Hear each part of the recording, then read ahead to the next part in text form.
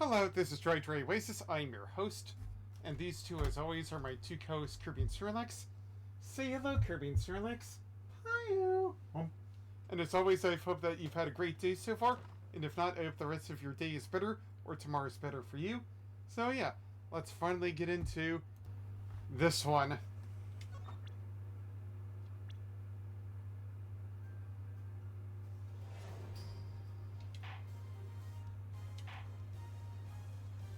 Turn it on up, Blaze. Let's see if I can do it in all one playthrough.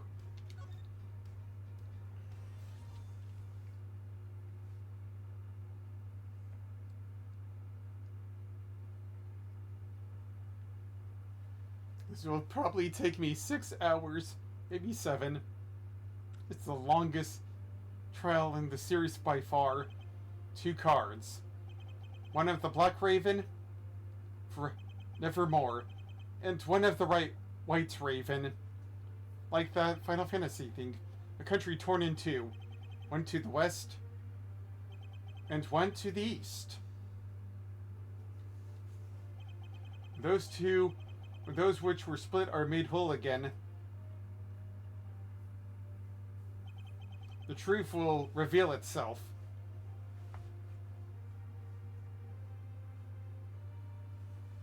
Ah!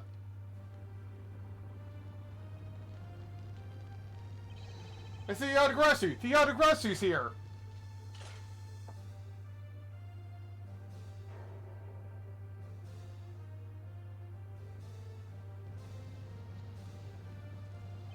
You! Accursed Yadagrasu! K! You! K didn't start the fire! It was always burning since the world kept turning. 8 hours earlier. No, you didn't plan it. I am sitting on my chair. Couch. Whatever. March 14th, 10:17 a.m. High Prosecutor's Office, room 1202.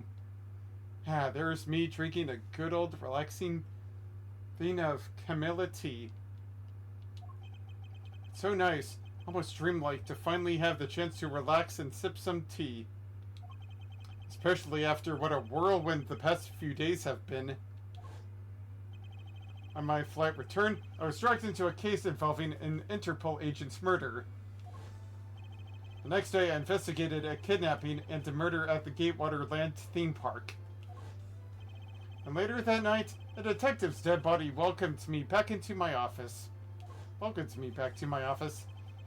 Along with a thief who was out to pilfer files related to a case from 10 years ago. How did I manage to find myself in the middle of so many cases back to back? Back to back, back to back, yeah, gosh darn you, Sonic Rush. Well, at least I have today. All I ask is that I be allowed to spend it quietly. Nothing can go wrong. Mr. Edgeworth! This is big. Big, I tell you. How did you enter my room? Oh, you know I'm a thief. I'm also a really good lockpicker. Hey, what's wrong with you? Where's your enthusiasm? And suddenly the phrase, the fragility of dreams, comes to mind. What are you talking about, fragile dreams? Come on, let's go. The fake Yadagrasu isn't going to just find herself, you know. Oh my, there I am. Well, if you must know, it's possible that I was paid a visit last night by your fake. I found you, you faker. No. Say what? Fortunately for us, the thief managed to escape. But even now, we're still looking for this criminal. However, I must warn you that we've only had a few hours to search so far. So I must insist that you be patient on this one, Kate. What's with you today? Are you sure you aren't sleep talking to me right now? Anyway, I've got something much more important than that I want you to see. Oh, and that is definitely for my bag. Now, take a look at this. On March 14th, I will be there to steal your dirtiest secrets. That's quite a bold declaration to send to an embassy. I suppose it was inevitable that a newspaper would catch wind of this. The date on the card mentioned is... The date the card mentions is today. Today is the greatest time of our lives. Do you know? Tomorrow. Today, huh? Come on, we've got to hurry. The embassy awaits. I suppose it is quite an urgent matter. However, do you know which country's embassy we should be investigating? Well, it's some really specific country, and I'm actually really fuzzy on the details.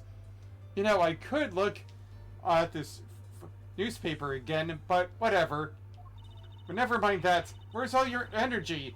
Why are you so lackadaisical today? I'm not, Kay. You're just too wound up. Well, then you should get too wound up too. Because this just might be our chance to catch that woman. You mean, Miss You? The woman who killed Kay's father, Byrne Faraday, 7 years ago.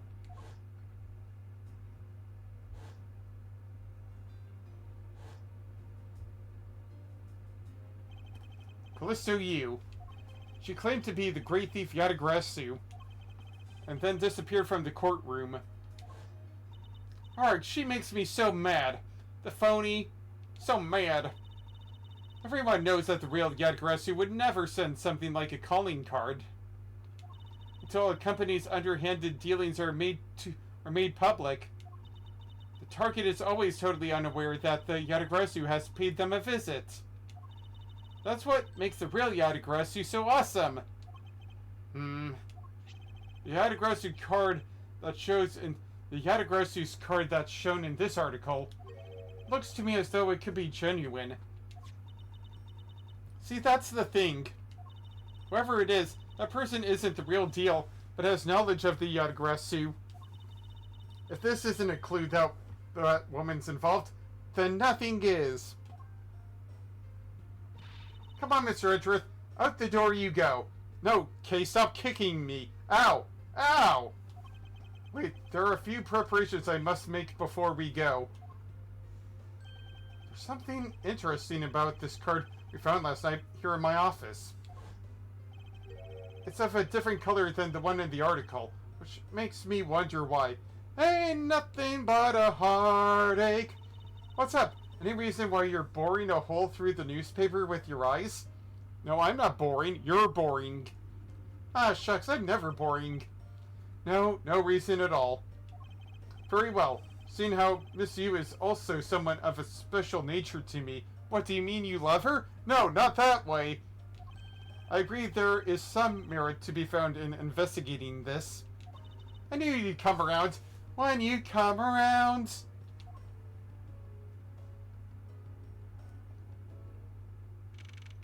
March 14th, 5 o'clock p.m. The Outram Neutralis. By the light of this night's glorious moon. Ah, Steel Samurai, we are ready. Ready to embark at our nightly outing. And this is where our tale begins. Steel Samurai. Now, hopefully there's none of that chicken whatever it was. Gosh darn it.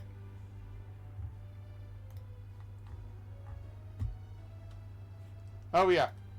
I hope there's none of those chicken jockeys in here, or the theater would get wild and explode with fireworks, fireballs, policemen, fighting, you know, that kind of stuff. But seriously, be careful if you watch a Minecraft movie these days. It is kind of ridiculous with those two words together. What a coincidence. Who would have thought that a Steel Samurai stage show would ever be held at such an elegant theater inside a foreign embassy? Yeah, the climax was really awesome. Steel Samurai Sushi Slash. I got chills down my spine when he pulled that move out. I got chills. I'm multiplying. They're multiplying. I suppose it is really more impactful to watch a show in person than on television. I have to say, though, this add-up is kind of funny.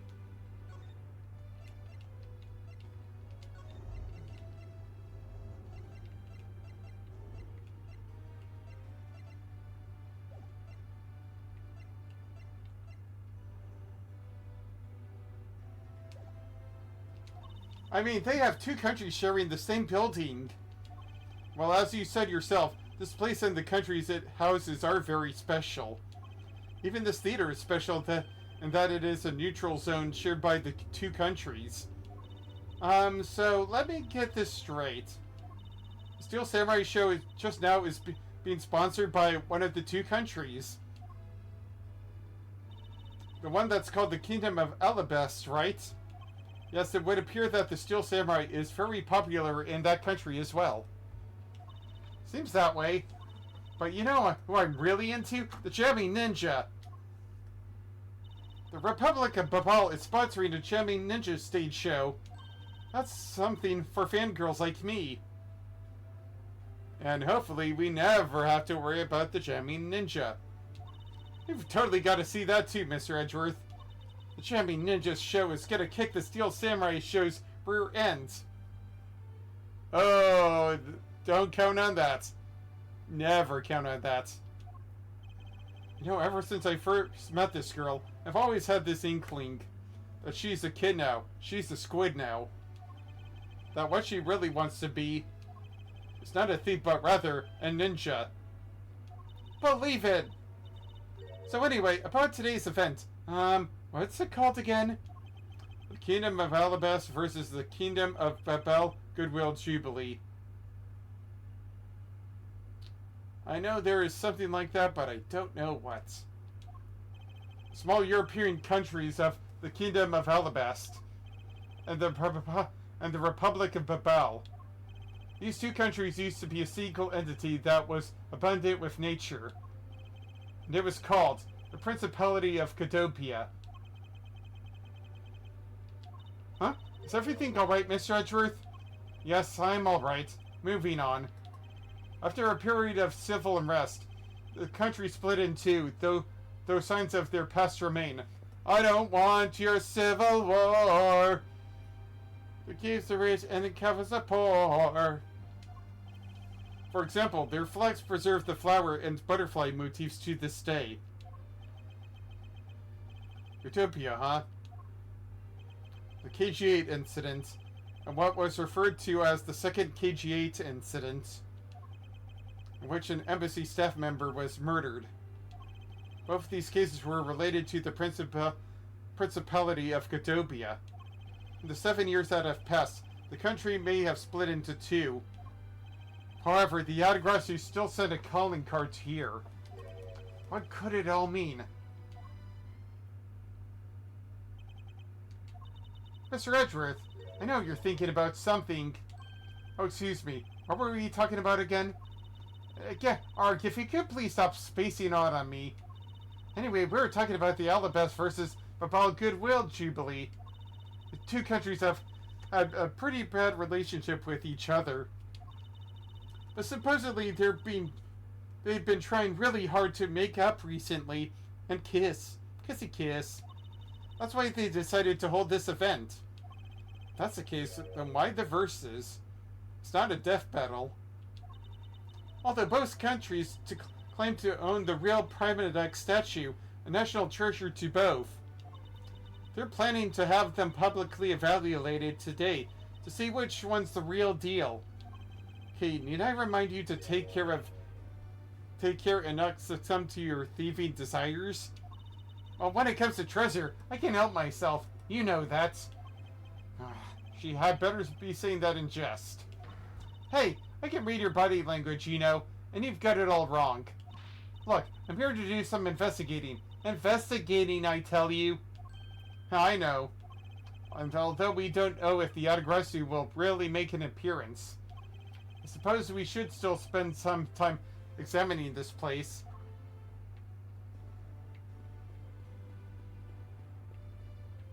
Oh no, not her! Not her! Where in darnation are they? Come on, Big Scoop! Hey, mister! Out of the way! Yeah, I'm talking to ya! Ah. I seem to remember this woman from somewhere, and my instincts are directing me not to engage in conversation with her. Perhaps it would be best if I left her alone. Never spoke to her again. There is a flat panel, a tape deck. Flat panel? What the heck does that mean? And a row of Steel Samurai videos on this table. I suppose it's so visitors can watch an episode or two at their leisure. I guess this really is just that popular, huh? Yes, although I never thought I would see it reach this level of popularity. I wonder why they decided to call him the Steel Samurai for an event like this. I mean, it's like they intended to cut the two countries apart with the Steel Samurai sword itself instead. Wouldn't that go against the whole point of this event?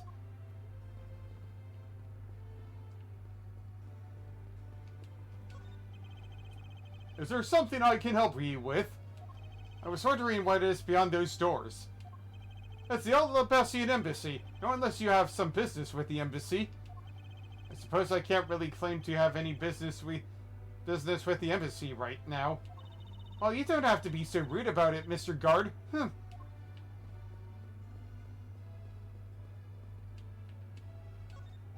Is there something I can help you with? I was wondering what is beyond these doors. The Bellaby's embassy is just beyond these doors, sir. Do you have some business with the embassy? Do you require immediate access? I know, that's quite alright. Are you sure, sir? Anyone and everyone is always welcome in the Republic of Babal. Well then, since we're here, an embassy isn't some sort of theme park, eh? You're such a buzzkill.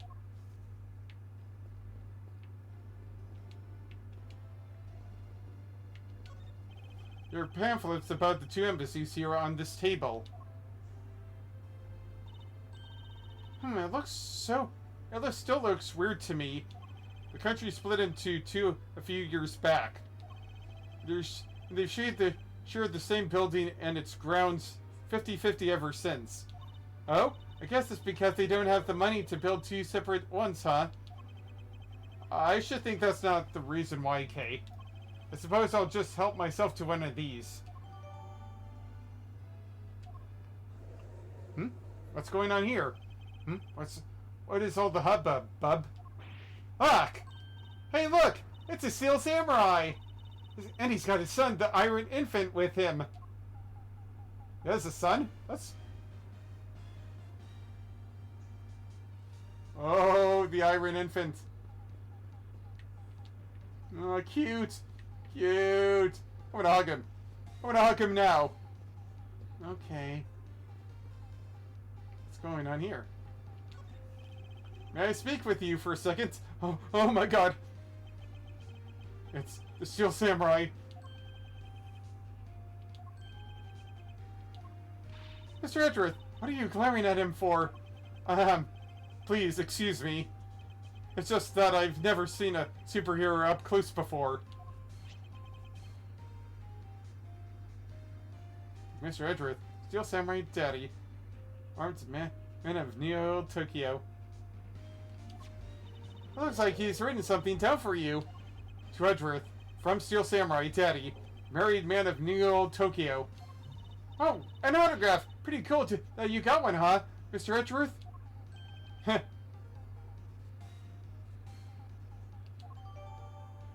Steel Samurai, autograph received. Ah, cute. Mr. Steel Samurai, Ambassador Alba is waiting for you. Cute. And now the Steel Samurai will proceed to enter the Kingdom Alba, shake the hand of the Ambassador. Steel Samurai isn't only here for the two countries tonight, but rather can be thought of as a goodwill ambassador from our own country as well. Here he goes, off to spread goodwill to the world. As a superhero, he really does seem like a goodwill ambassador, doesn't he? Okay, we're shooting the next segment now. Cue camera. Just a few seconds, the Champion Ninja's stage show is set to begin. After the show, the Champion Ninja will enter the Republic of Babal. He was set to meet with the ambassador of Babel at that time. Ah! The jamming ninja show is about to start! We gotta get back to our seats! Regrettably, I don't have much of an interest in ninjas. Well, this show will change your minds. Come on, we have to hurry! Much more of a Steel Samurai person myself. If we miss even a second of the jamming ninja's awesome playing, I'll never forgive you. I suppose you're not about to give me much of a choice here, are you, Kay? I mean, they were kind of rivals before. I hope nobody dies this time round. I could listen to that ninja marked for Just Lullaby song all day. The superb playing and that sad melody really brought a tear to my eye. And his heart-wrenching voice. Now that's the jamming ninja's greatest weapon. Boring. I still like Steel Samurai more. Those pieces of jamming ninja merchandise over there. I've got to have them. I've got to have them. I especially want the hair sticks they're selling exclusively at these shows. They're exactly like the ones the heroine, Pink Princess Mistula, wears in her hair. Anyway, hold it right there, Mr. Edgeworth. Yes? You're thinking of going home, aren't you? Well, it doesn't seem likely that the Yatagarasu will be making an appearance tonight. Most likely it was simply a prank. It was just a prank, bro. No, wait, I just know the Yatagarasu will show. But I thought you said that the Yatagarasu doesn't send calling cards. Yeah, I did, but I figured from the very beginning that this would wind up being a wild goose chase. Honk! Honk! Honk! But that card she sent was a genuine fake calling card.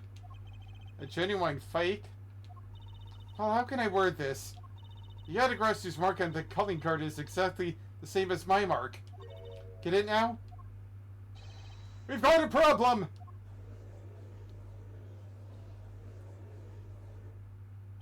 The Yatagarasu has been spotted in Alabast. What? You hear that, Mr. Edgeworth? Huh, so you finally decided to show yourself, you phony. You faker. Hey, what gives? I'm sorry, but I will need to search you before you may enter. What the? Hey, the Steel Samurai just waltzed straight on through without one. Now, if you don't hurry and let me through, my phony is going to escape. Okay, a country's embassy is considered to be a part of the country itself. If you don't go through the proper procedures to enter the country, Mr. Edgeworth, I'm going to enter through Pal and climb over the wall into Alabast. Hold it! You would tell a prosecutor straight out that you intend to illegally enter another. Okay, are you listening to me? Kiferde, and I'm coming through. Yes, and welcome. Stomach Stopper, anyone! March 14th, 6:12 p.m. Open air stage. Okay, where are you? Don't tell me you really did find some way over this fence. Ack! Fire! This is too big for us to handle! Looks like the Yatagarasu came to Babel too! You! Accursed Yatagarasu! Kay! You had better be alright, wherever you are!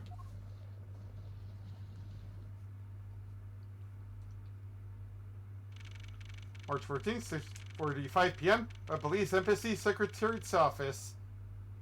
Ew, looks like Kay's in a tough spot. Hey, and there's... darn it, what was her name? Sheena. And Detective Gumshoe. I told you it wasn't me! Hold it! Man, there's too many stairs in this room. Okay, are you alright? Do I look alright to you? Now, can you do something about this woman? Mr. Edgeworth! Detective Gumshoe, what is the meaning of this? Well, sir, It's this. It wasn't me. He was already dead when I ran in here, caught in the heels of the fake Yatagarasu. Look, I only came in here because I saw a suspicious person in the open air stage. A suspicious person? Long black coat and a hood over their head. I dare you to tell me that's not suspicious. When I saw that person, I immediately thought that they must be the fake Yatagarasu. So I chased after them into the embassy, then into here, and then lost sight of them. I just know that person is the one who did it. What are you so worked up over? There's no reason for you to be this loud. Correct me if I'm wrong, but you're Agent Lang's secretary. Sheena, I believe your name is correct? If you are making an arrest, I assume you have evidence that it was Kay who committed the crime. Is that also correct? You refuse to answer. I don't need to answer. You're merely a prosecutor in this country, meaning you have no investigative authority. Hey pal, just what the heck does that... Hey pal, just what the heck does what you just said mean? If it happened here, it's under Mr. Edgeworth's jurisdiction. The end. And see now, if this building is sitting on our soil, we can investigate wherever we'd like.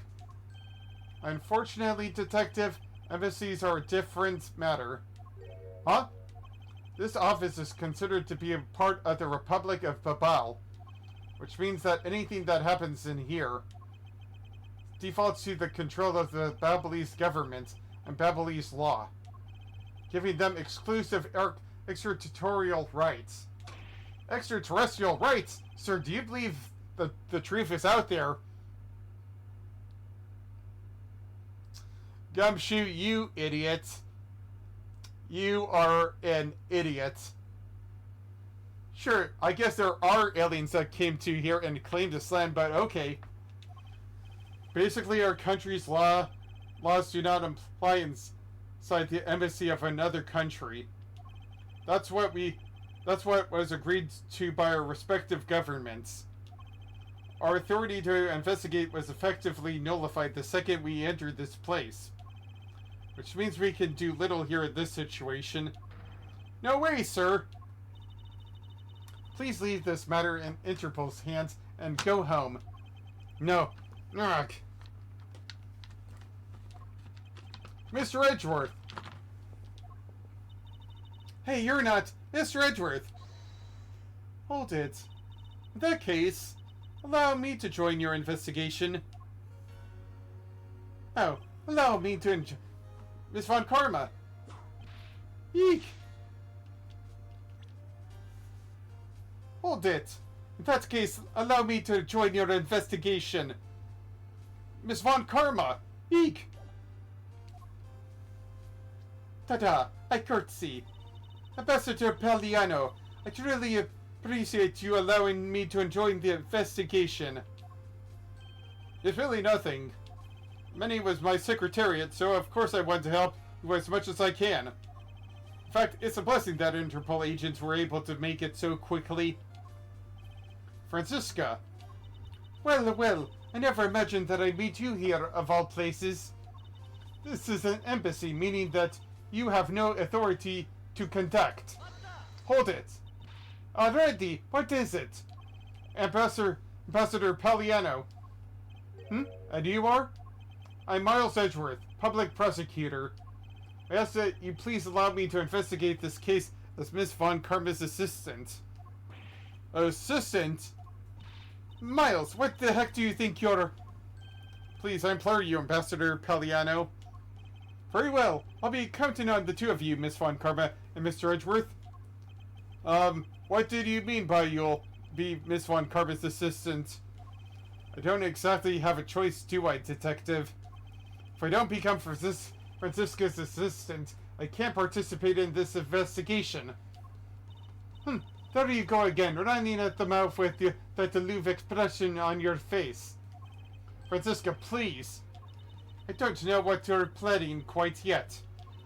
But at least I do know one thing, that you are now my subordinate.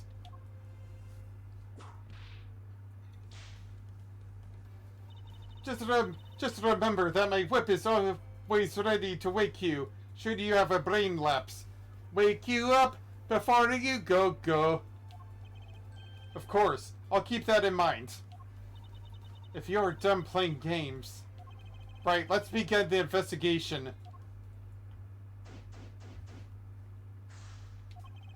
By the way, Detective, I suppose it's a bit late to be asking, but why are you here? Well, better late than never, I guess, sir. I was placed on guard duty for the Babalese embassy today. And why are our police guarding an embassy? Well, on account of the card they got from the Yadagarasu. They called us up and asked for our help, sir. Oh, and because we've been searching for the Yadagarasu these past 7 years.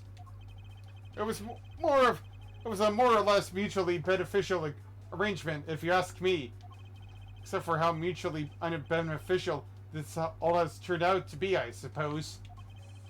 It looks like you failed to competently perform your guard duty yet again. Ack! Look forward to your next salary negotiation, although it's out of my hands. But sir, if it gets cut anymore, I won't be able to buy even instant noodles anymore.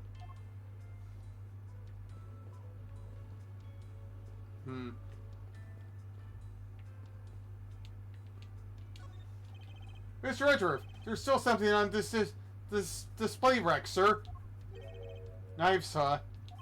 Although the blades are all that remains of them, unfortunately. Guess the handles all got burned off by the fire. Ah, so even the knives fell victim to the fire. Ambassador Palliano, are these knives yours? Why, yes, they are. They are a special sort of ornamental knives featuring the national symbol of Babel. These butterfly-themed knives, along with Alabast's own set of knives, are comprised of 3 knives each. But I can't believe the Babalese ones have been reduced to this state. Ornamental knives, huh? There's a small release on the tank of this blade. Ambassador Palliano, what is this notch here for? Oh, that's a feature of these knives wherein you can freely exchange the handles on them. So that we can change how they look to fit the situation, of course. I see. So these knives were constructed so that the handles could be easily removed.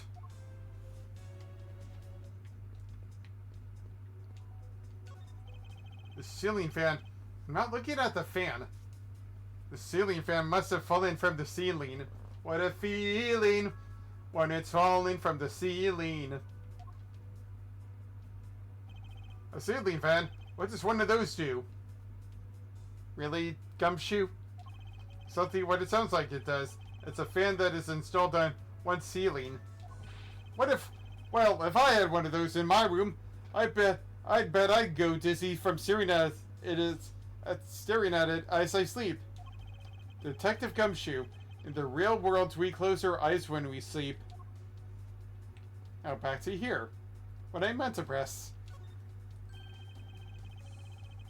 Because this is a national treasure, can I ask you that you not please touch it? Please not touch it? I'm afraid the only ones allowed to touch it are myself and the Secretariat. Hold it! But there is a possibility that it is related to the murder, wouldn't you agree? Hey, Mr. Edgeworth? Hey, Mr. Edgeworth? Hey, Mr. Edgeworth? Why don't we give up for now?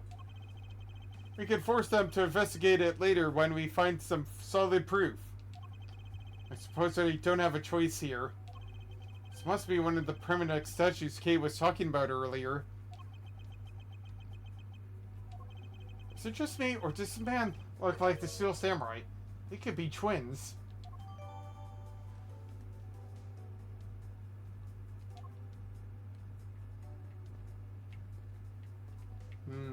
It's here. Small personal safe. This was Mr. Cochin's office. So perhaps he stored his most important documents in here. Of course it's locked. It appears we won't be able to open it without a key.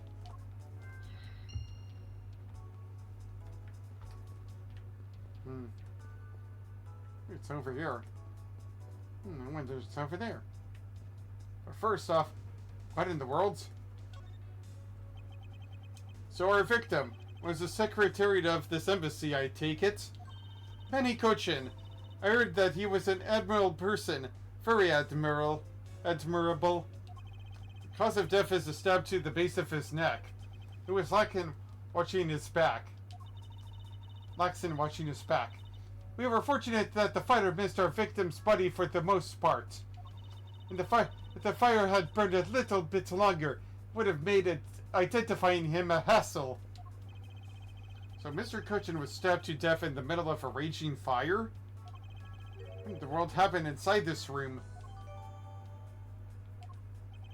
I won't resist until I've inspected every suspicious-looking nook and cranny. It's a knife wound, all right.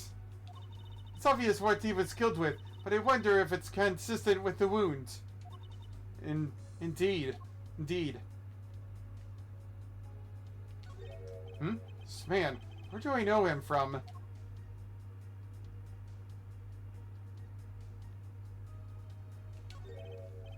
There appears to be something in his pocket.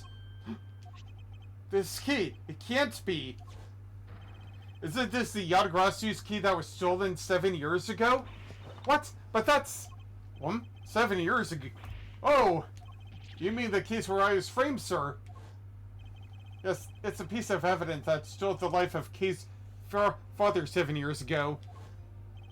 Which was then stolen by Callisto Yu. What? Mr. Faraday was killed with this key, sir. I thought he was killed with a knife. Eek! Scruffy, at the very least, try to remember the details of the crimes you were a suspect in. Franziska, as you will recall, Detective Gumshoe was not present when Miss Yu made her escape. Plus, even among law enforcement, only a few knew of this key's existence. I doubt that a new rookie at the time would have been made privy to such knowledge. Oong! I feel like the victim right now, all trampled on, sir. I suppose I'll just have to fill you in now. Secret to this key is...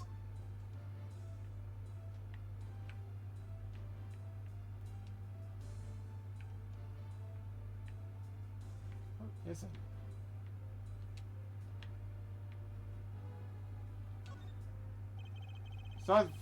It's not that far-fetched to think that the end of this key was meant to be a butterfly. Keymaker must have been a true patriot to have fashioned this after the national symbol. What is it? Oh, right.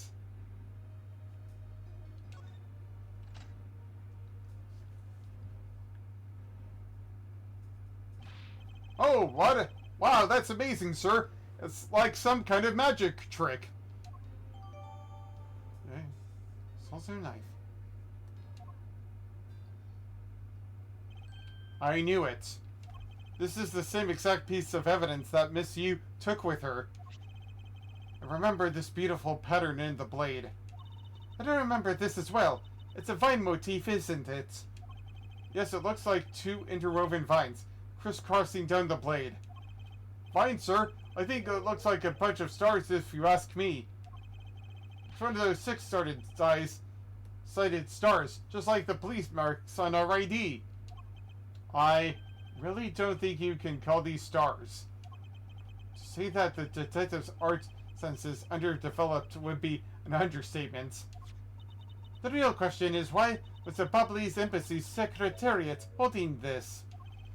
While we don't know how Mr. Cochin came to possess this key, we do know that this was stolen by the Yadagrasu from the Katopian Embassy. That's right. Mr. Faraday had written defects down in his organizer.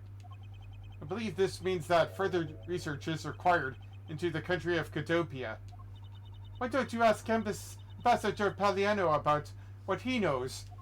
Supposedly, he was a candidate to be the next Cotopian ambassador once long ago. He should be able to answer any specific questions you may have.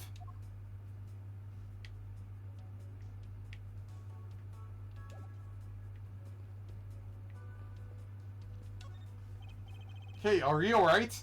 You believe me, don't you, Mr. Edgeworth? You don't think I did it, right? Yes, of course I don't. And I promise to prove that it wasn't you. That's enough chit-chat. You can investigate all you like, but it's only a matter of time before we take her in. It would be wise of you to give up while you can. No, I don't think so. Kay is in line, and my investigation will prove that to be true. Go ahead and try then, if you're that confident. Can't allow this to continue on this way. I must prove her innocence post-haste.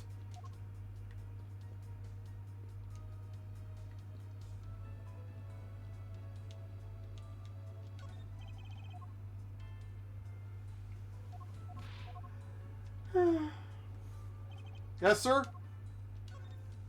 While you were on guard duty, did you notice anything unusual? Well, I was on watch inside the embassy, but unfortunately I didn't run into the Atagrasu, sir. But I did talk to an officer who was on duty near the border between the two embassies, who told me that it was that not a single person crossed the boundary during the incident. I see. The investigations into the fire and the Atagrasu are a mess thanks to both events. I'm so confused, sir.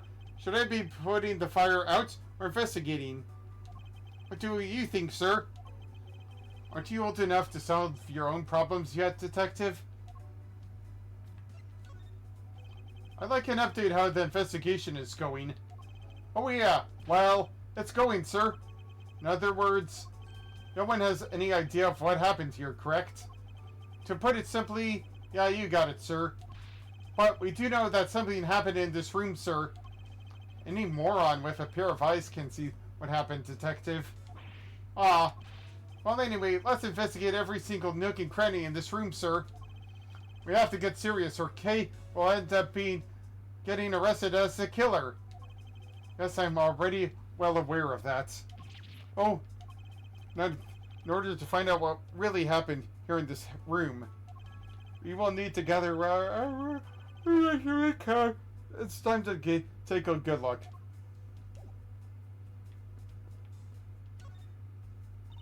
Miles Edgeworth, what is it? Let me tell you something. You're currently my subordinate. And if you wish to convince everyone else of that, you will speak to me with respect. What's with the giddy glint in her eyes? I don't think that will really be necessary, Franziska. Oh, really? Well, it doesn't matter. It doesn't change the fact that you are still under me. I thought Franziska was flying around the world in pursuit of the smuggling case. So then why is she here at this embassy?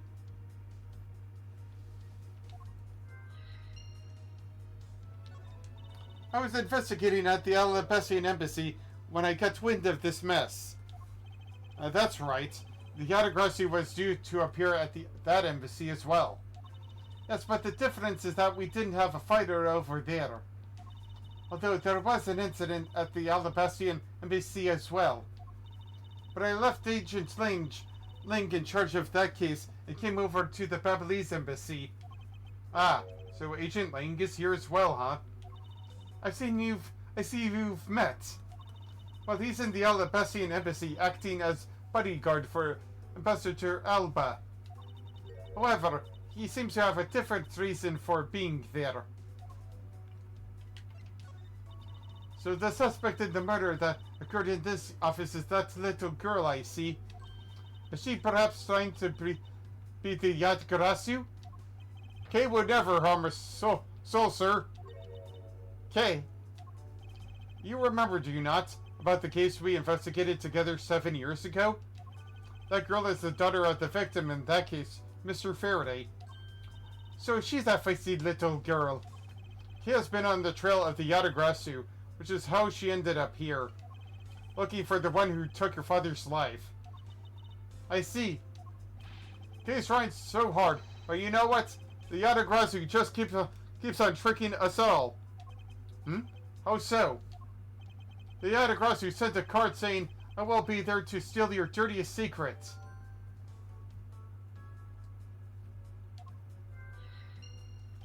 But all we've had is an arson and a murder. The Lot Boys are going in full circles. In circles. Well, they go down in circles. You know what? This serves as a breach of contract and it's going to be on the rap sheet. If you ask me, I'm perfectly fine with the fact that nothing was stolen tonight. Do you wonder, though, if Callisto Yu really is the Yatagrasu?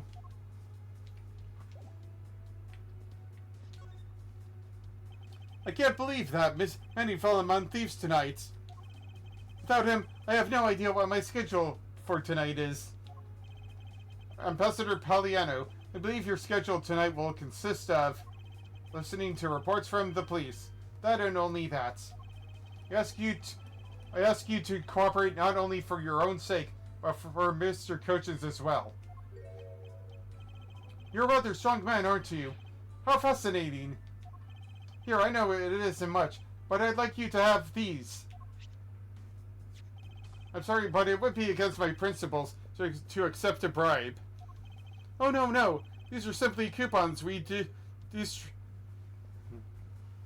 Oh, no. These are simply coupons we distribute to promote Babal. Remember, we offer a large number of discounts and offers when you visit lovely Babel. Now I remember, the Republic of Babel is known for its feverish tourism industry.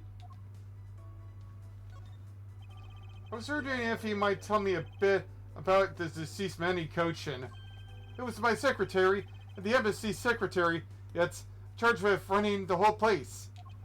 It was an admirable man. His death is a great loss to our country. It was in charge of everything, counting, printing, taking care of national treasures. I'm sorry, but did you say printing? Our country's primary source of revenue is our tourism industry. So in order for us to print the necessary pamphlets, flyers, coupons, Electra, etc., we have a printing press here at our embassy. I see. Please excuse my foreignness, however. I feel I should mention that I have the distinct impression that I've met him before. Oh yes. Since you are of the legal profession, I suppose you just might have. After all, Manny was involved in the KG-8 incident. The KG-8 incident? The defendant who was found innocent in that case was Manny. So your Mr. Kochin is the same man as the one in that case. It's been 10 years. Manny recovered personally from that case and dove enthusiastically into this job.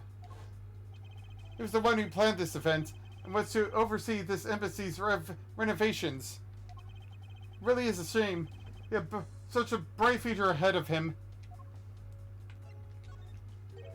What exactly did he mean earlier by renovations? We can't have tourists and visitors to our embassy think we're a poor nation, can we? So renovating the embassy is something of an investment. We may have a rather paltry budget, but we're trying our best to make do. However, I guess the only person who could have helped us do our best is no longer with us. Ambassador Pelliano, I was wondering if I may ask you about Kudopia. Kudopia? Alright, what would you like to talk about? First, I'd like to ask you about this key. Huh? What about this key? I found it sticking out of Mr. Kochin's pocket. I believe it originally belonged to this embassy. Is that correct? Upon closer inspection, it seems that this key is shaped like a butterfly. That's not all about this key. It's also capable of changing it into a knife. Oh! How fascinating. Is it possible that the ambassador didn't know about the existence of this key? In its knife form, there's a flower mark at the base of the blade. I guess that this knife might be from when we used to be a part of Catopia. Hold it! And how did you come to that conclusion? It has both of Catopia's natural symbols, the butterfly and the flower. I suppose Manny used this key here at the embassy back when we were still Catopia. Professor Paliano, this key was stolen from the Catopian embassy 7 years ago. By Callisto Yu, otherwise known as the Great Thief Yadagrasu. Oh, really? You were not aware of that? You were not aware that Miss Yu had broken into this embassy at that time? I'm sorry, I can't be of much help. I'm not very familiar with the details, you see. I only became the ambassador after Babel became its own independent nation. But if Manny were still alive, he would probably know about what happened back then. Mr. Koshin and Miss Yu knew each other 7 years ago. But that doesn't explain why I found the Yadagrasu's key here in the present.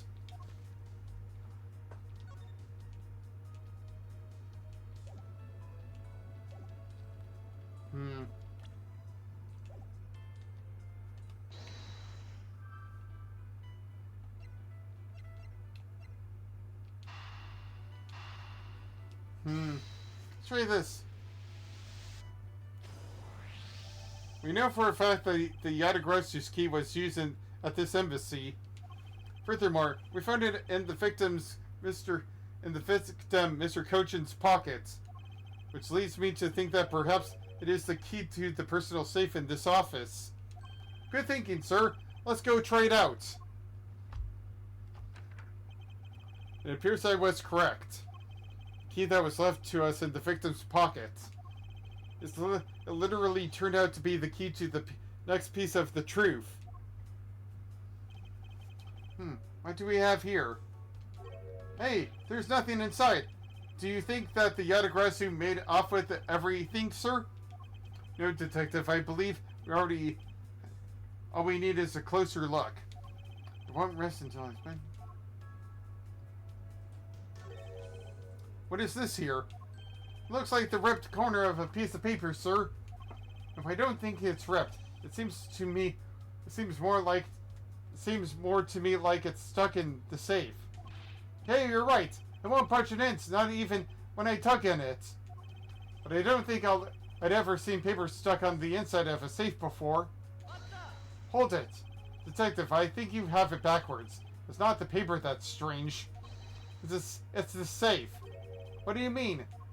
What I mean is that the secret to the safe is that even just eyeballing it, you can see that the inside is a bit too shallow. Furthermore, with the natural way the papers stick at the back of the safe, I'd say that there is an extra bit of space behind the back wall of this space.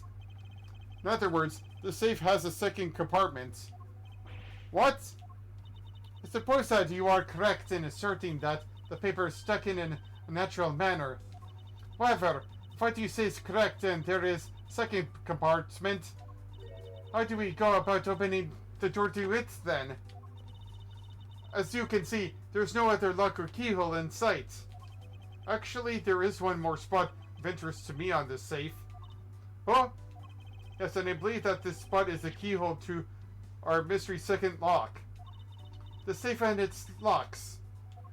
Alright then, since you're so sure of yourself, show me how you deduce your answer.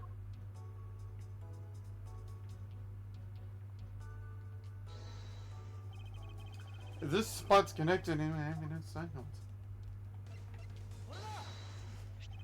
Doesn't that shape of this keyhole remind you of something, Francisca? The shape? It does look very familiar. However, I believe it's simply a latch hole for the sake of safe's lock mechanism. It's just for keeping the door shut, nothing more. Hold it! Is that so? The person who used the safe. Mr. Kochin made sure this safe had 2 compartments in order to hide something. Do you honestly think someone like that would allow this keyhole to the head in half? To look so obviously like a keyhole that even to the average person could figure it out? You can't be serious. You're saying that this hole is the keyhole to the hidden compartment of this safe. That's precisely what I'm saying. And I will prove to you, right now, that the Yadagrasu's key is the key that will open it. Objection! The Yadagrasu's key? Master Edgeworth, this had better be a very bad joke. Sorry, but this is no joke. The Yadagrasu's key is the very key that will open up the second compartment of the safe. We know that this key opens the first compartment of the safe, but the keyhole you're talking about is of an entirely different shape than that of the key.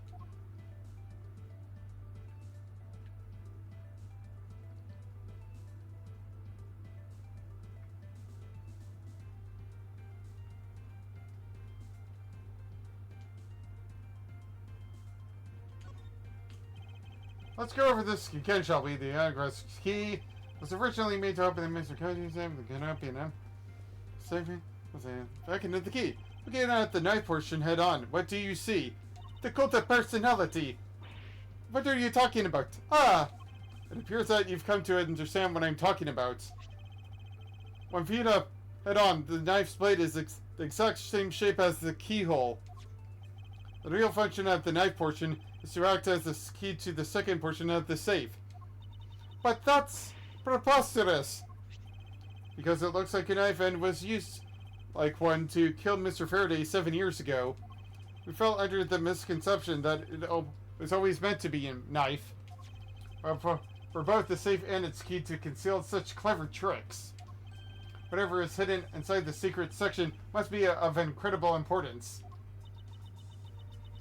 Then it's even possible that what I've been searching for is inside. Scruffy, hurry up and open the safe. Eek, yes sir, open it now, sir. These items, it's a bunch of funny shaped things. Again, you're in the way, now move, Scruffy.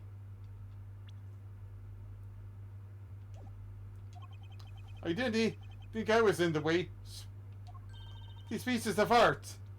They're identical to the ones that have been stolen from various countries around the world. Around the world, around the world, around the world, around the world. I figured as much. These are the treasures that this section of the safe was to hide from view. I believe a more thorough examination is required.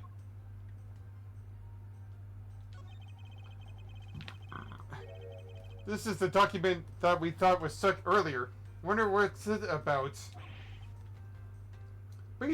Beats me, sir. Why don't we take a look at it first before we give up, detective? Mr. Cochin's name is written here on the last page. Wonder what the significance of this document is.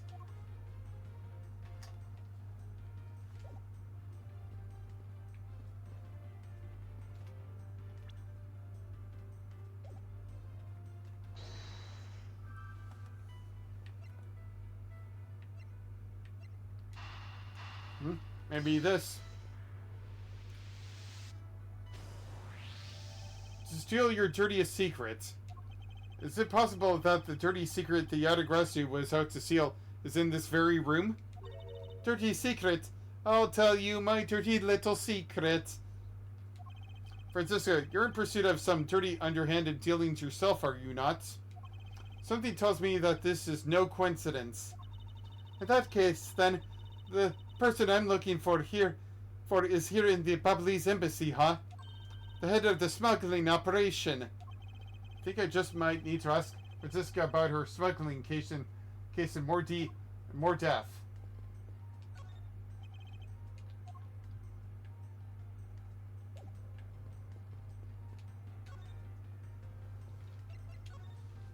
Francisca, when we last talked, you said that you were on the trail of a smuggling ring.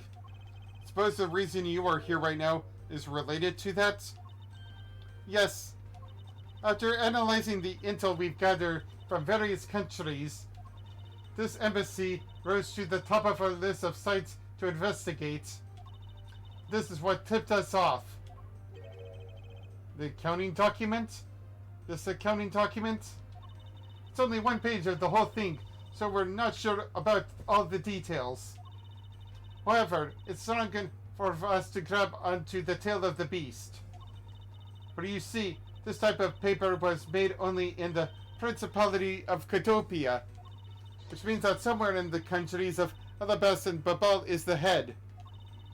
The one pulling the strings behind the entire smuggling ring. That's Franziska for you. She's amazing, pursuing this case with all she has.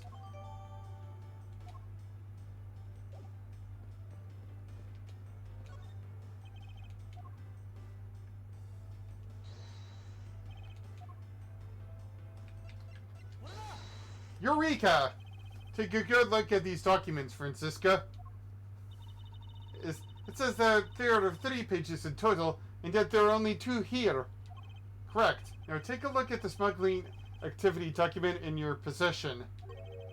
Tell me, is it not possible that your page was taken from this set of 3? Well, it certainly looks that way. By putting our multi-part puzzle together, we seem to have arrived at an answer. And it seems that you have now found what you were looking for. Maybe she still hasn't found what she's looking for. Yes, and with this, it has become crystal clear that Mr. Cushion himself was responsible for the smuggling of Babalese ink. Babalese ink? Babalese ink is a special product of the Republic of Babal. However, due to a special reason, only a limited volume is ever exported. And that reason is? That's classified. It's on a need-to-know basis, and you don't need to know. In any case, it seems that the head of the smuggling ring was our victim, Mr. Manny Cochin. His base wasn't an embassy, thus it was hard for both our country and his to interfere, making it the ideal conditions under which to run a smuggling operation. Arg, but it's so frustrating. I lost the person I was to rain judgment down upon with my whip of justice.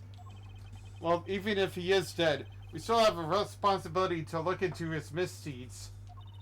You expect me to whip a dead man? Well, I'm not interested. Franziska, you must know that Manny Cochin was a suspect in the KG8 incident. Of course I know, that being the head of the smuggling ring. There is the matter of what really happened in that case that needs to be resolved.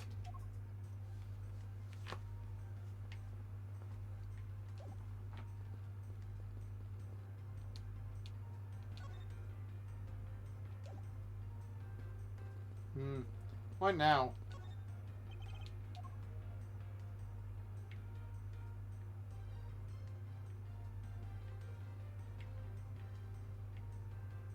What's this?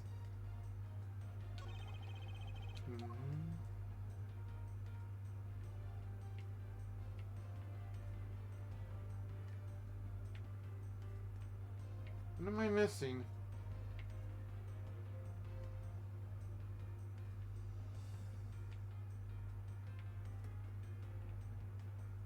Oh, there we are. I forgot the murder weapon.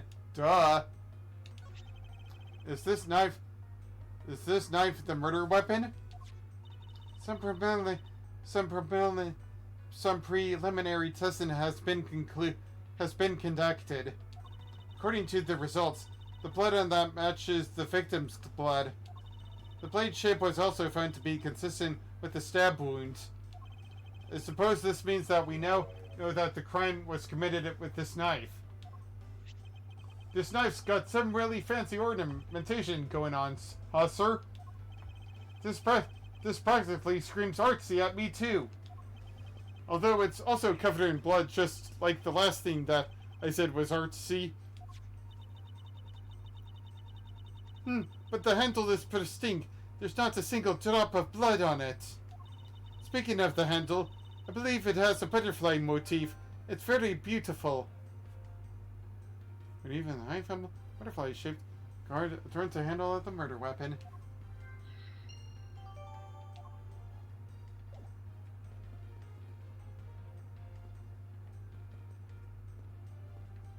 What else could I bring?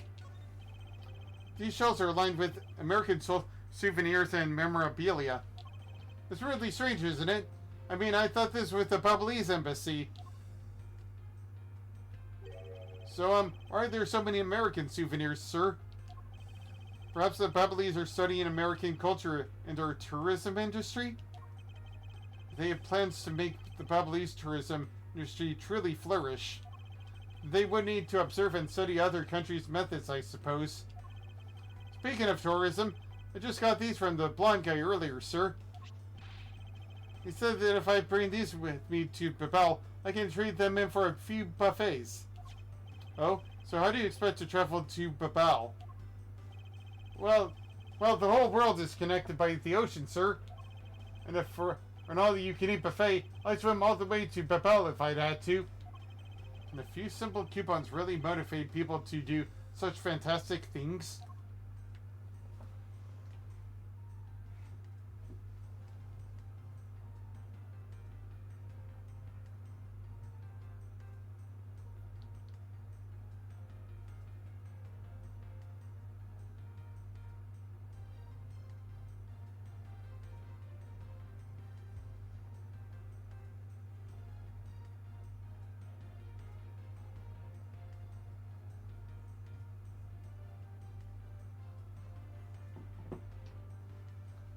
Right, let's see.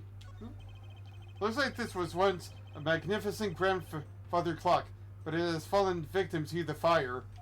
Hey, Mr. Edgeworth, is it okay for me to talk about the clocks in my house, sir?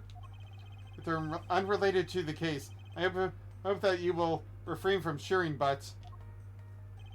Well, there's this one clock that I made by myself. That's quite enough, detective.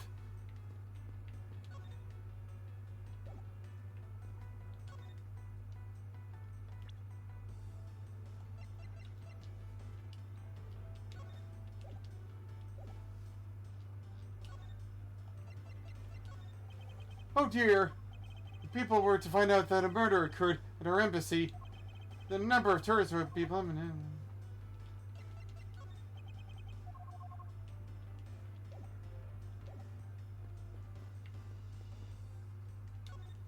Sorry, but Interpol is still conducting its investigation beyond this point. I'm a subordinate of Miss Von Karma. Is there some reason why I'm being denied access? My superior claim stated, "Don't you dare let anyone hear the site, you got it?" If I let you examine the site, my superior would really get angry at me. You know, Mr. Edgeworth, I really feel bad for the guy, so why don't we do as he says? Yes, I suppose we might as well.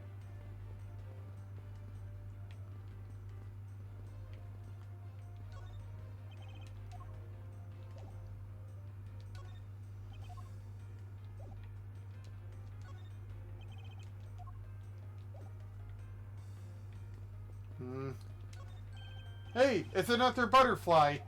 I believe this is a symbol of Republic of Babal.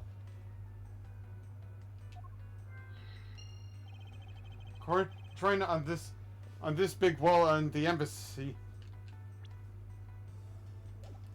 Trying this big on the wall of an embassy. It definitely conveys a sense of overwhelming patriotism. Well, I've got a lot of patriotism too, sir. The reason I became in the Cub in the first place was because I wanted to protect our country. You may want to, detective. However, I have yet to see the fruits of your desire. You don't have to be so blind about it, sir.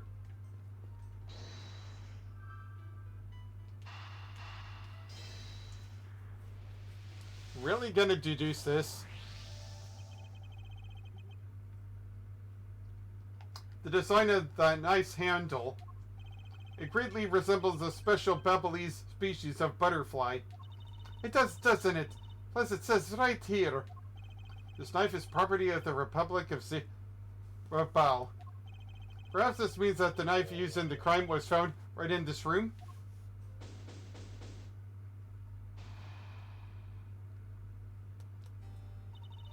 Are you done investigating?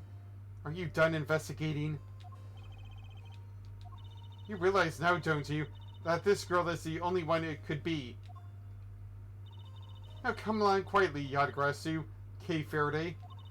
You are under arrest for the murder of Manny Cochin. Mr. Edgeworth, please, you have to believe me. I didn't do it. She's a fake Yatagrasu in here. And he was already... Oh, you have the right to remain silent. Anything you say can and will be used against you. Hold it! I'd like to help you reduce the number of mistaken arrest Interpol makes. What is that supposed to mean? I believe I told you that K40 is not the culprit of this crime. Very well. I suppose I have no choice. I'll show you just how foolish your claims are.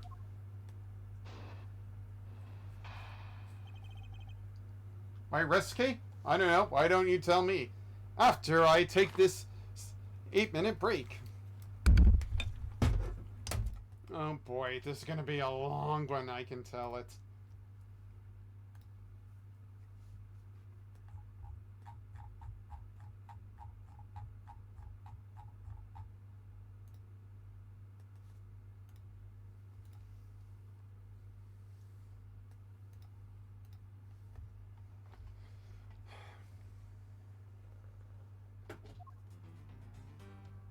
Oh.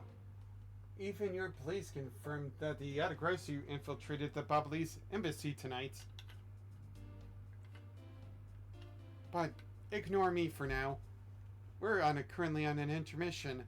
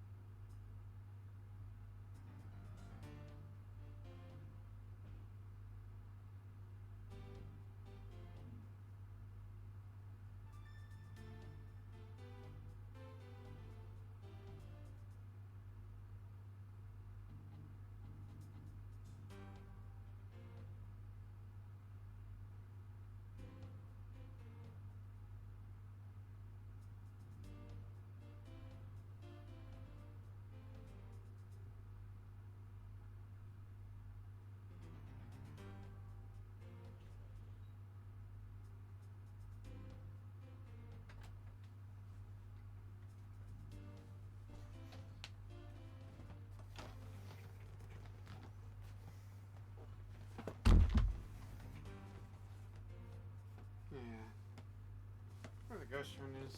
That's sorry, it's gonna be a little bit more.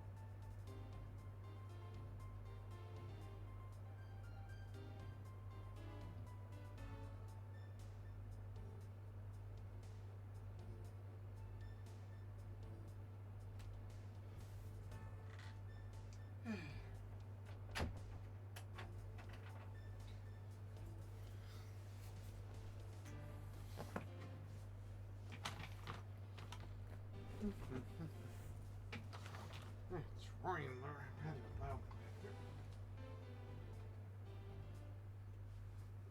there we are.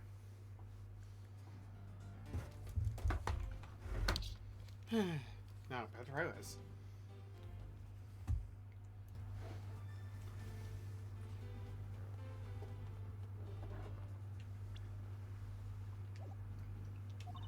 Utilizing the confusion caused by the fire, the Yatagarasu snuck into this embassy. Furthermore, this girl claims to be the Yatagarasu. Most importantly, other than her, there was no one else in here with the body. Your reason for suspecting Kay is because you think she is the Yatagarasu? Exactly, but it isn't just me. She calls herself the Yatagarasu. Look, how many times do I have to tell you? I was only out to capture the fake Yatagarasu. Imposter or not, it matters not. The Yatagarasu is the Yatagarasu. Very well, and I shall prove Kay is not the Yatagarasu who killed Mr. Manny Cochin. Go ahead and try. Show me what the prosecutors of this country are made of. What I'm made of.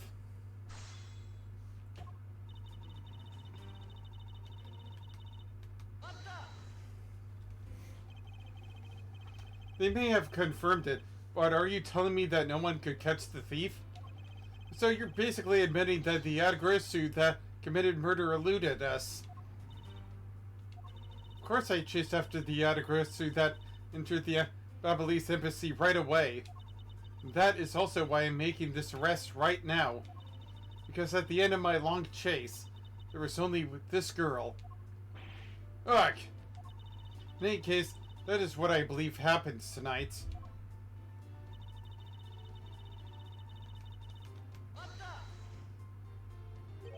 The confusion caused by the fire. Are you saying that the Yatagarasu was not the arsonist who started the fire? Suspicious person in a long coat was spotted in the area. Officers in the area claim to have seen that person start the fire. Sounds like we have a phantom in our midst. An imposter? Yeah. No way.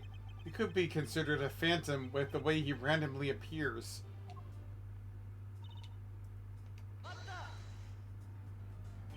Just because she calls herself that, doesn't prove that she is a killer.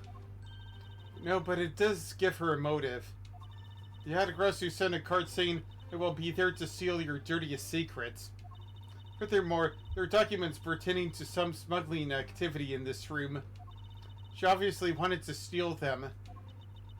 Shows she killed Mr. Cochin for the key. I see. Your logic is very sound.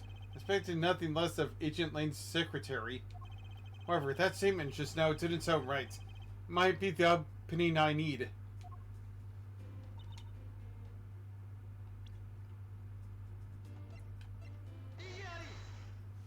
Objection! So sad, so sad. Too bad. Agent Sina, I regret to inform you, but there's a flaw in your logic. Oh? Even if you claim that she is a killer and the Yatagarasu, I'm certain that securing the smuggling documents is not the motive behind the murder. The key to the safe in this room was found on Mr. Cochin's body. Furthermore, the Yatagarasu would not be so stupid as to leave without the documents. But the simple fact that the documents were still in the safe when locked, when we looked. It's obvious that the killer's target was not the safe at all. Hold it. Then perhaps she didn't know that Mr. Cochin had the key on him. Objection! If that's the case, then why would she have needed to kill him? Because I can think of no reason for her to kill him if she had not known that fact. Hold it. Need reason? All of this is simply our conjecturing after the fact. It's entirely possible that she accidentally killed him when she was sneaking in. Perhaps she didn't notice the safe's second compartment before returning the key. Ark! But the fact still remains that Mr. Cochin was stabbed to death. Objection! But you have no definitive proof that it was Kay who committed the act. Hold it. Actually, I do. I saw her holding the knife she used on the victim with my own eyes. What? Allow me to tell you a bit more about the evidence that will put her away behind bars. Definitive evidence. The knife wound on the body is consistent with the blade of the knife. The knife with the butterfly handle is the murder weapon, which the killer was holding. I assume she obtained the knife from the display rack and used it on the victim. The knife is a part of a special 3-piece set, which has a design like no other. The evidence and testimony, it all points to the girl. There is no counter-argument. Ugh. That is your definitive evidence? You see now that she's definitely the killer, right? No, Mr. Edgeworth, you gotta believe me. I saw a suspicious person in a long black coat outside the embassy, I swear. Bum bum ba da da dum bum ba. But you couldn't even find that guy. And you came in here because you were chasing this suspicious person? That's right. I ran into this office only because I was chasing after that person. But when I entered the room, it was pitch black. I couldn't see a thing. I felt something on the ground next to my foot, so I turned on the lights. But then... Ah! Who's there? This is... I came to this room upon hearing the girl scream. When I saw her holding the knife, immediately restrained her. So the object cave fell by her feet, and the floor was the murder weapon. They had the knife analyzed right away, but we failed to find anyone's prints on it. The suspicious person in the black coat who came into this room before me. Hold it. You continue to insist there was such a person, but if there was, where did they go? That I don't know, but I know they came in here. Hold it. That sounds like the desperate excuses of a suspected killer, not a trustworthy testimony. You understand, don't you? We can't trust this girl's words, Mr. Edgeworth. Girk, she has a point. Even if Kay's words are the truth, I'm not sure that they are with some solid evidence. Mr. Edgeworth, I really didn't. Kay, don't worry. If you didn't do it, then there must exist a way for me to prove that. Hold it. Still not giving up, I see. In that case, try to counter my argument, if you can. Don't worry, I can and I will. Definitive evidence.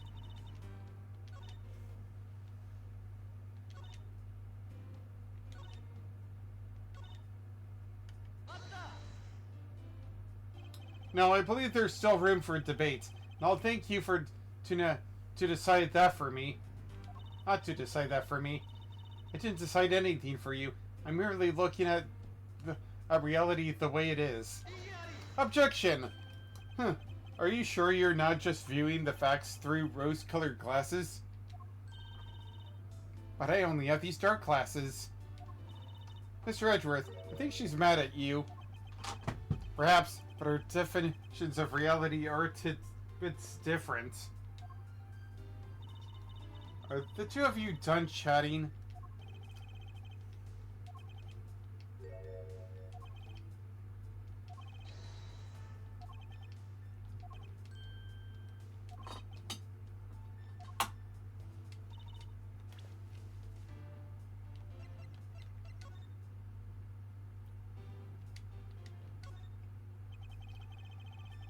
There is a lot of skill detailing on this handle.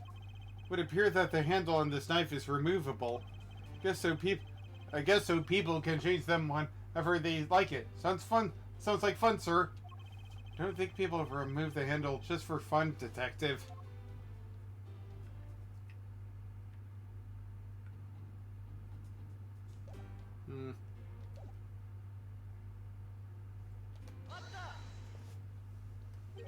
Does this mean that you already have the results back? You have to confirm that the shape of the Babyliss knife blade matches the wound. Please don't confuse the efficiency of Interpol's forensic teams with our own. With your own. I won't if you don't underestimate our police force. And so we're clear, I can hardly say your logic is sound, which you will see in a bit. If you can prove me wrong, please by all means go ahead. That has been my intention all along. Now let us return to your testimony.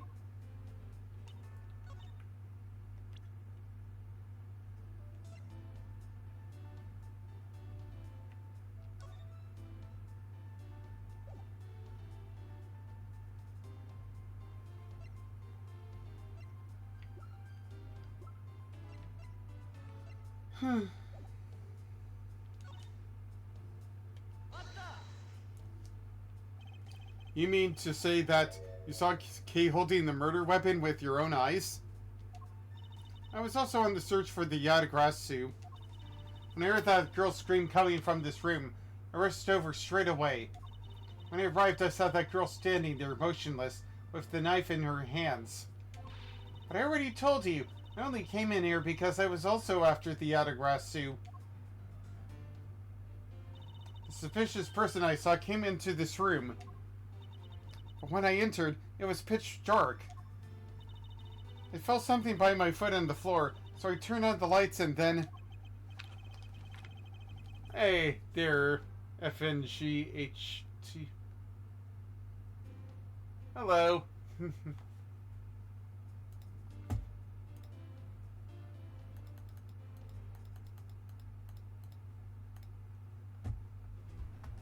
You found out it was the murder weapon at your feet. How many times do I have to tell you? We can't trust the words of a suspect.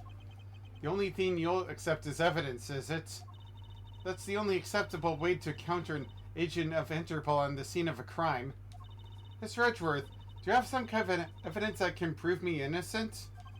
I think I do, because there's one piece of evidence I do find a bit interesting. I think I need to carefully examine that piece of evidence again.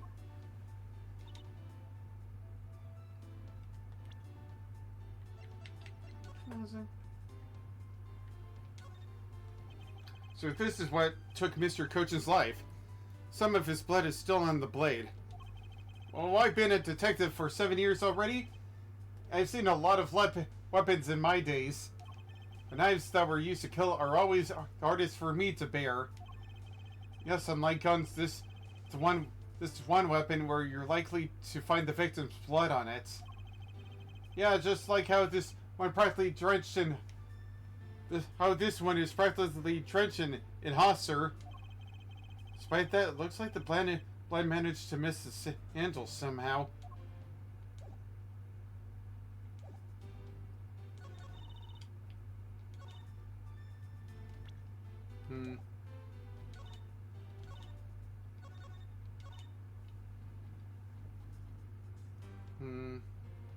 Could be true.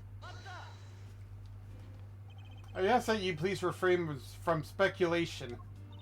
It's a sound hypothesis derived from the evidence. There's no room for debate. Mark!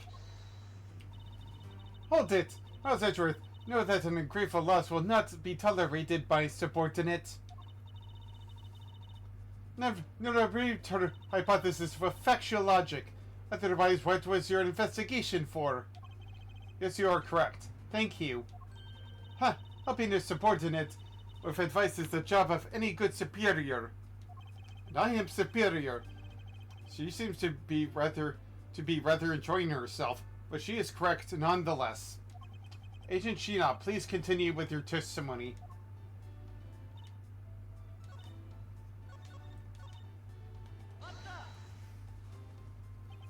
About the three-piece set, is there really no other like it? Let's ask Ambassador Peliano for more details, shall we? The knives are indeed special. They have the butterfly, the symbol of the Republic of Babal, engraved on them. And because there are only three of them, they are very, very valuable. National symbol, huh? Well, the knives are covered in the butterfly design.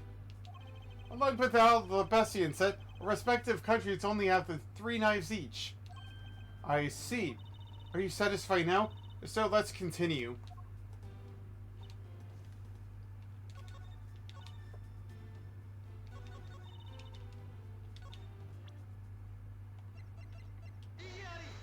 Objection! Oh yeah, I was thinking about this all along. So the murder weapon was the knife with the butterfly design on it. But is that really the truth? What are you getting at? I'd like for you to take a look at this. There is blood on the blade, and yet there's not a speck of blood on the handle.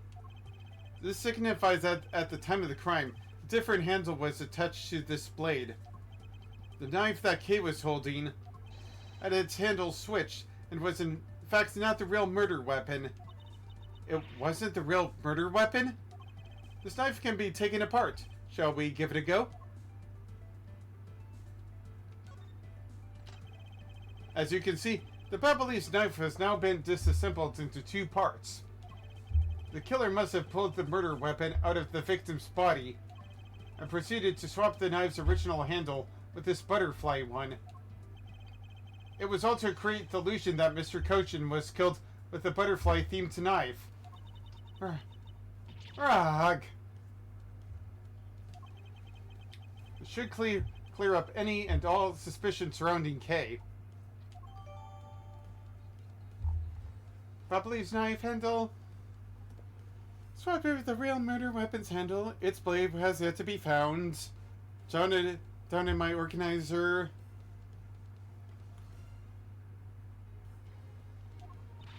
Your argument is airtight yet. How so? It's possible that the girl herself is the one who switched the handles. Hold it! Don't be ridiculous. For what purpose would she do such a thing? I don't care to know how a criminal thinks. The way they view the world is beyond the comprehension of a normal person like myself. You're an Interpol agent! An Interpol agent! You should know this kind of criminology would never fly in any kind of world like this. You're stupid, Sheena. You're stupid. Therefore, I wouldn't put anything past them, no matter how odd it might seem. Objection! Heh. The truth is right in front of you, and this knife will show you the way. You will come to see that Kay is not and could not have been Mr. Cochin's killer. What's this? What's this? What is this mark on here? It's the mark of a flower. I assume you know what this means. No, not really. Butterflies rest on flowers all the time to drink their sweet nectar. And so they do. However, would this butterfly really drink the nectar of this flower? The answer is clearly not a chance. Now to prove the relationship between the butterfly and the flower with this. You can't be serious. It appears that you've made the connection. The flower on this blade is designed after a certain country's national symbol. That's right. The Kingdom of Alabast. In other words, this blade is from one of Alabast's ornamental knives. Hack!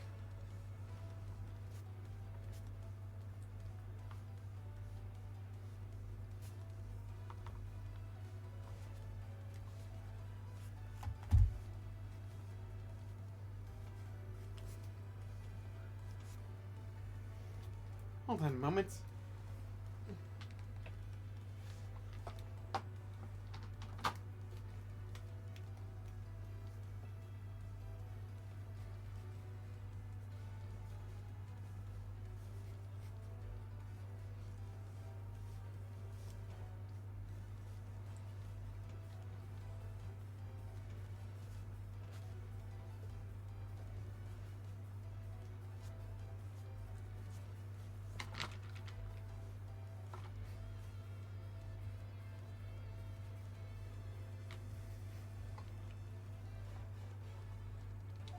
This part of the knife handle has Babal's national symbol of the butterfly on it. Therefore, it is undeniably Babyliss in origin. But as we both know, you can't kill someone with just a knife handle. Incidentally, when exactly did the murder occur again, Ancient Sheena? Ah, after the fire had broken out. That's right. She entered the Babyliss embassy after the fire had taken place. Furthermore, she had not been to the Alabasian side of the building before then. On top of that, not a single person passed between the two countries during the fire. Which means that Kay could not have transported an Alabasian object over here. That makes it impossible for her to be the true killer. Ah. Whoop! Way to go, Mr. Edgeworth! What a great victory!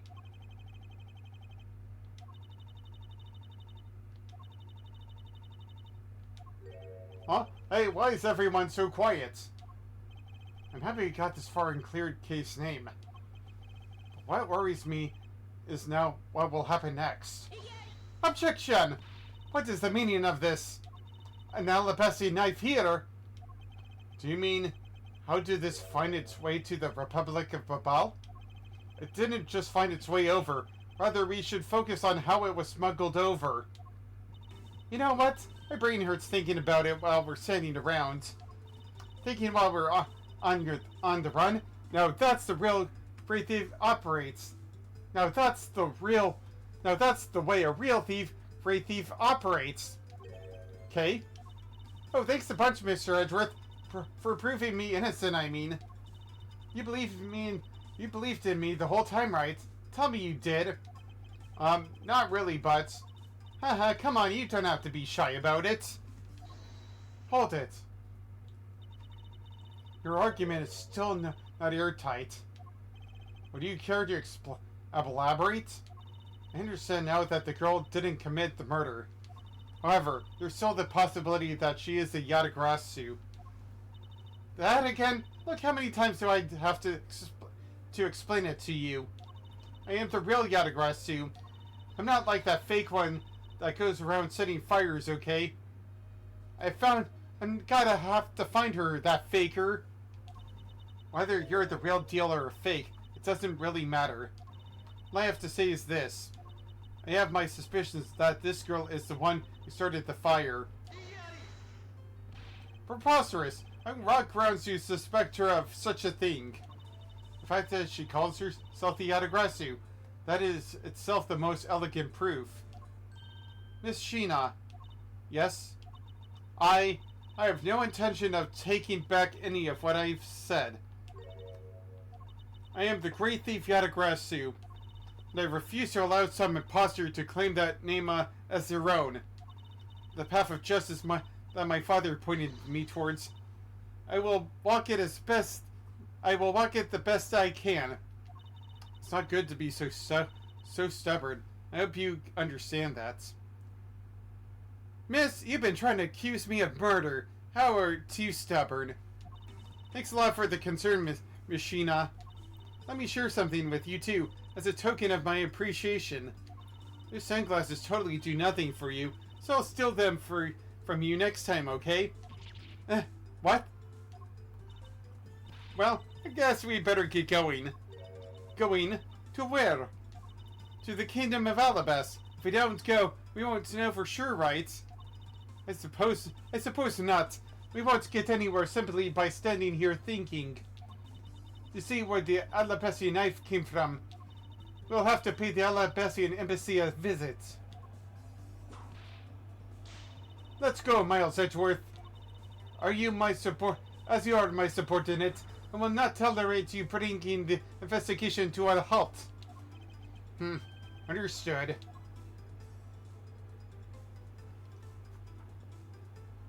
To be continued.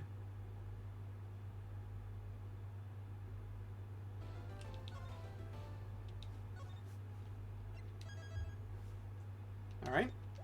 Let's go on a little bit more. March 14, 7:44 p.m. The Outrim Neutralis Lobby.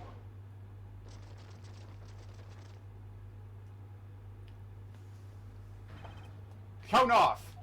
One. 111.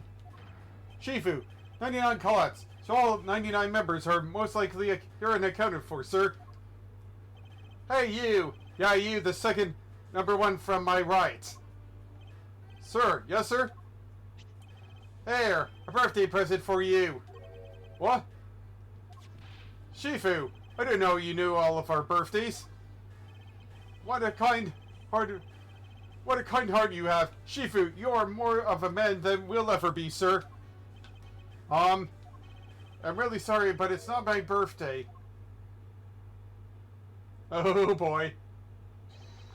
Lang Zi says, a cub who disrespects others soon feels the disciplinary bite of an elder.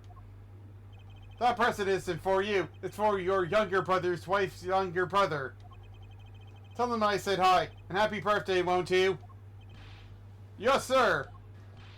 Shifu, I can't believe you remember that much about each of us. Shifu, why? I'm so moved I can't stop crying.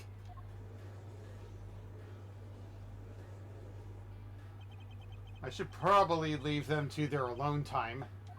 Alright, meeting's over. Everyone, head for your posts.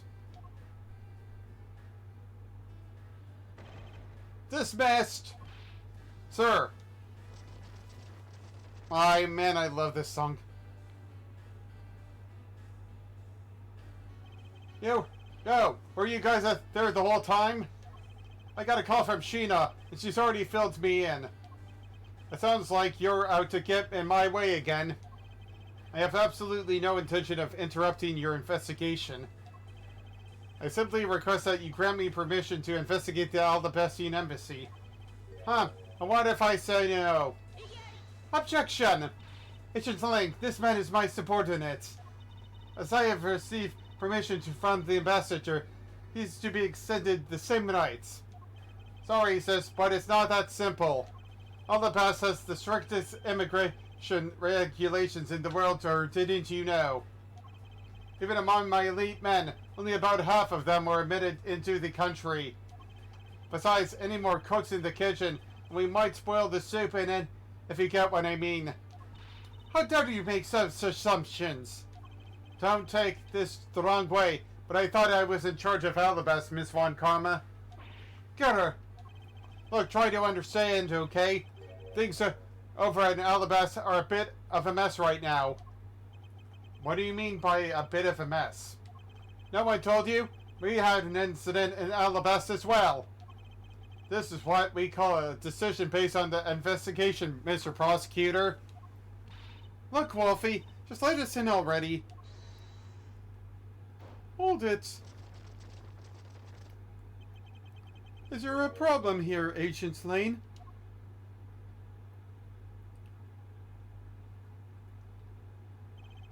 Not really. Just having a discussion about whether or not to let these guys in. Ambassador Alba, I ask you please allow these people to join the investigation. Having a debate because of my country. I'm terribly sorry for placing you good people in that situation.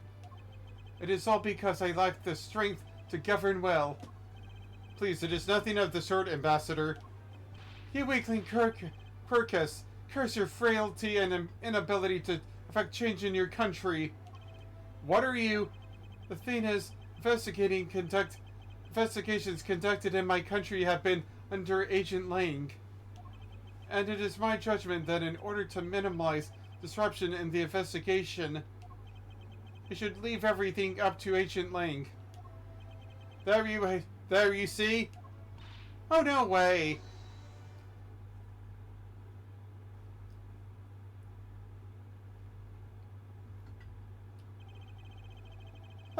Ambassador Alba, I ask you please reconsider letting them into Alabast. What's that? My very own secretary has been murdered in the Babylonis embassy. And he was apparently caught up in some very shady dealings, completely unbeknownst to me.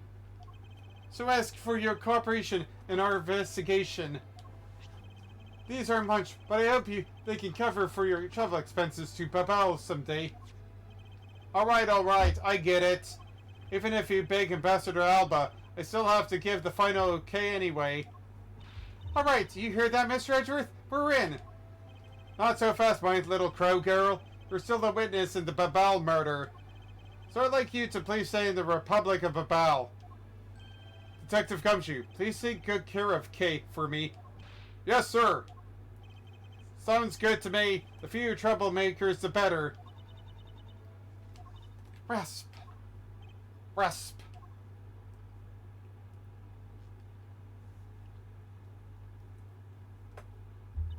Hey, Mr. Edgeworth. Yes? So I wanted to ask you for a while now, but... That lady over there, is she who I think it is? That's right. I didn't introduce the two of you yet. Franziska von Karma, the prosecutorial prodigy. It's nice to see you again. Oh, I knew it. You're the whip lady. You may address me as Miss von Karma. Miss von Karma, I leave the investigation of Alabas in your hands. Thanks. Rest assured, I will smart both the smuggling ring and the fake Yaragrasu. The smuggling ring, huh? Perhaps I should ask Francisco a bit more about them before I head into Alabast. And I mustn't forget to thank Ambassador Palliano for all that he's done for me.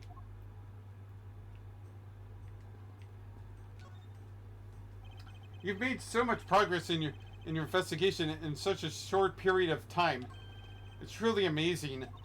Agent Hicks, whose help I requested, was cut down before he completed his task. There's no room for further failure in my perfect investigation. In spite of that, I believe you were able to obtain some insight into the ring, correct? It was nothing. I simply made some deductions based on the smuggled item I found. You mean the Babyliss ink? But why are there restrictions on the export of Babyliss ink to... But why are there restrictions on the export of Babyliss ink to begin with? That's classified Interpol Infor... Hold it! Francisca, as your subordinate, I'm part of your investigation now. Don't you think it would be beneficial if I was as well informed as you? Point taken. Very well, I'll fill you in. Recently, we discovered some very well-made counterfeit bills circulating in Saint Fa. Counterfeit bills? Yes, as you may have deduced. The counterfeits are being made with Babyliss special Babyliss ink. And it's virtually impossible to distinguish bills made with Babyliss ink from real ones. Thus, it was only natural for Interpol to keep an eye on the Republic of Babal. That's where this document comes into play, correct? Correct. Mr. Cochin was smuggling large amounts of Babyliss ink. Furthermore, he was charged with running the embassy's printing equipment. That's all the evidence I need to know that he was the head of the smuggling ring. However, there remains one tiny problem. Let me guess. You still have yet to find the counterfeit bills or the smuggled ink? Yes, and while we're listing things, I might as well add the counterfeit plates to the pile. Since we haven't been able to locate any of these items in the Babyliss embassy, we're looking into the Alabastian embassy next. It doesn't matter where they're hidden. Mark my words, I will find them. Counterfeit bills made with Babyliss ink. They are in circulation in Senfa. It's hard to tell they're fake.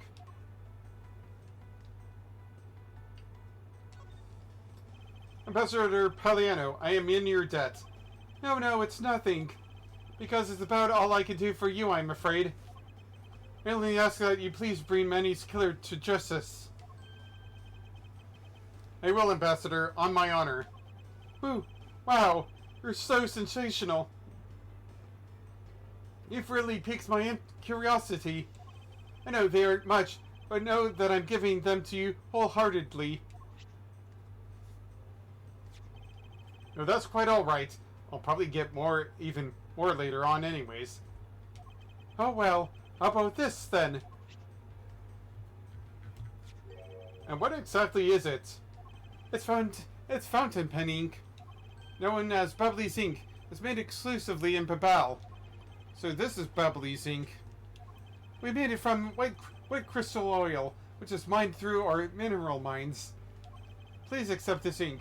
One dip of your fountain pen in this, and you could write for hours in your organizer. How fortunate for me. The ink in my pen just happened to run out. I will gladly accept your gracious gift. Great, wonderful. I guarantee to you that writing with our ink is an unforgettable experience. And since we don't export it, if you run out, you're always welcome to come and visit our fair nation. Talk about cornering the customer along with the markets. Well, shall we get going? Hold it. What's wrong, Kay? I didn't get permission to enter Alabast. So we're going to gather whatever info we can over at the Beverly side, okay? Alright, I'm counting on you two. Right, and I'm counting on you and Miss Von Karma to sniff out clues in Alabast. Oh, Mr. Edgeworth, if you happen to come across my phony, you would let me know, okay? If you tell me, I'll rush on over straight away, no matter where you are. I'll let you know when the time comes.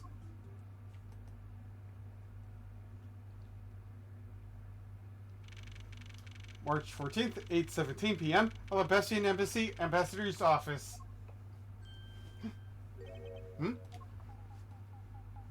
Ow! Gwa! What do you think you're doing to my subordinates?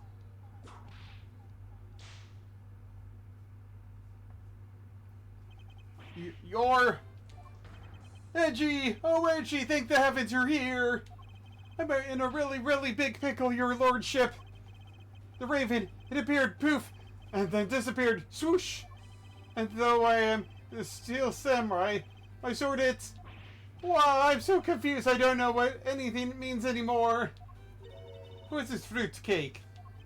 I'm Larry of the House of Butts, married man of Neo Tokyo, milady.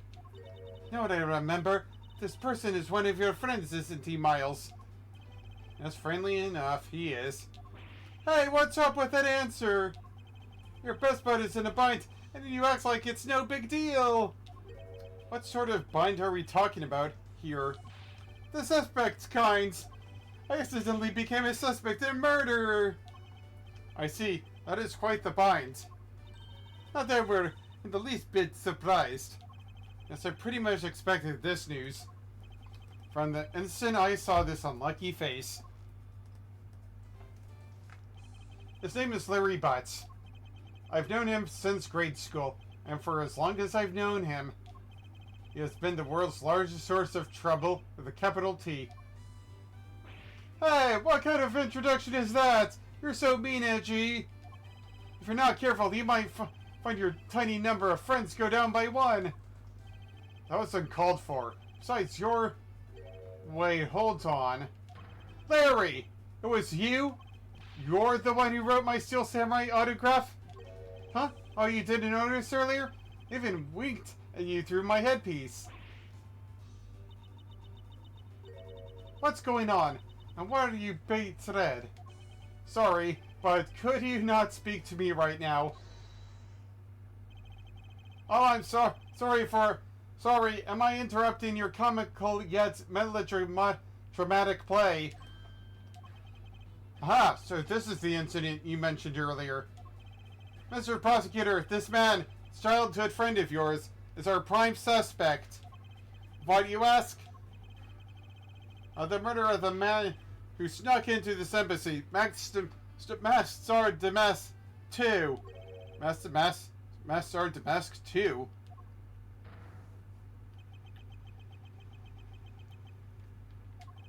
Only Larry could give himself into yet another mess as fine as this. But no matter what the facts seem to say, Larry is not the type to commit murder. Still, it's a rather stunning stroke of misfortune I've struck. I have to prove that Larry's innocent of all wrongdoing. Shifu, we identified the victim. Good work. I'll take that report now. Agent Lane, would you mind if I take a peek at it as well? What did I tell you earlier, Mr. Prosecutor? Don't get in my way. I want it all. I want this case all. I want it all. And I want it now. There's only enough flesh here to feed one wolf. And that one is me. So no, you may not take a peek. But Agent Lane. Hold it. Agent Lane. Will you allow an investigation such as myself, investigator such as myself, to take a look? Ah, yes, of course. You let the detective see the file. You're Detective Bad. You're the prosecutor, Mr. Edgeworth, right? Fancy meeting you here, Detective. You weren't expecting me? Ever since that day 7 years ago, I've chased after the Yatagrasu non-stop. I've been pressured Interpol into keeping me in the loop in case a card was ever found. What incredible dedication to the case.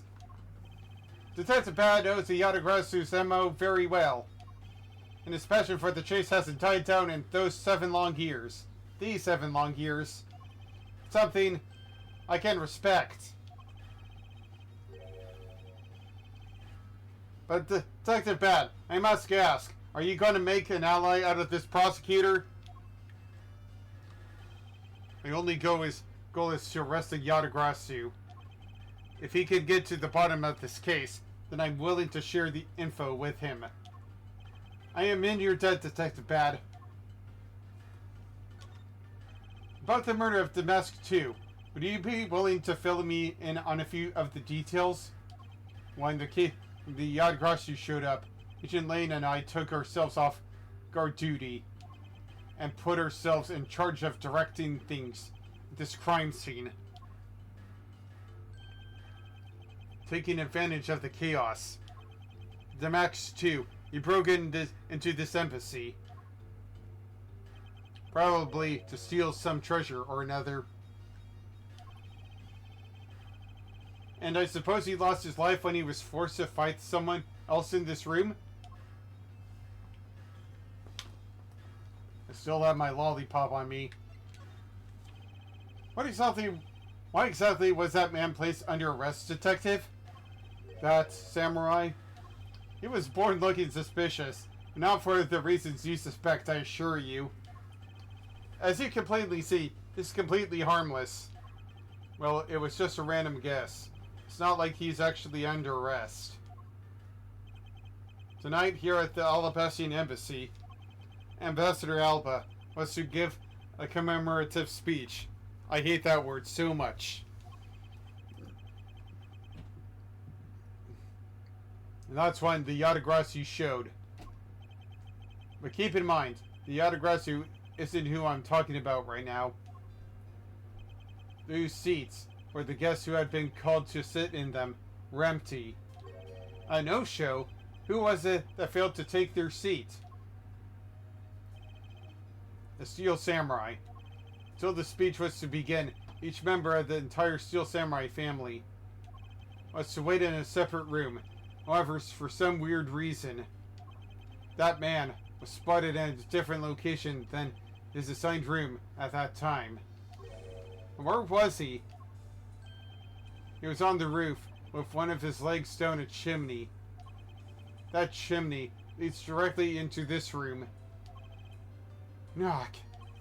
Larry Butts, you've really outdone yourself this time. What were you thinking?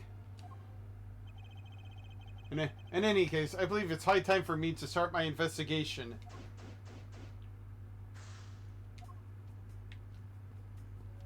Yeah. There's some weapons on display on this wall. Crossbow and under that.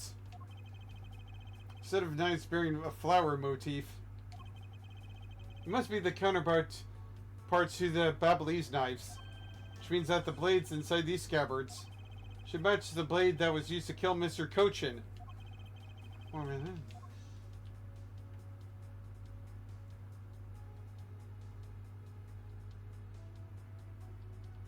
What's this going on here?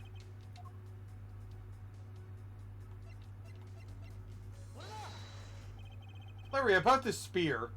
Oh, are you feeling it? Bam! I thought there was something strange about this spear.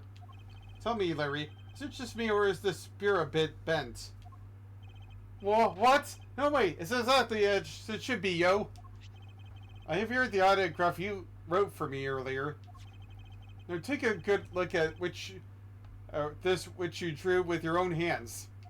You can see that the spear is clearly of a different shape. Ah! What do you have to say to that? I'm sorry! When I hold the spear in my hands, all of a sudden I feel super powerful. And then during practice, I was spinning it around and around. And bam! It hit the wall! Hold it! You unbelievable! This is an embassy! But I've always been like that, ever since I was a kid. One time on an overnight field trip, I bought a fake sword and played with it late that night. I'm just a useless hot-blooded man. Larry, clarify that for me, will you? Oh, so it was some field trip and I began to justify it with myself. Not that. I meant what you said earlier about spinning the spear and hitting the wall. Oh, that? It's no biggie. It's not like I left a hole or anything. That's not what I'm asking, Larry. The samurai spear is made of metal. So, I somehow doubt that a move as simple as spinning it around would cause it to bend. Man, Edgy, you're so naive. What? Where did that come from? Well, you keep calling it the samurai spear. But it's not real. You can't really fight someone with it. Otherwise, you'd probably go straight to murdered. Because it's hollow on the inside. You could hit it against practically anything and it would bend. Is that so? Don't tell me you thought it was real. Oh, but don't take it the wrong way. I just think that part of your personality is cute. I see. So your friendship truly is something special, Mr. Edgeworth. Arg, that's not friendship. It's utter humiliation. There's the state. We hit it against the wall and it bent. It's hollow.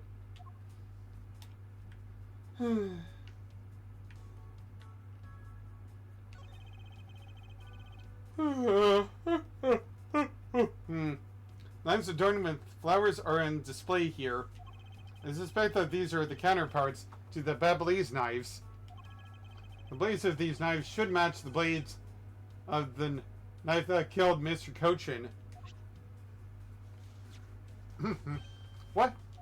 One of the knives is missing its blade. Let's see if the two pieces, the blade and the handle, fit each other.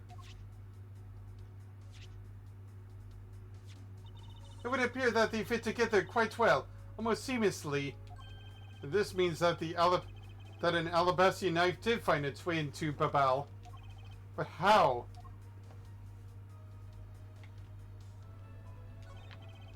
Why is there a weapon on display in a place like this? I wonder why there's no whips on display here. I can spot absolutely no difference between this Primitive statue and Babal's. The statue's face looks like a bit like that costume hero you like so very much. I only wonder why you Americans have such an affinity for this kind of face. The statue wasn't made by an American, you know. At least I don't suppose so.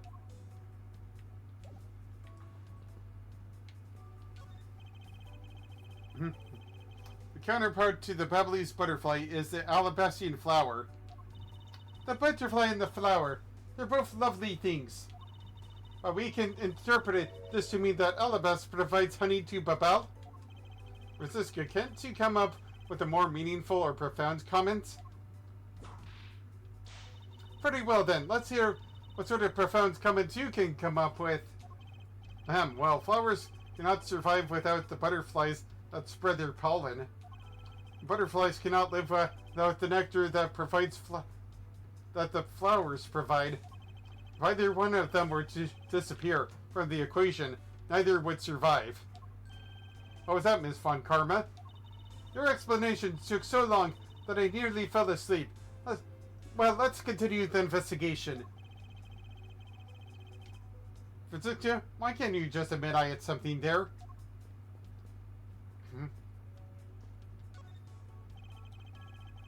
Hmm. Interesting. The person shaking with the steel samurai in this picture is Ambassador Alba. It was taken just before the murder. The steel samurai must be very popular. Or even using the national treasure as a backdrop. I just don't understand. What exactly is so great about Top Knot there? Clearly there's a depth to this show that even that a young person like you can't fathom.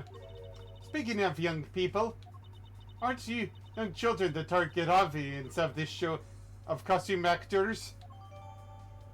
Ho ho ho! Got there. She's got you there. But it was still samurai taken in front of Alba's statue performed murder, but it was still samurai dynamite organizer. It's a fighter place. By the looks of it, I don't think it's been used recently. Yes, I can't see anything unusual about it. Two gorgeous flowers are in full bloom here. I'm sure flowers are as lovely as these must have an equally as lovely name. Well, Edgeworth, are you darn staring? I should hardly think passion flowers are all that rare. Passion flowers? That's a rather unusual name.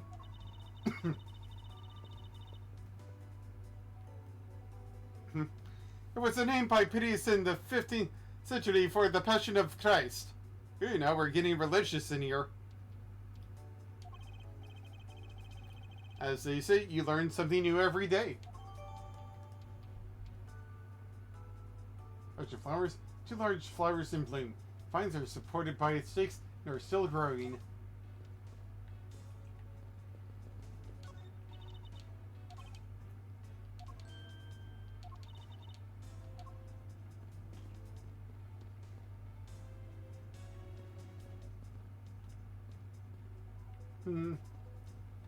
Let's look at the body.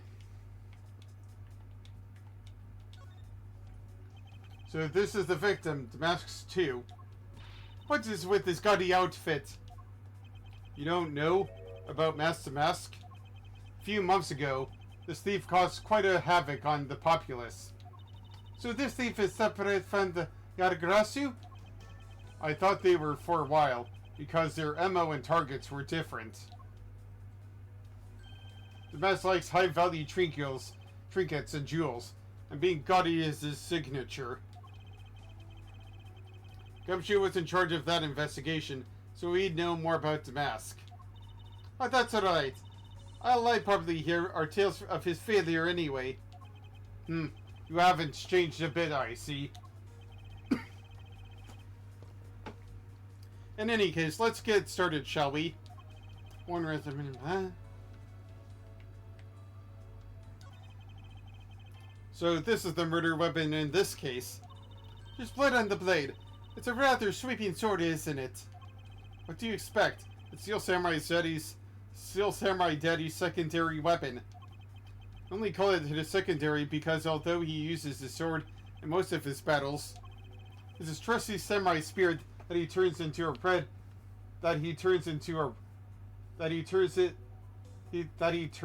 to in a real fight.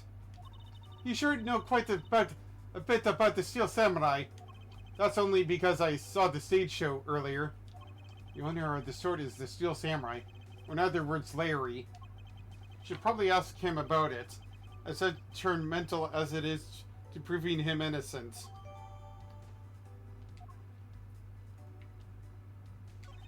I thought that the mask had quit the business.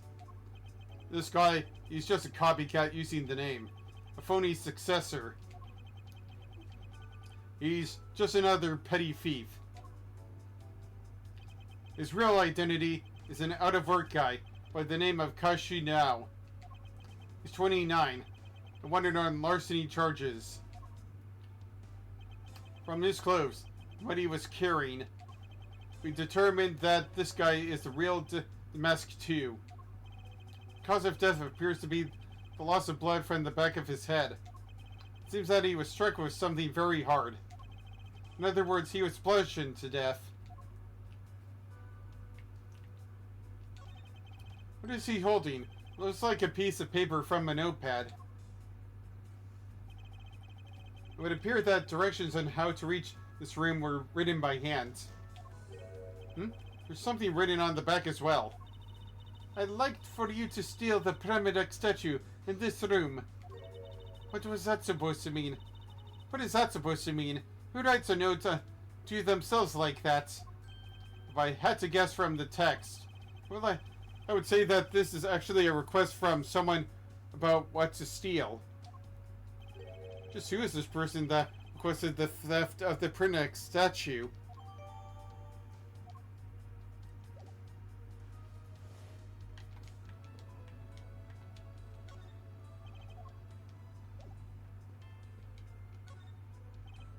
There was the exact same statue sitting in that Babyliss office we examined. It's a Pyramidek statue. It was a national treasure of the Principality of Cotopia. There was only one of these statues, meaning that one of the two is a replica. But both Alabas and Babal claim to have the real thing. What an incredibly childish fight to have.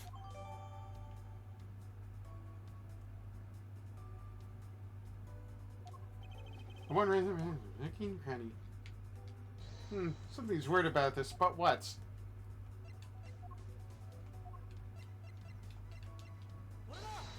Eureka! Look at this photo and tell me what you find out about this scene, Miss Von Karma. The apparent joy of the ambassador's face as he shakes that top-net's head? That's not it. I was trying to point out that the statue in the photo is facing a different way. You're right. The statue is a national treasure. Such only an ambassador or secretariat level person is allowed to handle it.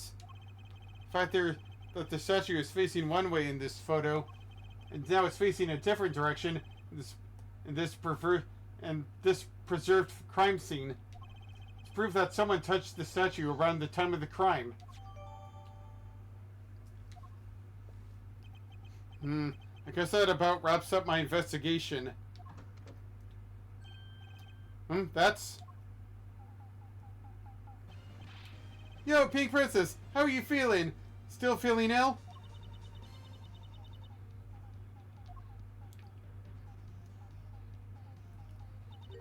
And yet another strange character comes out of the woodwork. And so the Pink Princess also comes to pay the Alabastian Embassy a visit. I believe I may need to speak with her as well. Miss Pink Princess, I have a few questions I'd like to ask of you. Miss Pink Princess, if you would please me. This must be what they call fate. How could this happen 2 days in a row? What the? Aren't you Miss Oldbag? Why are you surprised? So you're the one they got to play the Steel Samurai. It's too bad I didn't realize that until now. You are acquaintances with Larry? Why, yes. We worked at the same company for a little while, you know. That's why it's okay, my itchy poo. You don't need to be jealous. Nog. I was in the next room, you know, trying to get in some beauty sleep. But it was so noisy here that I couldn't fall asleep, so I came over to complain. Oh, so imagine my shock when I saw my precious edgy poo waiting here for me. I mean, who could imagine that you would ever come to a show like this? I guess I misjudged you, edgy poo. You much judged him. I thought he was trying to avoid me, you know. That was no judgment. That was no misjudgment on your part. That's precisely what I was trying to do. But it looks like the winds have shifted and now he's willing to be chased after. I'm simply overwhelmed. Don't you worry, Itchy Poo. I'll chase you forever to the ends of the earth. Isn't that just beachy? This is one of those rare times when Francisca and I actually see eye to eye. Now then, what are you doing here? I thought you were working at Gatewater Land as the Pink Badger. What are you talking about? That was ages ago. That was just yesterday. Look, I worked at Global Studios before, a long time ago, right? Well, they called me up this morning, kind of out of the blue, actually. They called you. Apparently, the girl who plays the Pink Princess collapsed from a bad cold. It happened so suddenly, so they called me in to be her last-minute replacement. So they don't have enough people on staff at that studio. I really couldn't say no, so here I am playing the role of the heroine. Inches out of that Mindy girl, I mean. But the poor girl, I feel so bad for her. Because they let me stand in for her, she's going to have a terrible time now.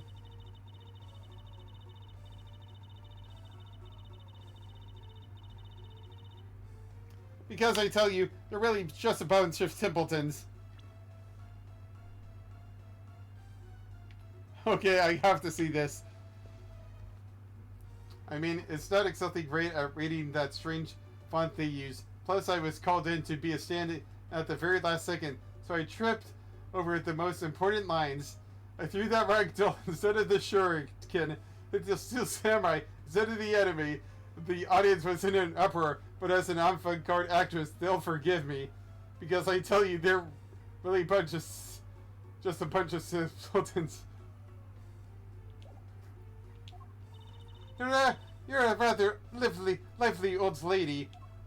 So basically, you received the stand-in request this morning, correct? You got it. If you need to see it, I've got it right here. Look. It appears that she is telling the truth. I tell you, my fine acting moved the entire audience to tears. Yes, tears of laughter, as I recall. But being famous has its problem too, you know. Here, take a look at this. Huh? It's a letter from a stalker. I was just taking my break when I found this stuck under the door to my room. Honestly, you really have to watch out for these kinds of things. Look at what it says. Wendy, I'll be descending on you from above tonight, your loving night. How absolutely revolting. I mean, you think you could get my name right. There's no accent in my name. Wait, this horrible handwriting. Have you seen this before? But now that you're here, Edgy Poo, I feel 100% safe. Where do I factor into this? You bust that evil stalker man for my sake, wouldn't you, Edgy Poo? Well, if you allow me the liberty to handle this in my own way, I will gladly dispatch a detective to your house later. Oh, come on, Edgy Poo. Stop being so dismissive and plain hard to get.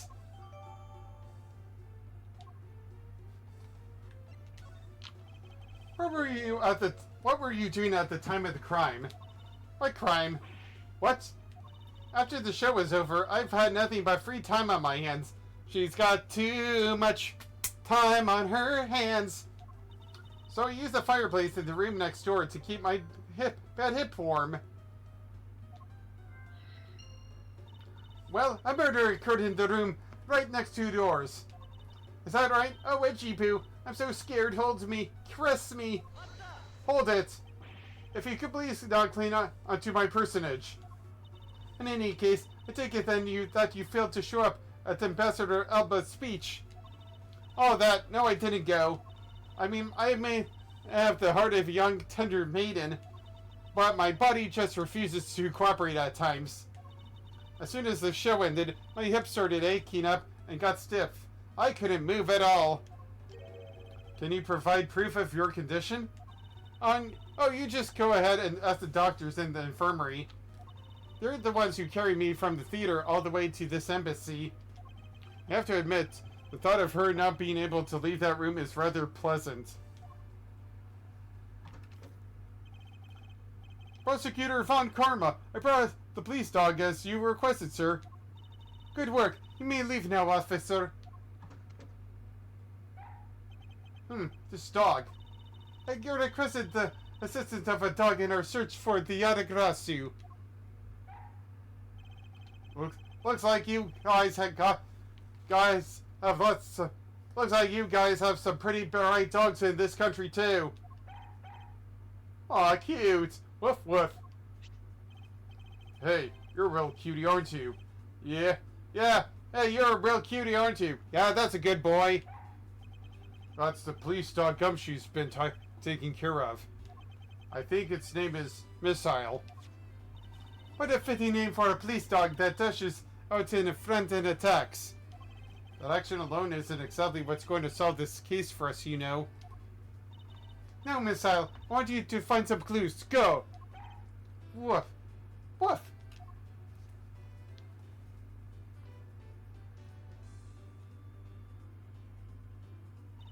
Good dog. You really are quite sprite, aren't you?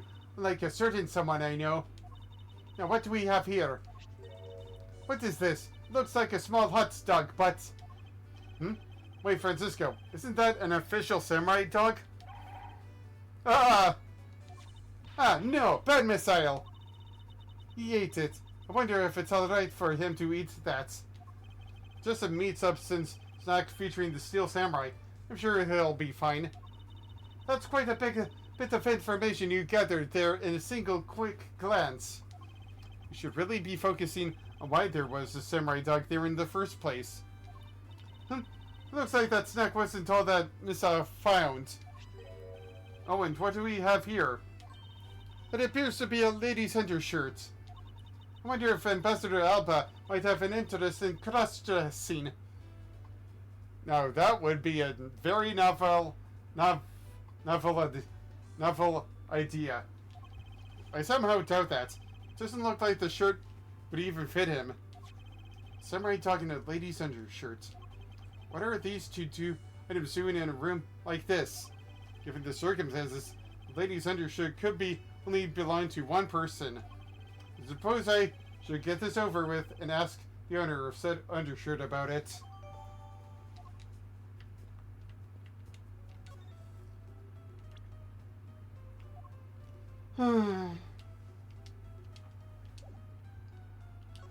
I thought I pressed the right thing. If you could please take a look at this brown colored undershirt. I thought it was more pinkish. Oh, GP, what is the meaning of this? Huh? Why did you steal that thing from my bags? All you had to do was ask, and I would have gladly given you as many as you'd like. No, thanks, but no thanks. This shirt was found here at the crime scene. Eh? What? Come now, why don't you just confess and explain what it's doing here? I know nothing. Nothing, I tell you. What? Oh, I meant that I used the fireplace to dry that shirt. But I can't really help the fact that I had to, you know. Wearing that pink princess costume was like being in a sauna. And on top of that, I get figured as a suspect? You're too cruel, Edgy Poo. Are you claiming that you never once set foot inside this room? Of course I am. If I had been the one to find the body, do you think I'd be as calm and relaxed as I am? I'll tell you, it's always a day. No, I'm not talking like this. Talking this.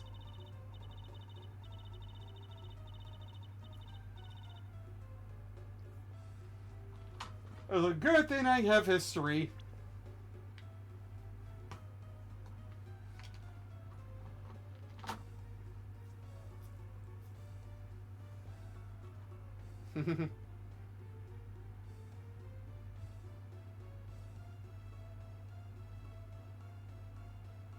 Stuck with you. Right now I got Huey Lewis and the news.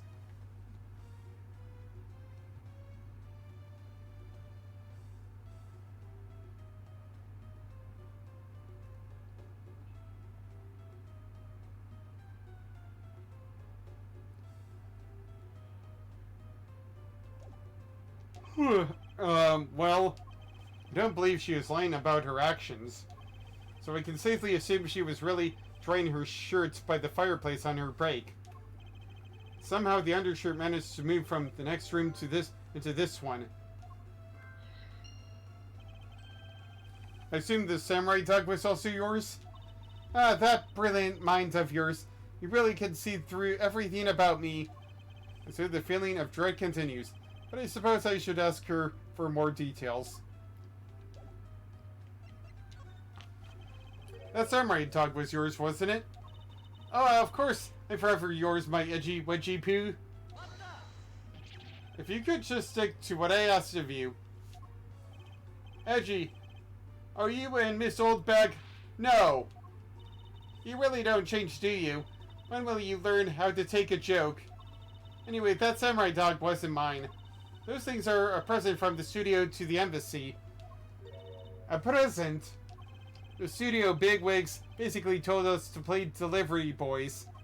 We were supposed to hand the dogs off to the embassy people and tell them hi.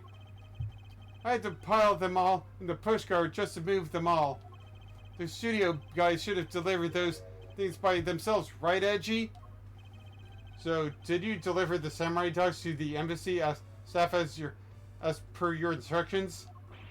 Hey, Edgy, don't just ignore me and my question. Aren't you gonna stick up for me? About that. See, after the show, I went to rest a spell in the dressing room. Because of my bad hip, you know. There they were, the samurai dogs were just sitting on the dressing room floor.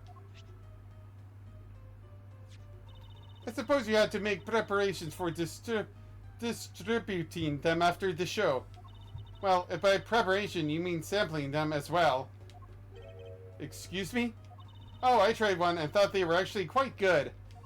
Sorry, but I just had to find out. I know it was silly of me to think this, but I figured out that since they were for a kid show, their taste was probably for kids too. But they were so good that I couldn't stop. Before I went back to my room, I just had to help myself to a half dozen or so boxes. And why don't have I diabetes right now? I shoulda. I mean, all that was fast food by now. As I sat there by the roasting fire, warming them and eating them, I thought, this is heaven.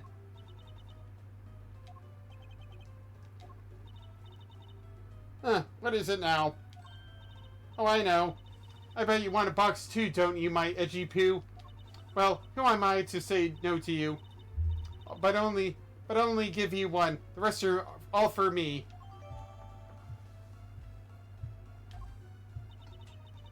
Looks like the lesson for today is that when the Steel Samurai and the Pink Princess take one off their mask, they transform into a pair of annoying troublemakers.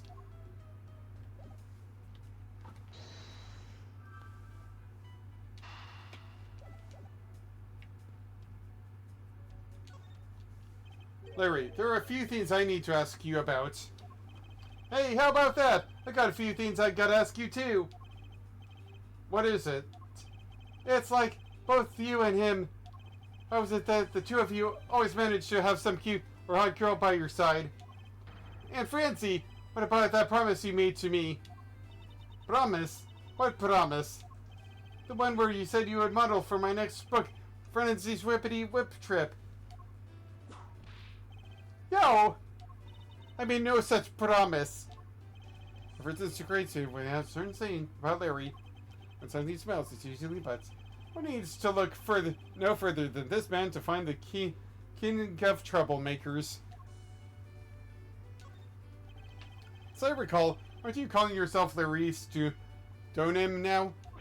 That suit him! Larry Stoneham! Get that straight in your head, Edgy. Oh. Now I remember. You're that real pale imitation of a real artist. No. You've got it all wrong. I gave up that whole Larry's business. Besides, when Bangelina left me and my heart in pieces, that's when Mindy walks into my life. She's been so good to me that I wanted to help her in some way. And I figured I could through the Steel Samurai outfit. Your name blathery makes less and less sense each time we meet. I believe he's saying that he picked up this part-time job as a Steel Samurai so that he may attempt to capture the heart of the actress who plays the Pink Princess. You got it! I knew you'd know what I meant, Edgy. Not really. It's not so much as I understood, but a simple deduction based on your usual modus operandi, Larry. Larry, I'd like you to confess right now to everything you did tonight, even the murder. Goodbye. Confess! Hey, don't tell me you suspect me too! Nonsense. I don't believe you have the mental acuity needed to plan and execute a murder. However, we are talking about you here, so I find it is hard to believe that nothing happened. For past experiences have taught me that you are always at the center of some insane event. Edgy, how can you be so mean, stabbing me with your words like that? Unfortunately, I don't have the time to search out a key to unlock your heart this time. So I suggest that you cooperate and tell me what you know. Okay, I get it. Just stop Frenzy from whipping me from behind. So I guess you know what I did, right, Edgy? I can't even begin to imagine. However, imagine that whatever you were up to was probably beyond my imagination. So you will tell me what exactly you did, Larry. Nope, not yet, Edgy. It'll take more than that to loosen my lips. A lot more! Give us now. Oh, okay, well, I was up on the rooftop.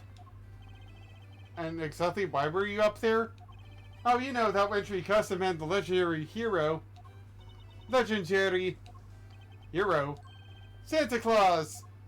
Santa Claus? I wanted to do that thing he does, so I climbed up to one of the chimneys. But when I got there, there was smoke pouring out of that chimney. And? Well, I couldn't go down the chimney with smoke coming up, right? So I gave up. Larry, you do realize that Santa Claus does not exist, right? Of course I know. I did graduate from junior high, you know. And you should also understand this. Santa was real. He would be the biggest unlawful trespasser in history. Aw, crud! It is your attempt to imitate Santa that has landed you as a prime suspect in this murder. Come on, man. What's so wrong with pretending to be Santa? Objection. Let's start with the fact that it will be the Ides of March in a matter of hours. Santa only visits homes on December 24th. That's in December, you nitwit. No! Wait a second. We're not in courts. Larry, about the samurai sword that was used as the murder weapon. Oh, that! Well, I shook hands with the ambassador in this room, you know. Yes, apparently you did. Well, I totally forgot about it and left it behind when I left afterwards. You want to talk about shock? I was the most shocked one of all when I heard it killed someone. Shocked! Foolish fool, looking especially foolish for foolishly stating such a foolish excuse. You forgot to take something that big with you? Who would believe such a tale? Hold it. Sorry, Miss Fun Karma, but I believe him. Because if anyone could forget something like that, it would be Larry. Edgy, you believe me! I just knew that our friendship is something special. Anyway, even if Larry had simply forgotten the sword and left it behind, that in no way clears his name. Which means that I will have to prove his innocence from a different angle.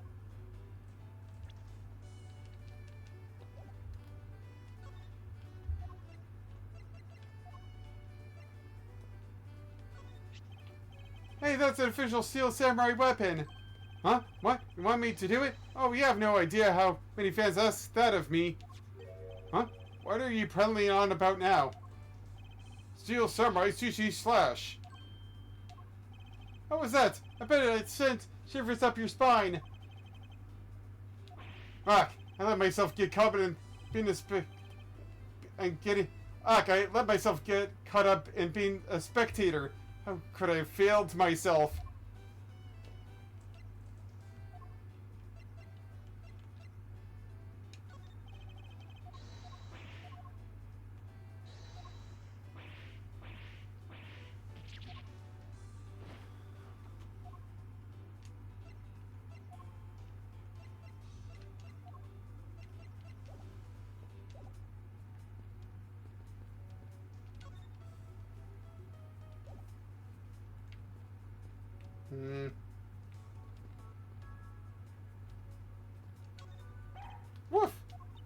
That's a much bigger help than I thought he would be.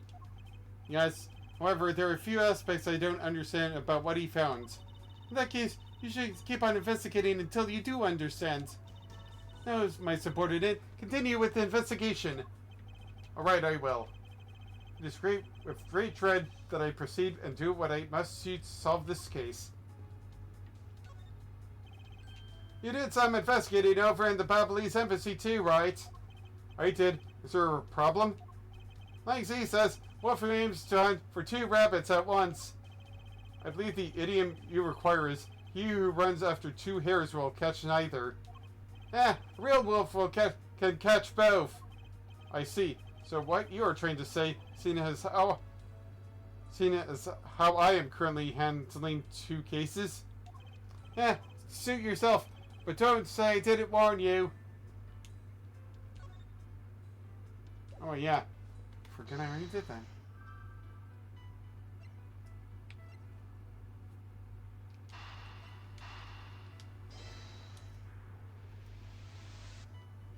Oh, okay, never mind.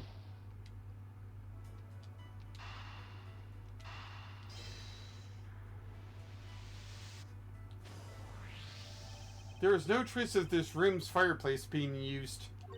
And your point is, smoke was supposedly pointing out of the chimney connected to this fireplace. At least according to Larry. That is a contradiction of facts, is it not? Are you sure he wasn't just disoriented or something up on that roof? There's testimony from an investigator that puts Larry at this particular chimney. So no, I don't think it was a mistaken impression on Larry's part. On the other hand, the fireplace in the next room was being used at the time. Where do you suppose the smoke from that fireplace went? I see. So what you're proposing is this. The smoke that came out of the chimney was actually from Miss Oldbag's fire. So basically the fire proofs of neighboring rooms. Sure, one chimney. Is that what you're implying? Precisely.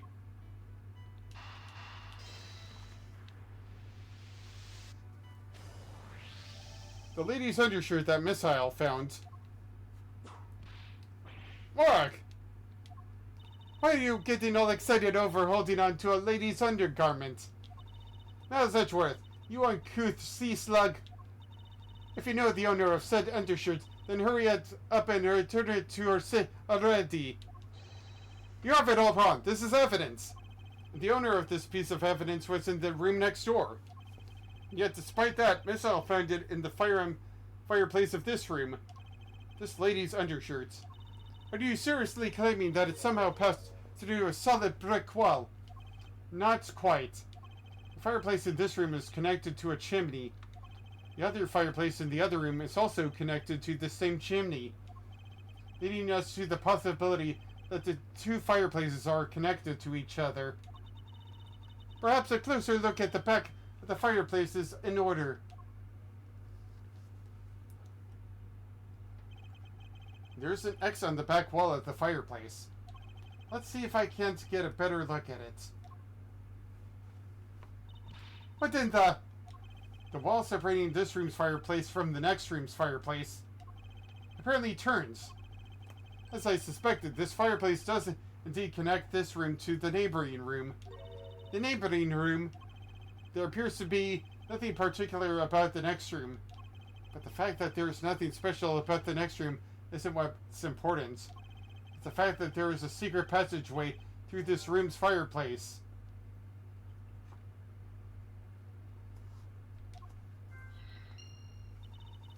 We now know that the fireplace connects the 2 rooms. But how exactly is that significant? You aren't going to suddenly name the old lady as the Masktu's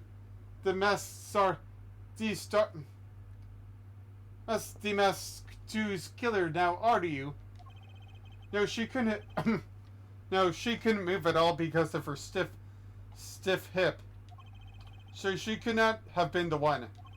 Fortunately, I believe that this fireplace has nothing whatsoever to do with Demes's murder, but probably in another case.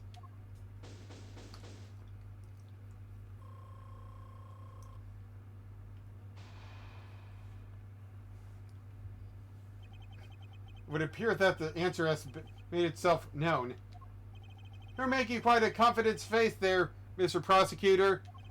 Bring it on. I'm ready to counter any argument you may have. Very well then, if you are prepared. I'll show you exactly where my deductions have led me. Good, I'm counting on you, Edgy. Larry, leave it to me, Larry. My first attack will be to expose your life for what it really is. Why lie? I know that there is still something you are keeping from the rest of us. What's wrong with you? What is it? You won't believe me no matter what I say, Edgy. Curse you. I should just hurry up and die already if that's how it's going to be. I'll confess to every murder in the whole world and then kill my... Sheesh, Larry. Throw everything into mass confusion. Don't say you do that for mass destruction as well. Ooh, yeah. Da-da-da-dun, da-da-dun-dun. Baby, baby. You made some wonderful friends as a child, I see. Larry, I only have one thing to say to you. Please, stop this. Even if you make that face at me, it's no use.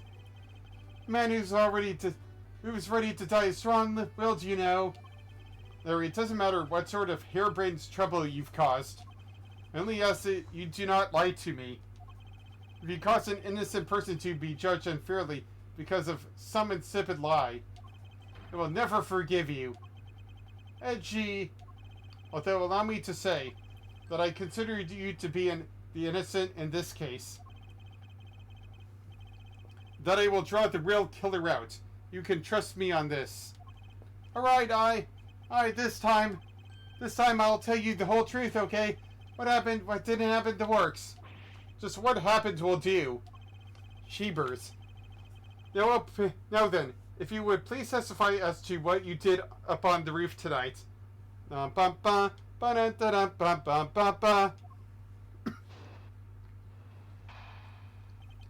will, but sometime after this intermission. Jeebers criminies. I don't think I'm going to end this one today. Knowing me. Knowing me, knowing you.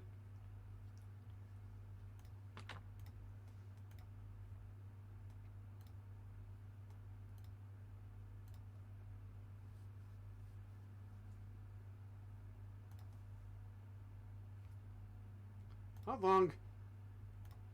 It's likely I'm gonna do another one of these things. Gosh, these last two cases are long. How long was that one in particular?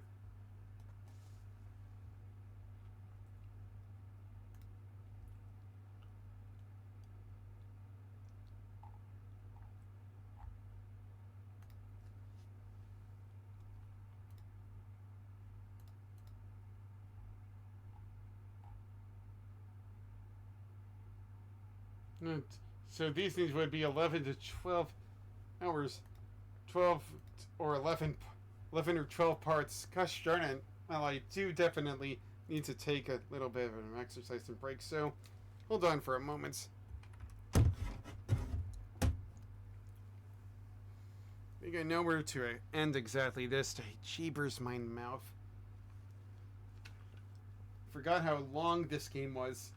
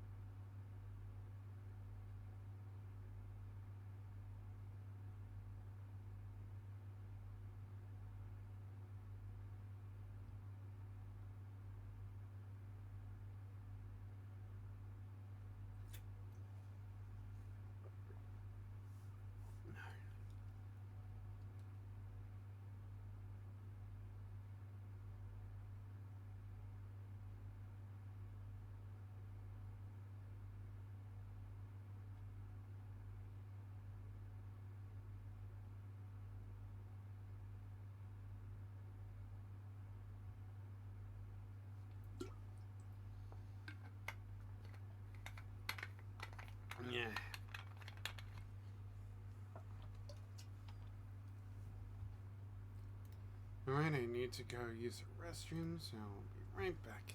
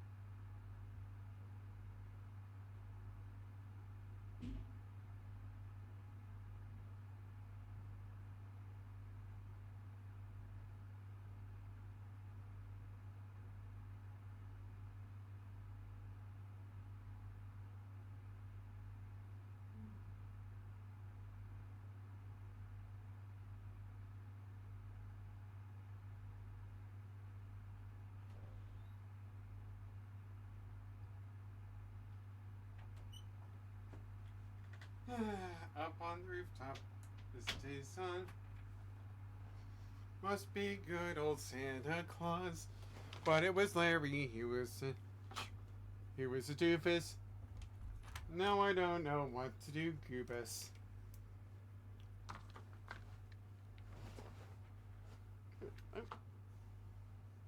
Alright, let's see here. After the show, I left the push garden in the rose garden and came into the embassy. Then they took a picture of me shaking hands with the ambassador. After that, until my next appearance, I had some free time, so I wandered around. That's when I spotted the chimney. Chimney like that is a rare thing, you know. So then I wanted to play Santa and decided to give it a try. Larry, I thought I'd finish you to not lie anymore. But it's kinda ultra embarrassing. What exactly is so ultra embarrassing that you can't tell me?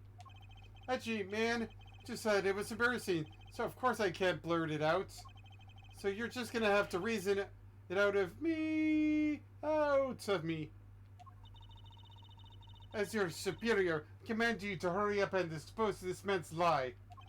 If every intention to, for I'm not about to let this waste time on such a trifling matter.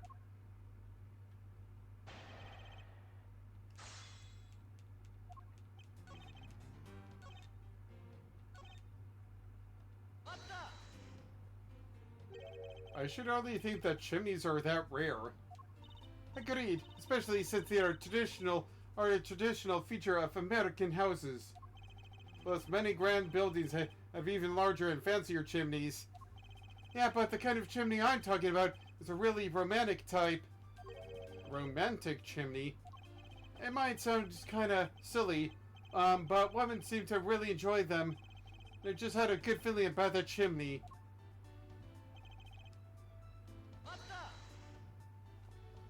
You suddenly wanted to play Santa? Oh well, actually I dressed up as Santa once before already. That was down at Gourd Lake. Croc, I'd appreciate it if he wouldn't trudge up such unnecessary memories for me. I hate that case. I hate that case. Sounds like you guys share a lot of history. A perk to be childhood friends, huh? Besides, it's not a felony to dress up and play as Santa, you know. Santa doesn't go around killing people after he comes down from a family's chimney, after all.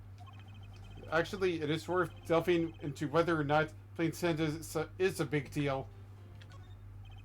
Actually, I believe in the case of this man, playing Santa is actually quite a big deal. Are you saying that your buddy is exactly making Santa quality stuff? Precisely. You hit the nail on the head, Agent Lane. Hey, Edgy, that sounds so correct. Incredibly mean. Tell me something, Larry. Did you know that Santa's job is to deliver presents to people all over the world? Of course I know that. I did graduate from junior high, you know. In that case, it's your turn to tell me something. I want to tell me to whom you were delivering a present to. I was, delivering a present to a child not basking in the warmth glow of love. That must be the most elegant description of you I've ever heard, but a lie is still a lie. You sure know how to kick a guy when he's down, you know that? Anyway, the person you wish to deliver a present unto was most certainly this. Okay? Hey, interesting taste you have there, Mr. Suspect. Don't spread lies about me. I totally didn't want to see Miss Oldback so much that I'd try to go down a chimney. Ow! I advise you to stop right there in your bashing of a lady. Well, I must admit that I myself hardly ever have the one to run into that lady. However, what if you were misinformed and under the wrong impression? Then what? Define wrong impression. It simply means that the man before you thought to enter the old lady's room without knowing one very important fact. That fact is best summed up with this. This is something the old lady received from her employer for the night. The girl who normally plays the Pink Princess, Mindy, was it again? It seems that this man is quite taken with that actress. But that's not true, Edgy. She's the one with the hots for me. I just know it. I can feel her sexy beam piercing my heart when she's watching me. Sexy beam, I tell you. You filthy, despicable, inconsiderate, fickle, idiotic, cowardly apparition of a man. You haven't matured at all since we last met. Hey, Mr. Prosecutor. Yes? This guy, he's got bigger problems than just getting involved in murders, so you take it. I suppose you could put it that way. Hey, what the heck, man? I don't get you guys at all. What do you all have to make fun of me to be some sort of bad guy? To the original topic, I propose that at least this much has been made clear. Without any knowledge that Miss Mindy had fallen ill, Larry tried to make his way into the Pink Princess's room. That much we know for sure.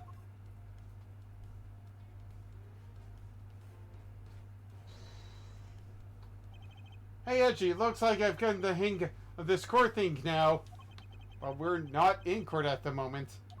Shut up! I see what's going on here, and it looks just like what you do in court. I guess old boy here still has something he'd like to say. Thanks, he says. Until the root of the tongue dries, one never knows the whole truth. You shouldn't form conclusions until everything is out in the open, which is why I'll listen.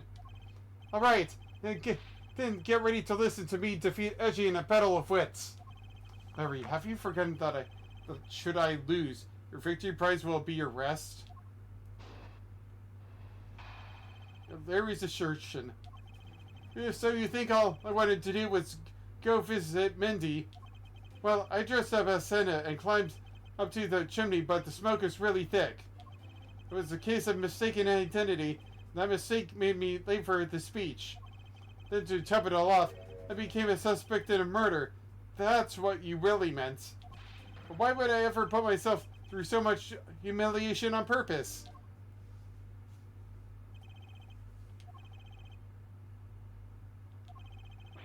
Hey, someone say something.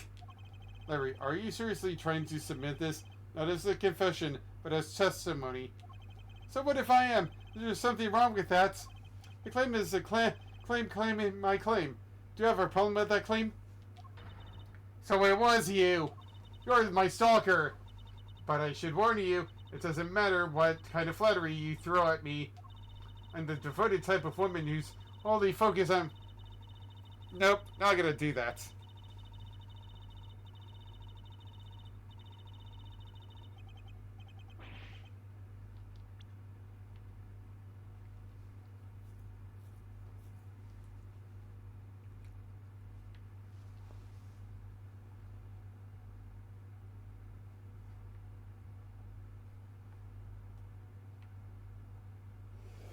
Excuse me. She almost had the hots for Shi Long Lang.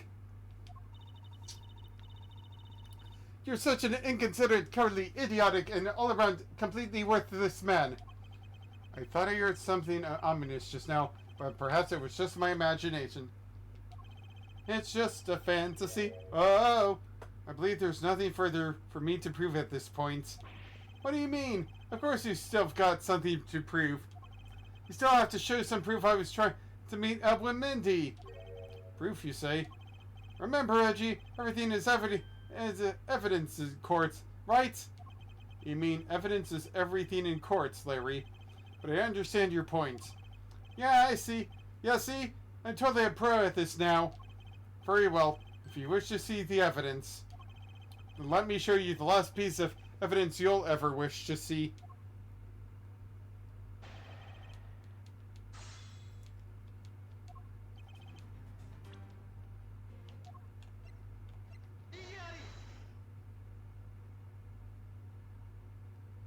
Larry, don't even think about denying that you have knowledge of this letter. Hey! Why are you showing that to me? Wendy, I'll be descending on you from above tonight, your loving knight. Well, isn't that just romantic? But you weren't able to descend on her from above, were you, Mr. Loving Knight? Ugh! I have no idea what you're talking about. I don't remember a thing. You can pretend to be ignorant all you'd like, but it's written here.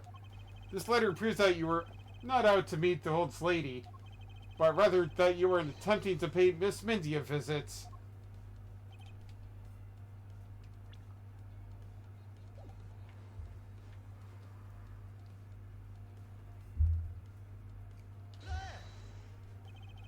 Larry, I suggest you take up penmanship lessons. That is, if you never wish to experience this level of embarrassment ever again. What the heck? What are you talking about? Speak English! You wrote Mindy so sloppily that it became Wendy to the average eye. Hey, stop picking on me! It's so embarrassing! There. Isn't that what childhood friends are for? They're the best, aren't they? For punching. But with that, we'll have to wait until we're off this crime scene. Eek, how'd you save me from the scary man? Sure, if you're willing to make amends, starting with your incredibly embarrassing mistake. That wasn't me. Come again? I'm not Chucky, it wasn't me. It's a fake. Someone's out to get me, so they made that fake letter. To set me up. Accept your defeat graciously. But you guys are being so mean. Penmanship analysis. What's that? No matter who, all people have certain unique features to their handwriting. All we have to do is compare the handwriting of this letter to a sample of yours. And we'll know soon enough who it was that sent this letter. I'll never write another thing in my life. Tisk. That's no use, Mr. Loving Knight. For you've already graciously provided me with a sample of your handwriting. This is this autograph in our mysterious letter. If we compare the handwriting, we'll know the answer to our question soon enough. Confess now, Larry, to your miserable failure. I'm so sorry. I did it. It was me causing trouble again. I admit it. You hit the nail right in the head, Edgy. So he finally confesses. I saw the pink princess being carried around in a stretcher and got worried, all right. I wanted to go into Mindy's room, but the doctors wouldn't let me in. So what choice did I have? With the chimney or a bus, Edgy? You don't mind jump from the door to the chimney? With a criminally overactive imagination. Well, at least I was honest and wrote Mindy a letter and stuck it under the door. That way she wouldn't be so shocked when I came down through the chimney. Except for the fact that the letter was an utter failure at conveying said sentiments. I'm really, really sorry. Larry, you may be a shameful good-for-nothing blight on the face of you, Edgeworth. Really? However, I always knew you weren't the killer. I told you to trust me. Because, at the very least, I can attest to that about you. Edgy, you're... Heck. We've lost a valuable time. We've lost a lot of valuable time because of you. Ow. In any case, I believe we can say that we now know what exactly happened. Mr. Larry Butts sought to climb down the chimney, not for access to the crime scene, but to enter the room of the elderly lady next door. All that. Great job, Mr. Prosecutor. Although I still find it a bit unbelievable that the two of you are friends.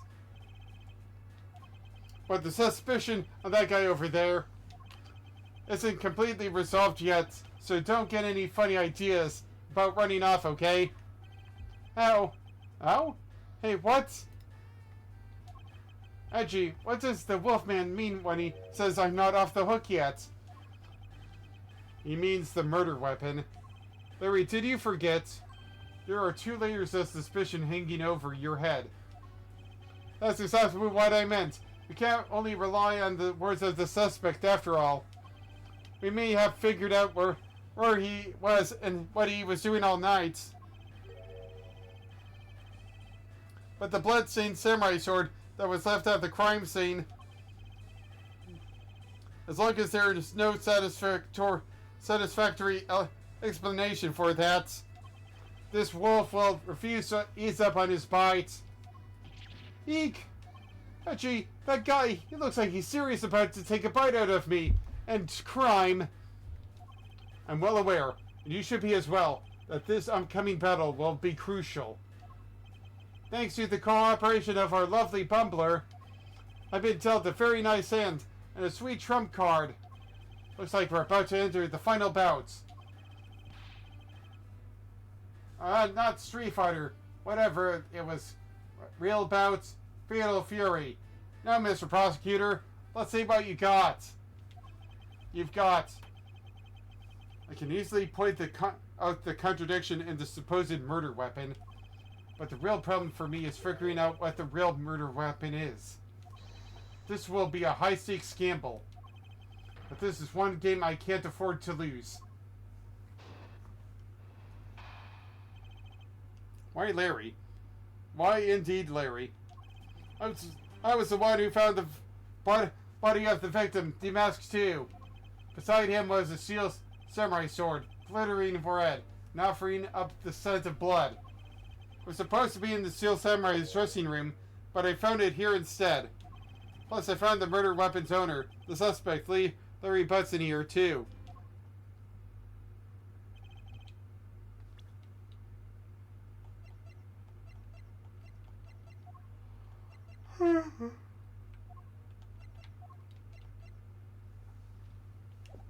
Isn't it a bit far-fetched to accuse someone simply on the basis of ownership?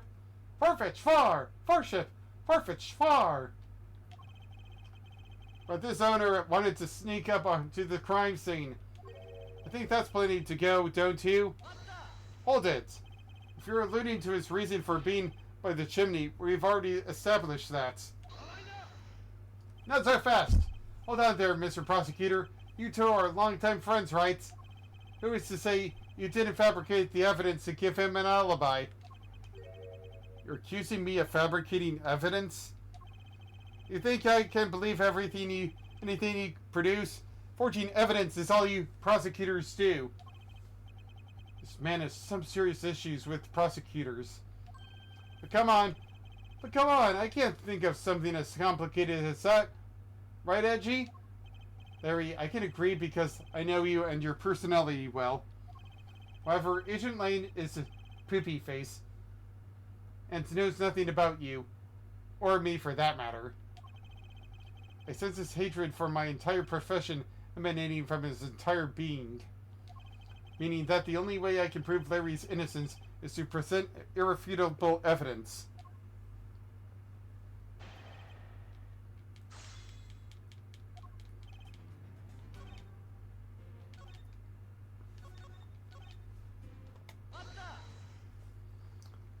Excuse me, but glittering red and offering up the scent of blood? Do I have to spell it out for you? I mean, the sight and smell of blood, of course. According to the test, the blood on the sword belongs to the victim. The sword was made only used on Sage, so it's not sharp. But it is pretty weighty. It's certainly heavy enough to beat someone to death with. Which leads me to suspect that the victim was beaten to death with the sword. Beaten to death, huh? This last statement is too important to just let it slip by. Beside him was a steel samurai, covered in the victim's blood.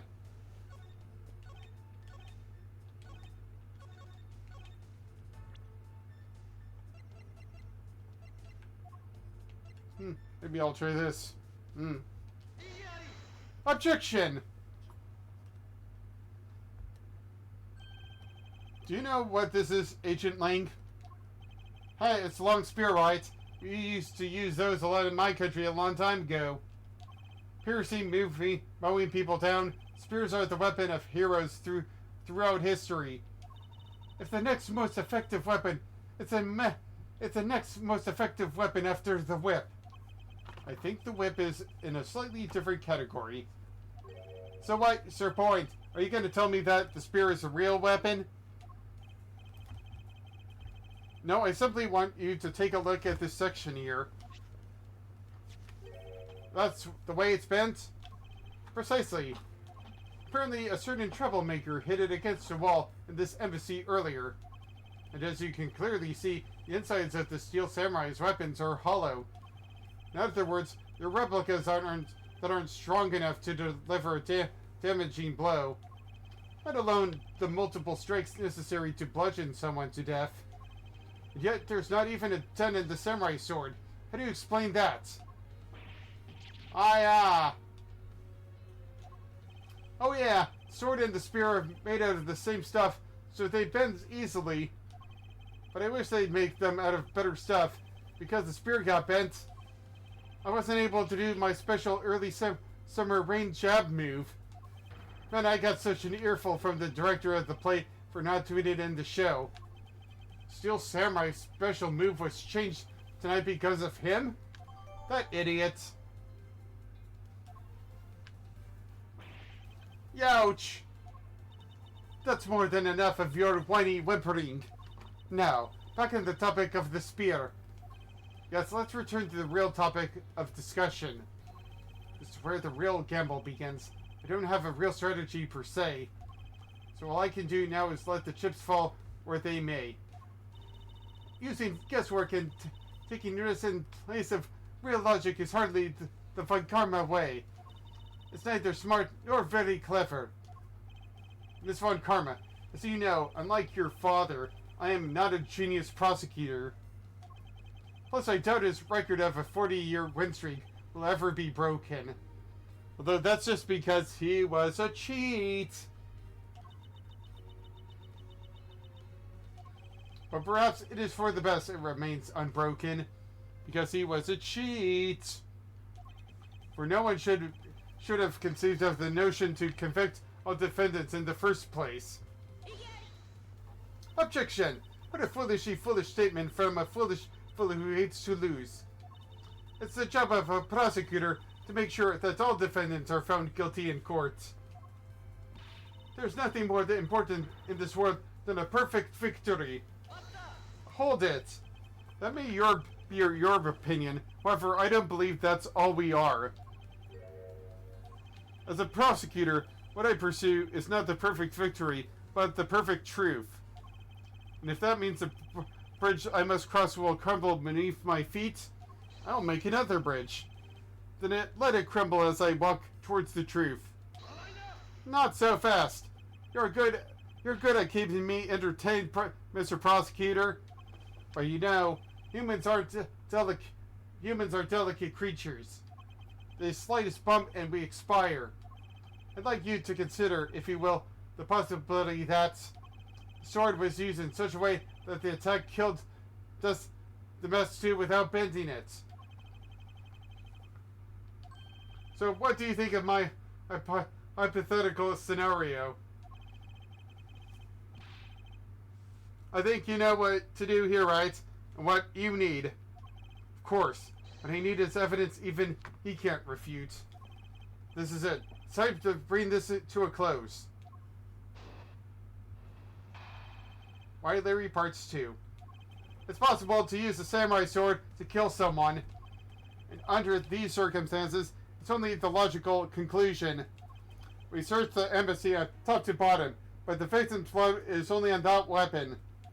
So isn't it only natural that suspicion would fall onto the owner of said weapon? How long do you intend to climb onto that preposterous theory? As long as I want, because we examine every corner within the walls of this embassy. There's no stone we've left unturned. And we have managed to come up with only one logical conclusion.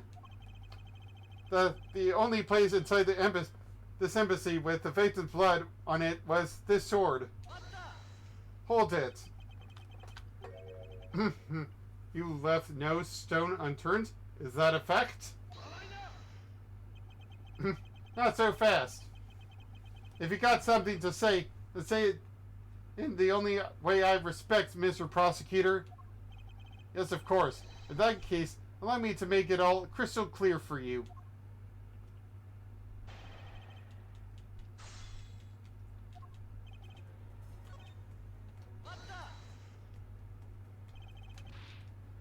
You know, the solution is wrong.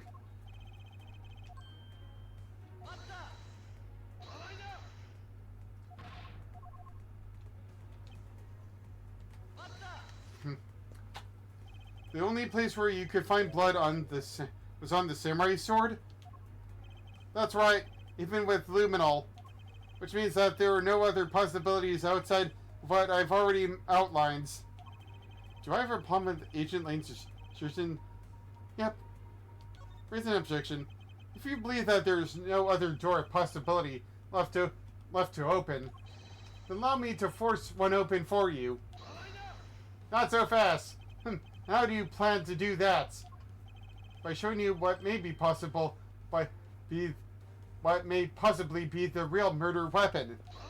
Not so fast. Ha ha ha ha ha. Real murder weapon. I had to repeat myself, but my men have already searched every last inch of this embassy. They're concluded that nothing else could have been used as the weapon. And with these facts, do you still want to press forward with your little hypothesis? Of course, because it's not possible that your men inspected everything in their investigation. What are you talking about? I don't appreciate mind games like Foreigner, and I don't appreciate it when people like you slander my men. I'm not slandering them, I assure you. I'm merely pointing out that their investigative dragnet has a few holes in it. Namely, that there is something your men couldn't even lay a finger on. That item is a real murder weapon. Alright then, I'll play along for now. This real weapon that killed the mess too. What exactly is it? The real murder weapon, which not a single has yet to touch, is this. The national treasure of Alabast. Hold it! You mean the Premix statue? Yes, and as you know, only the ambassador and his secretariat may touch it. Which I believe means that neither you nor your men were able to examine it, correct?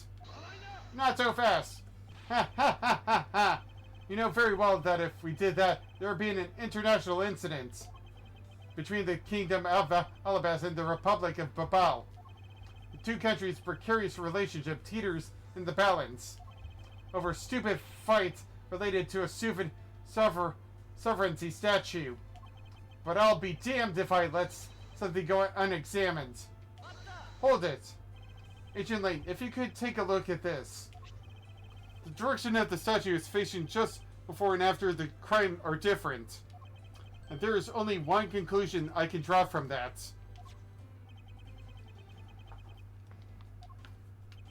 Go look for Ambassador Alba and get him to give us the okay to examine the statue. Shifu, you can't listen to this infidel's words. He is most definitely trying to trick you.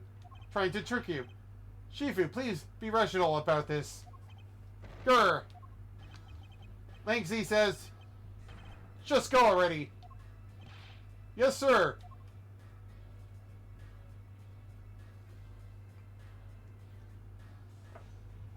Shifu, yeah? I'm really sorry, sir, but I was unable to convince the ambassador. I was unable to obtain permission for us to examine the Primadux statue. Primadux. Yeah, man. Huh, I see. Wait, but then the investigation is at a standstill. Agent Lang, I will go and speak with the ambassador personally. Save your breath.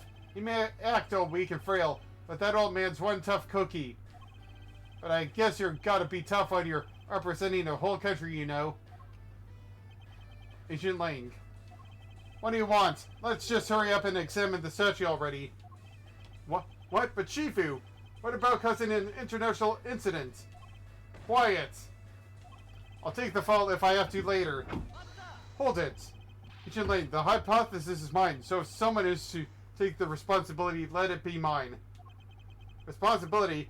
If we're going to talk in such heavy terms, maybe I should let you. It'd be a real problem for my men if something were to happen to me. Alright then, let's talk more investigating. If we want to know the truth, we can't stop here. Action must be taken. Agent Lane, I'd like to run a luminal chemilucence test on the statue. A luminal test. Ah, good thinking. If the statue is the murder weapon, then some of the victim's blood should be on it. Okay. Let's get the forensics team in here. Heh, looks like you hit the jackpot, Mr. Prosecutor. I guess this means that this is the real weapon that killed Demes too. Indeed. But I wouldn't celebrate yet if I were you. This doesn't let your friend off the hook. It doesn't prove that he didn't kill Demes too, so the charge remains.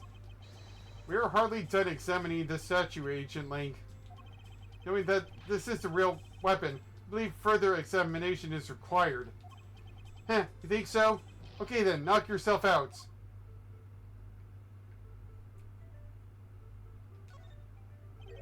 Knock. What do we have here? This dirty smudge. It looks like a handprint? Heh heh heh. Ha ha ha. What's a definitive piece of evidence like you doing under here? Looks like we've got some fingerprints to now analyze. Yuck. Worst case scenario, this prints belong to Larry. It looks like it's too late for me to do anything about that now. Hey, forensic guy. I want to results on these fingerprints ASAP. You hear me? Agent Lang, I've done analysis results, sir. Good. And? Sir, about the prints we lifted from the bottom of the statue.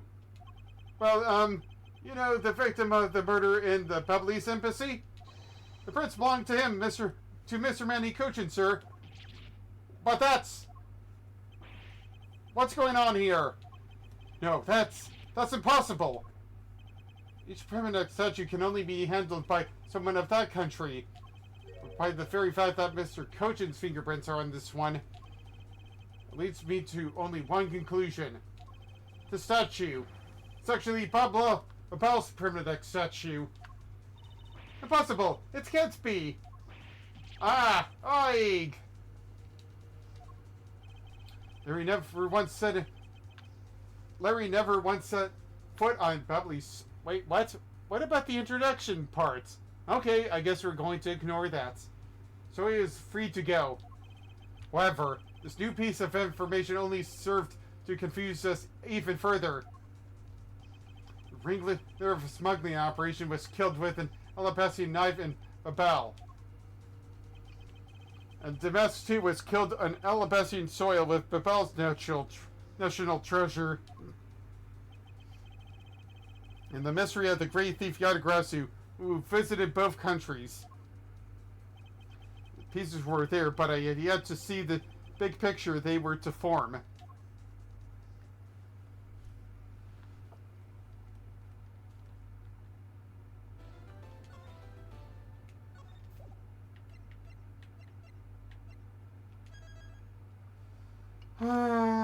Middle. Middle. Middle. Middle. Still in the middle. Tandas.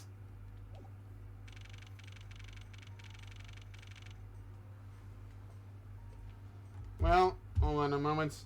Gonna get me a little drink of water and continue on with this long one.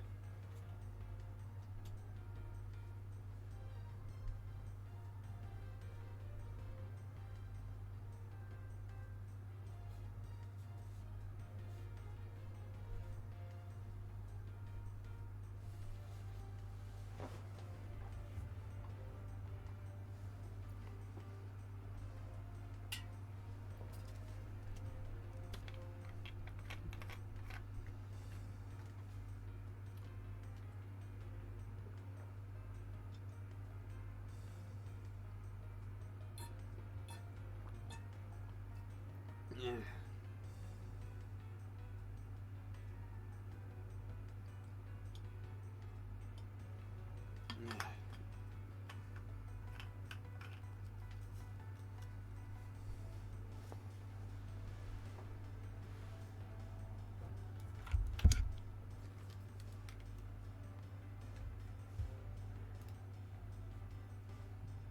Stuck in the middle of this games.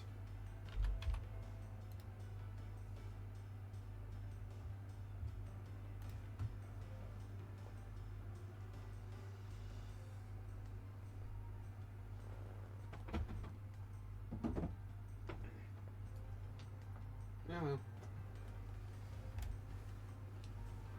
March 14th, 9:21 p.m. Open air stage. Airman, I knew he was here somewhere. I left the Damascus 2 and investigation to Francisca and returned to Babal. I suppose my first order of business should be to look into Babal's statue. Mr. Edgeworth!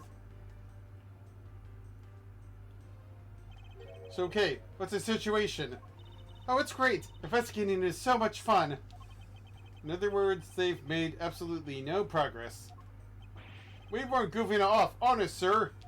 We've been investigating our hearts out.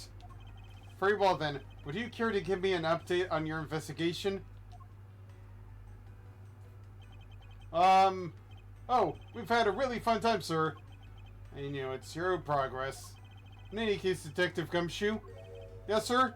You have permission to enter the Alabasian embassy, is that correct? Yep. As a local detective, I'm helping out with investigations on both sides, sir. Good. In that case, I'd leave these pieces of evidence with you. They belong to the lady under the Pink Princess's mask. The Pink Princess? What kind of lady was playing her, sir? The kind that was also playing the role of the Pink Badger yesterday. Ugh! Ugh. Understood, sir. If I happen to run into her, I'll give them back to her. And if I don't, then I guess I'll unload them somewhere.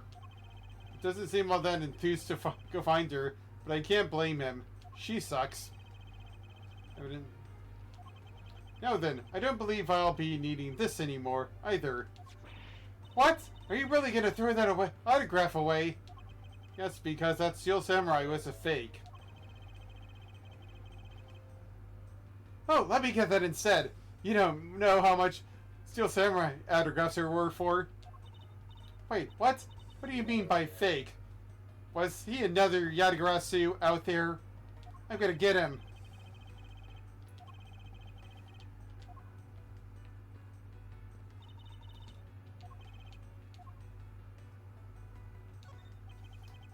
appears that the stage is also scheduled to be renovated. You know, I would love to... Yes? How's the investigation going into the Babbly's Secretariat's office, Kate? Well, even though we found a few treasures, they've all been pretty much burnt or crisp. A treasure is a terrible thing to waste. And a life. Anyway, is there anything else I should know about? Oh, that's right. You know what I found in that office? Wooden beard carving. So cute. Can I have it, huh? Can I? No, of course you can't. Sign of things appears to have been no progress in the investigation. Mr. Edgeworth! You look like you're enjoying yourself, Detective. Well, I don't have much else that I enjoy as much as a good investigation, sir.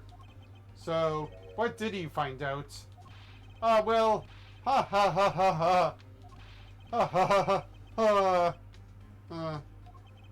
I take it has found nothing of particular use, as usual. Hey, Mr. Edgeworth, I got something really interesting from Ambassador Palliano. Oh, and what is this something interesting? This, sir. Oh, that's so pretty. I'm so jealous. It's a real treasure there. That's a real treasure there. Why does the flame burn green, Detective? So apparently if you burn the special wood crystal oil that they only make in Babal, it burns this green color, sir. Interesting. So it's a special property of the oil. I suppose this is a play to force people to visit Babal should the oil run out. Hey, tell me, what about these silhouettes? They stuck some cutouts on the outside of the lantern so it projects the images. Oh. Silhouettes, huh? They are rather pretty, aren't they? Wait, what am I doing? I was supposed to be asking for an update on the investigation. Hey, what's wrong, sir? There's something I want you to investigate for me. Do you think you can do that much? You got it, sir. Hey, that's not fair. Why is Gummy getting to do all the fun stuff? Well, that's because I'm Mr. Edgeworth's partner. I can't believe you took advantage of the confusion and stole my role as assistant. I expect the two of you to get along and work together like professionals on this. No goofing off.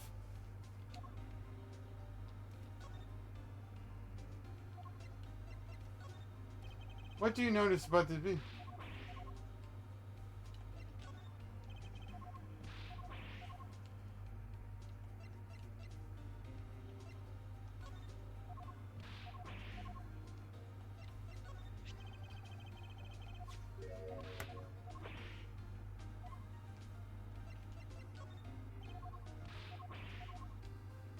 What am I giving to him?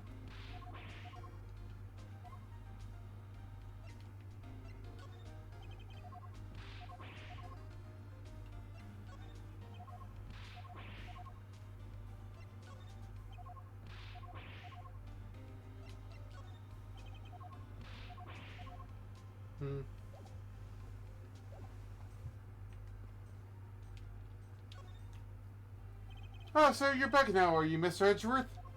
You must be tired. Here, with these, you can eat anywhere. You can eat whatever you like, even these coupons. And these are discount tickets for a cafeteria. They open tomorrow at 10 o'clock in the morning. I appreciate the concern, however, these coupons do nothing for me right now. This open-air stage, what functions does it serve exactly? Well, normally we use it for a variety of events. It's all to attract that extra bit of attention to Babal. I heard that tonight, over in the Alabastian Rose Garden, Ambassador Alba was to give a speech. And you know what? And he told me that I really should give a speech too. Mr. Kochin told you that? Yes, he did. Which is why I thought I should give a speech of my own. But unfortunately, I wasn't able to. Because of the fire at the yacht grass you started? Exactly. Ambassador Palliano, I'd like to ask you a little more about the permanent statues. Oh, I see. Well, let me ask you this.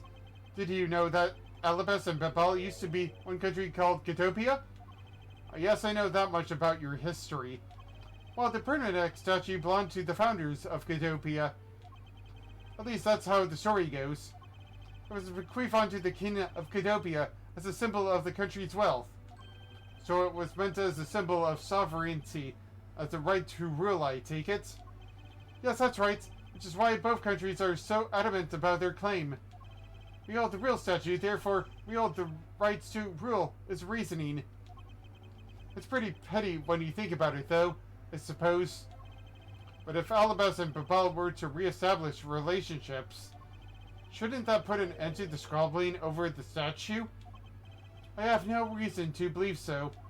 The Permadex statue is even more important now as a key to diplomacy. I wonder if Ambassador Palliano knows about what has happened to the very important key to diplomacy. Perhaps I should try showing him this key and see what he has to say to it.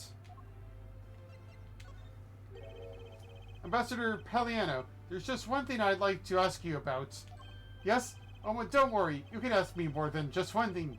About 3, or 2, or 5. In exchange, I expect you'll be coming to Babel, yes? Thank you, but just the one thing is all I require. Manny Kochin, I'd like to ask you about this man who was your secretary. Sure, I'll tell you what I know. Thank you for your cooperation, Ambassador. He was, well, if I had to put it into one word, he was an able man. Not disabled, but able. If there was anything I needed as an ambassador, he was able to get it for me. To think that a man like that had a hand in the smuggling ring right under my nose, going completely unnoticed.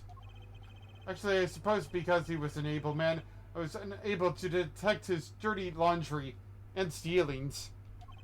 Sounds like Mr. Kojin had a very sharp mind. Recently, many have been really busy. Since I became the Babbley's representative of the Country Unification Council, he's been working tirelessly to cover my work for me. I'm sorry, but what is this Country Unification Council? Oh, well, you see how tonight's events proceeded without a hitch. Our two countries were to reunify and become one again. But I guess with how things turned out, that dream won't be realized anytime soon. I suppose not.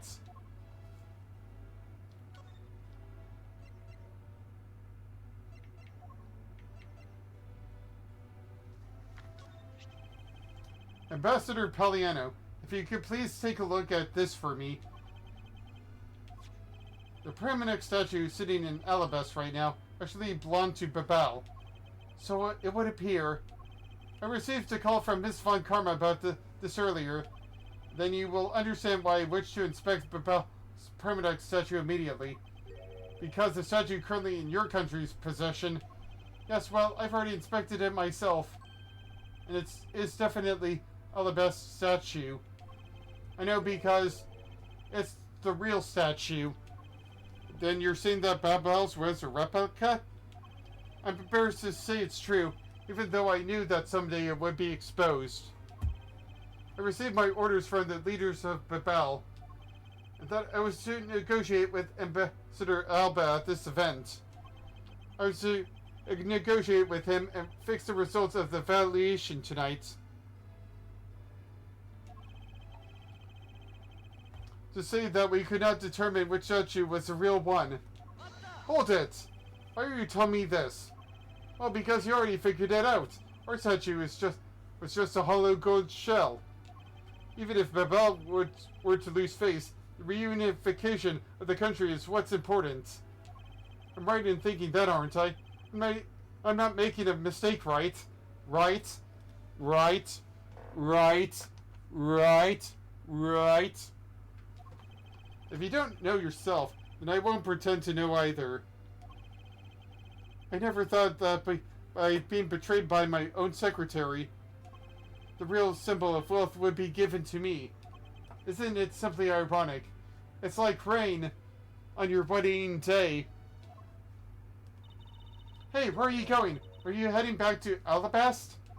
Yes, but before I do, I suppose I should give you a summary of what's happened. Oh, I see. So there's been another murder in both countries using an object from the other's country. That's the gist of it. But Bell is just as strict as Alabast in their inspection of the people and things that enter their country. Meaning that somehow murder weapons were smuggled into the two countries. That's the only logical conclusion that can be drawn. Perhaps the key to the weapon smuggling is a person who traversed both countries. You mean the fake Yatagrasu? In one way or another, the Yatagrasu is connected. Of this I am sure. One way or another, I'm gonna find them. I'm gonna get him. Now then, where was the Yatagrasu first spotted? I believe it was the Rose Garden, in the Alabastian side of the embassy. The garden is just on the other side of this boundary. It's where Ambassador Alba was to give a speech tonight. At least that's what I heard the Yatagrasu had appeared. In that case, I believe it's vital that I investigate the Rose Garden post-haste. Wait, before you go, take a good look at this, Mr. Edgeworth. What? Is it? I guess that it's a guitar pick.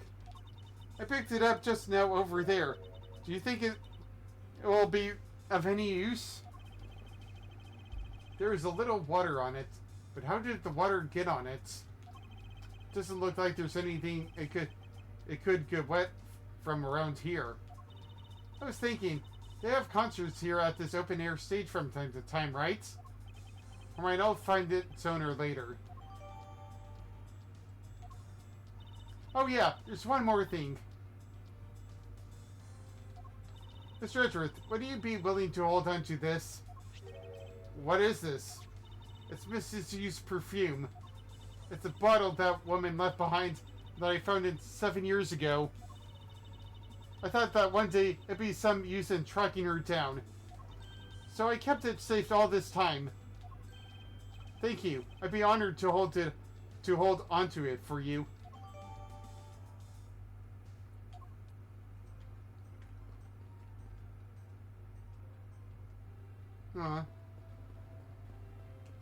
Leave me alone, Kay.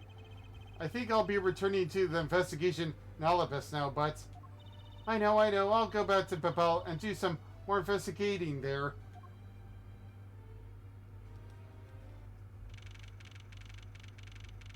March 14th, 9:58 p.m., Rose Garden. I see you're back, Miles Edgeworth. How are things in Babel? Although I can't really say I expect much from Scruffy and that girl. The investigation into Manny Koshin's death hasn't really progressed any. However, the investigation into the Yatagrasu has. Ah yes, the Yatagrasu. Even now I find it hard to believe. A person who can freely traverse between the two countries at will? Preposterous. Well, that's what I came here to investigate. I heard that this is where witnesses claim to have seen the Yatagrasu. That's correct. Ambassador Alba was to give a speech tonight here in Alabast. That's when the Yatagrasu appeared. The shadows of the mysterious thief appeared, and just as suddenly it vanished. After that, there was a fire at the Babylese embassy that the Yatagrasu started. I vowed that not a single feather from the Yatagrasu shall escape my diligence. Rose Garden began investigation.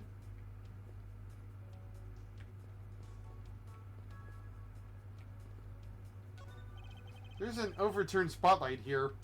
When the Yatagrasu had appeared, the audience that was waiting for the speech to start panicked. Suppose that's when someone must have knocked it over. I'm having a tough time visualizing the mass confusion that took place here, and the mass destruction. Ooh yeah, da da da da da da da da, baby. I thought to use my whip to capture the Yatagrasu. However, there were people in my way, and I was unable to land even a single lash. I suppose this means that some other percepts were hid instead.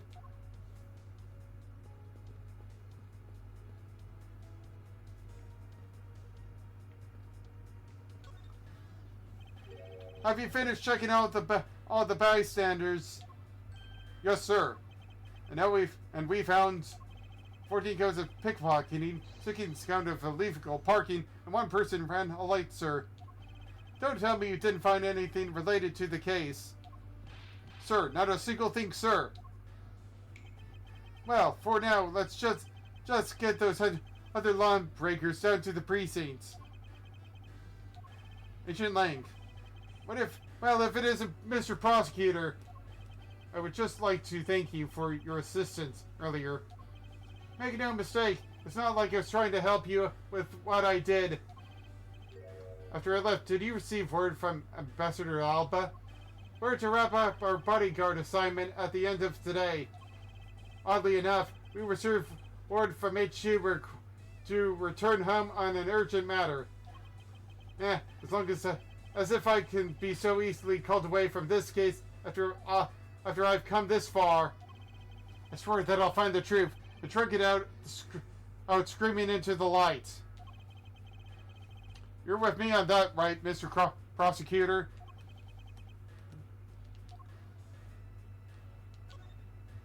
You were working as Ambassador Alba's bodyguard at the time, so naturally you witnessed when the Yatagrasu appeared, correct?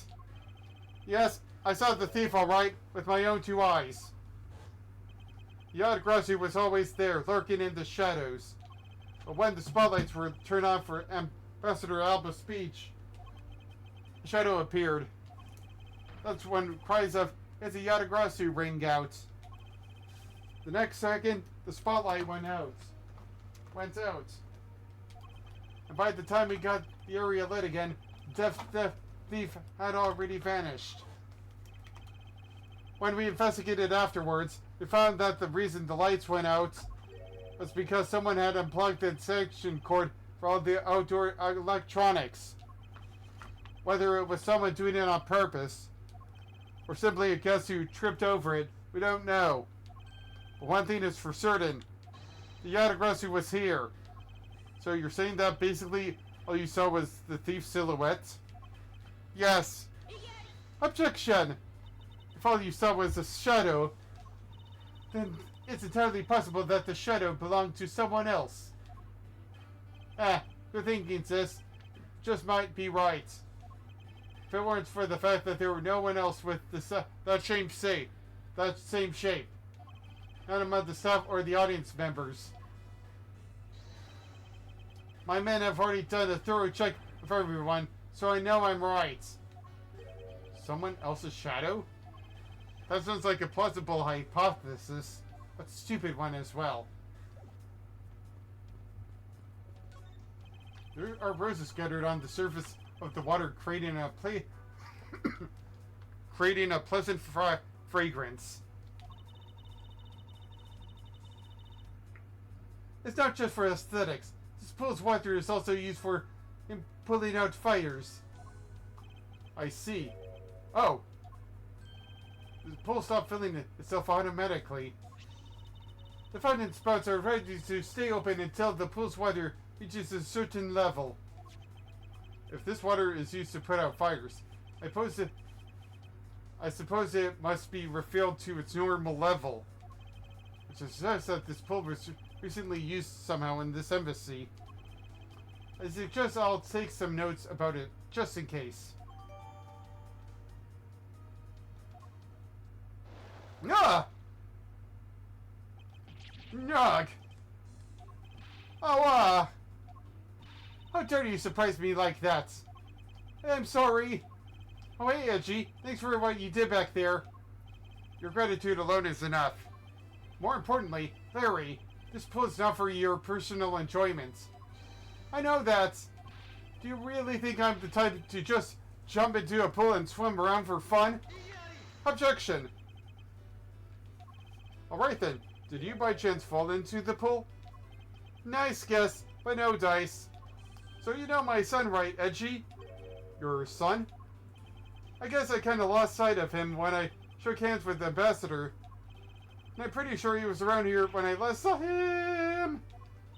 You imbecile! How can you be so flippant at a time like this? What are you going to do if your son fell into the pool? How old is this child of yours anyway? How old is he again? Hold it.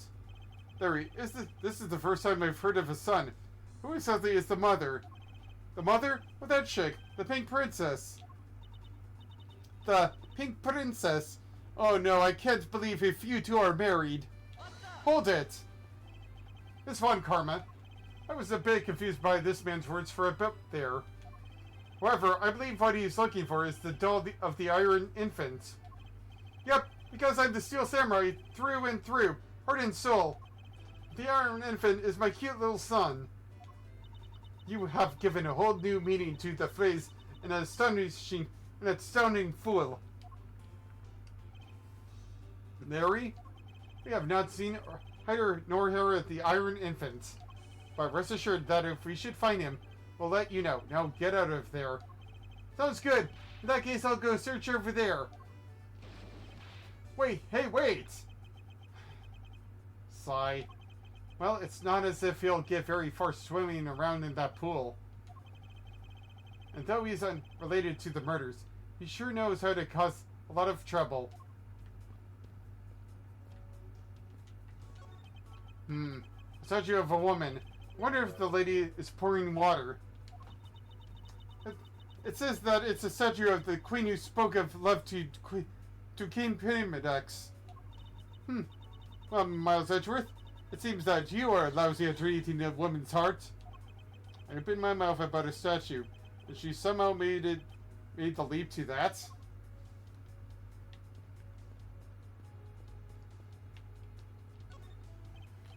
The statue bears a resemblance to the Pyramidex statue.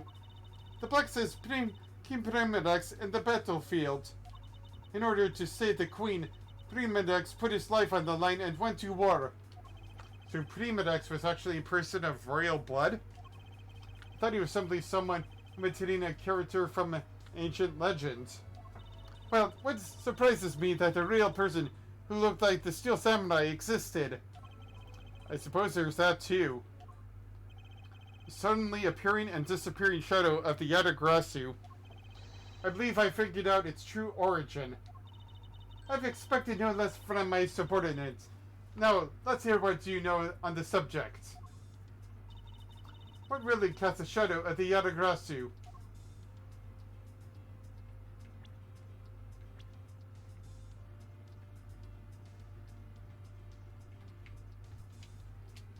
Hold on a moment. The suddenly appearing and disappearing shadow of the Yatagrasu. Is it not possible that it was created by this statue? Objection! Are you playing me for a fool, Miles Edgeworth? The statue bears absolutely no resemblance to the shadow of the Yatagrasu. You are correct. However, the statue is but one part of the whole picture. What do you mean by only one part? What is the other part of the picture?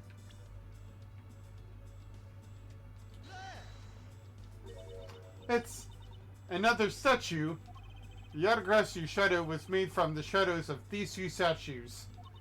Made? What do you mean by that? Right now, the spotlights are all over the place. This is because they were moved when the guests were in a panic state. However, if we were to restore the lights to where they were when the thief appeared, you believe that the two shadows would create the Yatagrasu shadow? Precisely. Now then, watch as I reveal the true form of the Yatagrasu.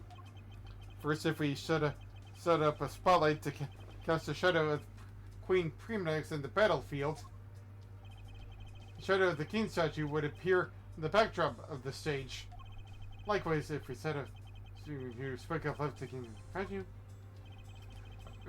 being on the backdrop of the stage.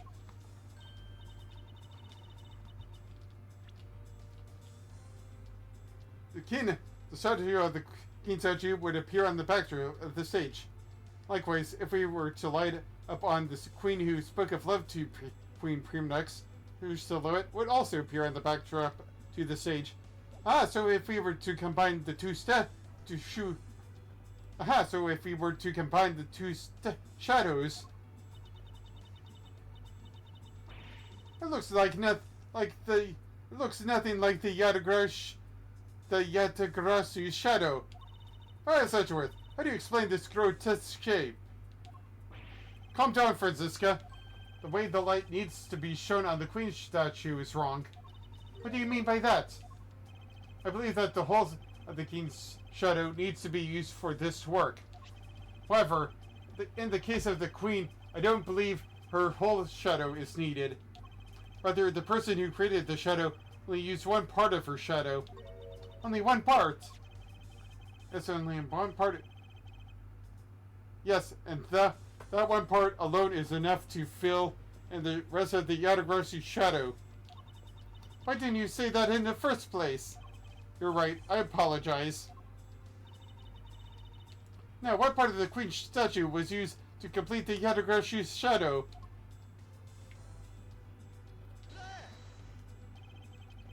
Think back to what is missing in our shadow. 5 long, thin areas, correct? Now, what does that remind you of? Ah! That's right. It can only be the shadow of the Queen's left hand. Franziska, if we can please adjust the spotlight's position so that it only shines on the Queen's left hand. Alright, let's give it a try and see what we get. Bippity boppity boo. It's... Yeah, this is exactly like the shadow I saw. The culprit must have changed the spotlight's positioning beforehand, and then pulled the plug after people saw what the culprit wanted them to see. In their panic, the guest must have moved the spotlights around, which we can assume was also a part of the culprit's plan. By the time the lights came back on, the Yatagrasu's shadow had vanished. Which means that the shadow was a construct from the very beginning. So you see, the Yatagrasu never did visit Alabas tonight. The only country that the thief visited was Babel, although it can be assumed that the Yatagrasu had an accomplice in Alabast. An accomplice? But who? I haven't figured that out yet, but I assume it was the person who set up the shadow show. I sense that the biggest clue yet to solving this case is the existence of this accomplice. Investigation complete. How's the investigation going? Detective Bat, have you come to join us in investigating the Yatagrasu? I've left the murder in Agent Lane's charge. And my only target from the very beginning is the Yatagrasu, so yes. So, what have you found out? I got a piece of evidence. May I see it? Sure, but you might regret it. We're here because we are ready to face whatever may come. Come as may. So, if you please. When people heard the commotion, bystanders started gathering. And one woman claimed, I'm telling you, a genuine international journalist. I'm a genuine international journalist. She gave me an interesting picture. A journalist? Well, actually, she's a freelance cameraman. This is the photo I got from her.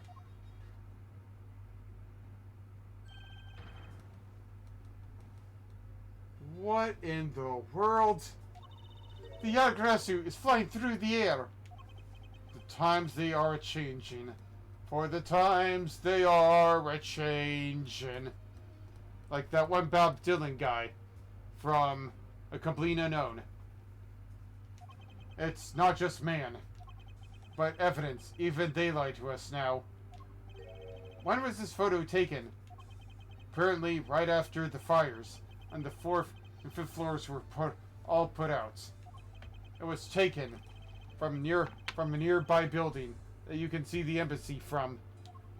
I see. So this was taken after the fire. The blur in this picture took off from the Babylese embassy, flew over to the boundary, and head for the Embassy of Alabast. Objection! This is simply not possible. People are incapable of flight. Or flying? Really? I mean, we have airplanes. Is that a fact? I've had the pleasure of dealing with a case involving a flying person once. Actually, come to think of it, I've come across a case like that as well. Two, actually. Maybe it happens more often than we think. Am I up to the task of solving the mystery behind this photograph? Well, the Yatagrasu took off from the Babalese embassy, so I should start from there. Francisca, I need to return to Babalese, to the Babal investigation for a bit. Alright. I'll continue investigation on this side of the building. Alright, I'm counting on you. Welcome back, Mr. Edgeworth. I'm in fighting position. Now, come on. Let's get back to our investigation. Yes, let's. Yes? I could do this to you, but whatever. Oh, right. I've only got one thing to say to this. The real Yatagrasu can't fly through the air.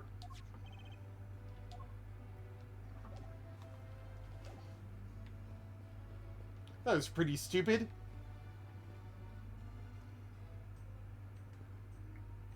Whoops, sorry.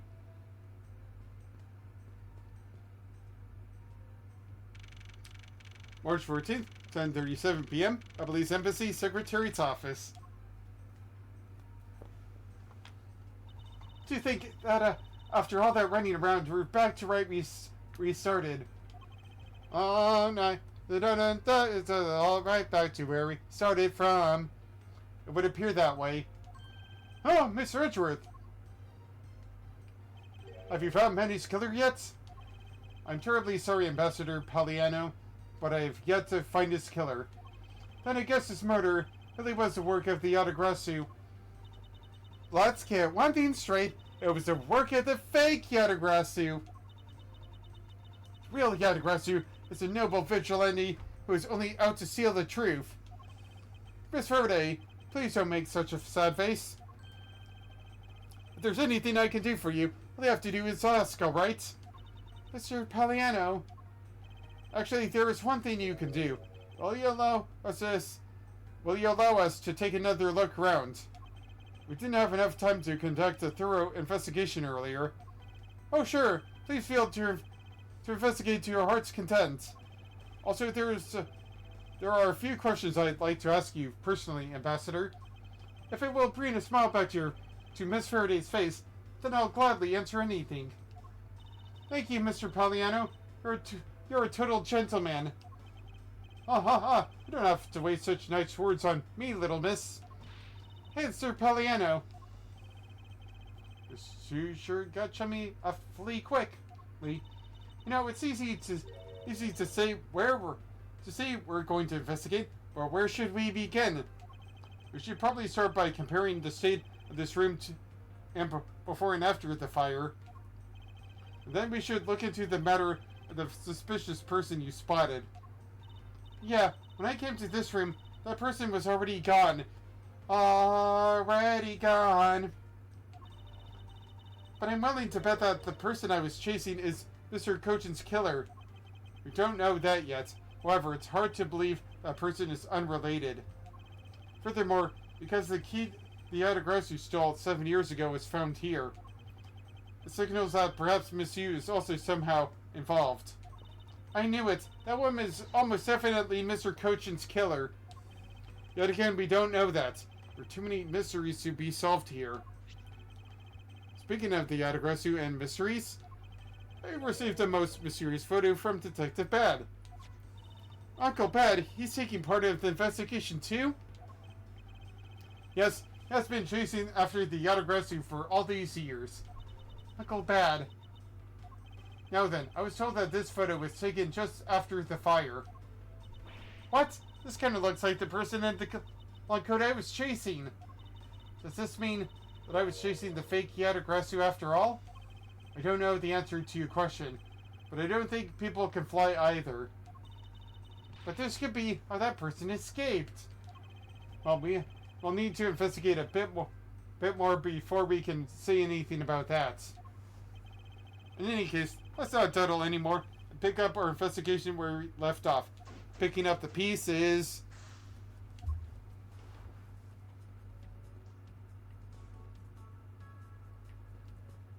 Let's see here.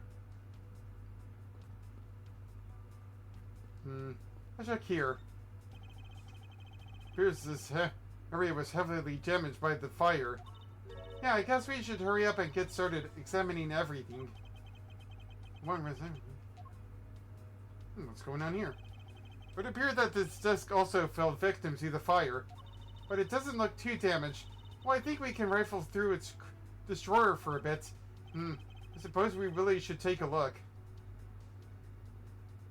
What in the world?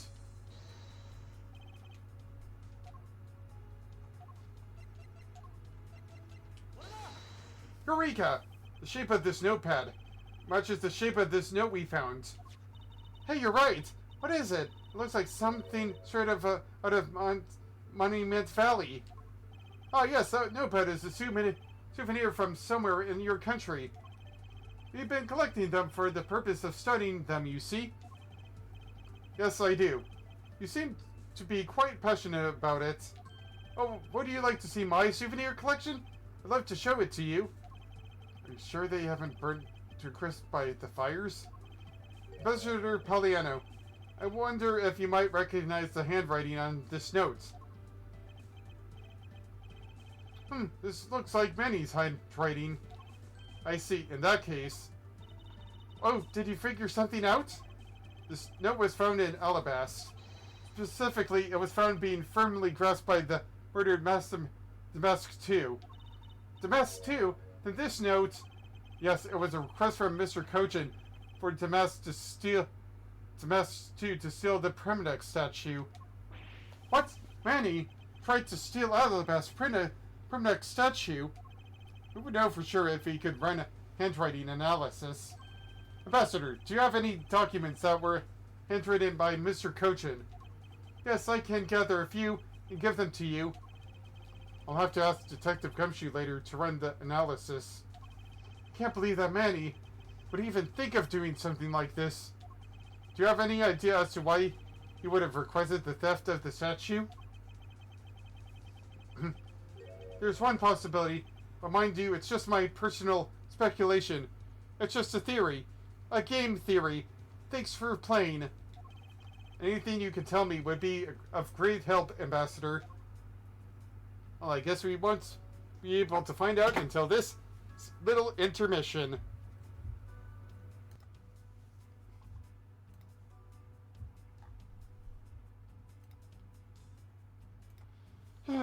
I'll be right back.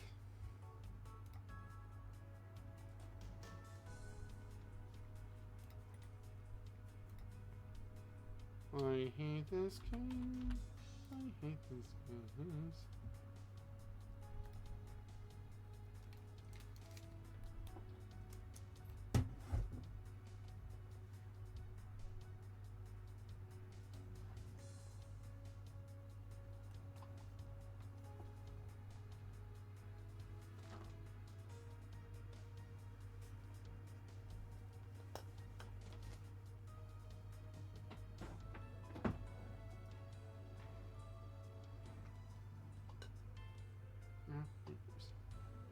I think it may be downstairs. Yeah.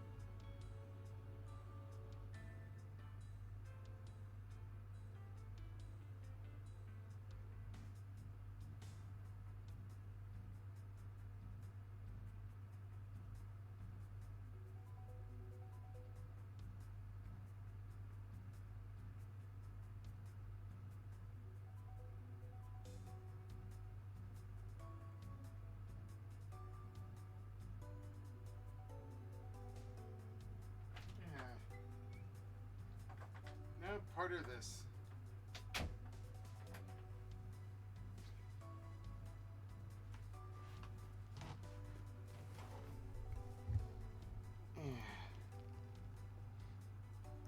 Now, back to the game.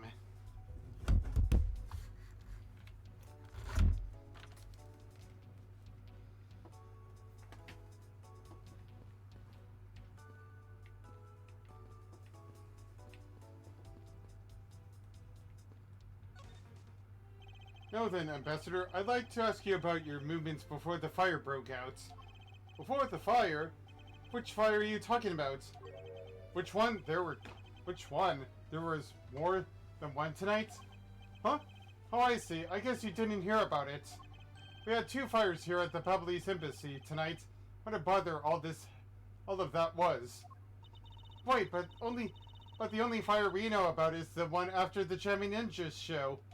Ah, well, the first occurred at the start of the Jammy Ninjas show. Luckily, only the 4th and 5th floors of our embassy caught on fire.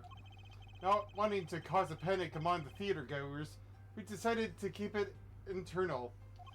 And the fire after the Jammy Ninjas show was the second one of the night. Exactly. So the fire I witnessed was the second one. Come to think of it, didn't Detective Bad make reference to the first fire? I don't care. I suppose this means that the photo was taken just after the first fire was put out. So what was the extent of the damage in the second fire? The second fire contained this floor, the 3rd floor. I think it was leftover embers from the fire on the floors above it that caused it. That's, how should I put it, a very bad stroke of luck. My office on the 5th floor, Manny's office here, and Manny himself, all gone in the blink of an eye. Poor guy. I feel so sorry for you, Mr. Palliano. Oops, look at me going on and on, and on and on. Now then, what was you wanted to ask again? We were discussing what your actions were and whereabouts for today were. And if you happen to know what Mr. Kojin's actions and whereabouts were as well. Ah, very well. Let's see, I've been quite busy all day from morning until now. First I woke up and then I brushed my teeth. After that I had to roll for breakfast. Hold it! Fascinating. How about if you just skip to the relevant parts for me? Oh, you like the condensed version? How about I can do that for you? So what did Mr. Kojin and you do this morning? Well, originally we were supposed to meet and shake hands with the German ninja. But Manny and I wanted to turn it into a photo op, so we were tidying up his office. You helped clean Mr. Kojin's office? Why were you not cleaning your own? Oh, I think I forgot to mention this, but my office is currently undergoing renovations. Which is why both the Premnex statue and the Babylese knife set are down here. I see. Oh, but the tidying didn't take much, really.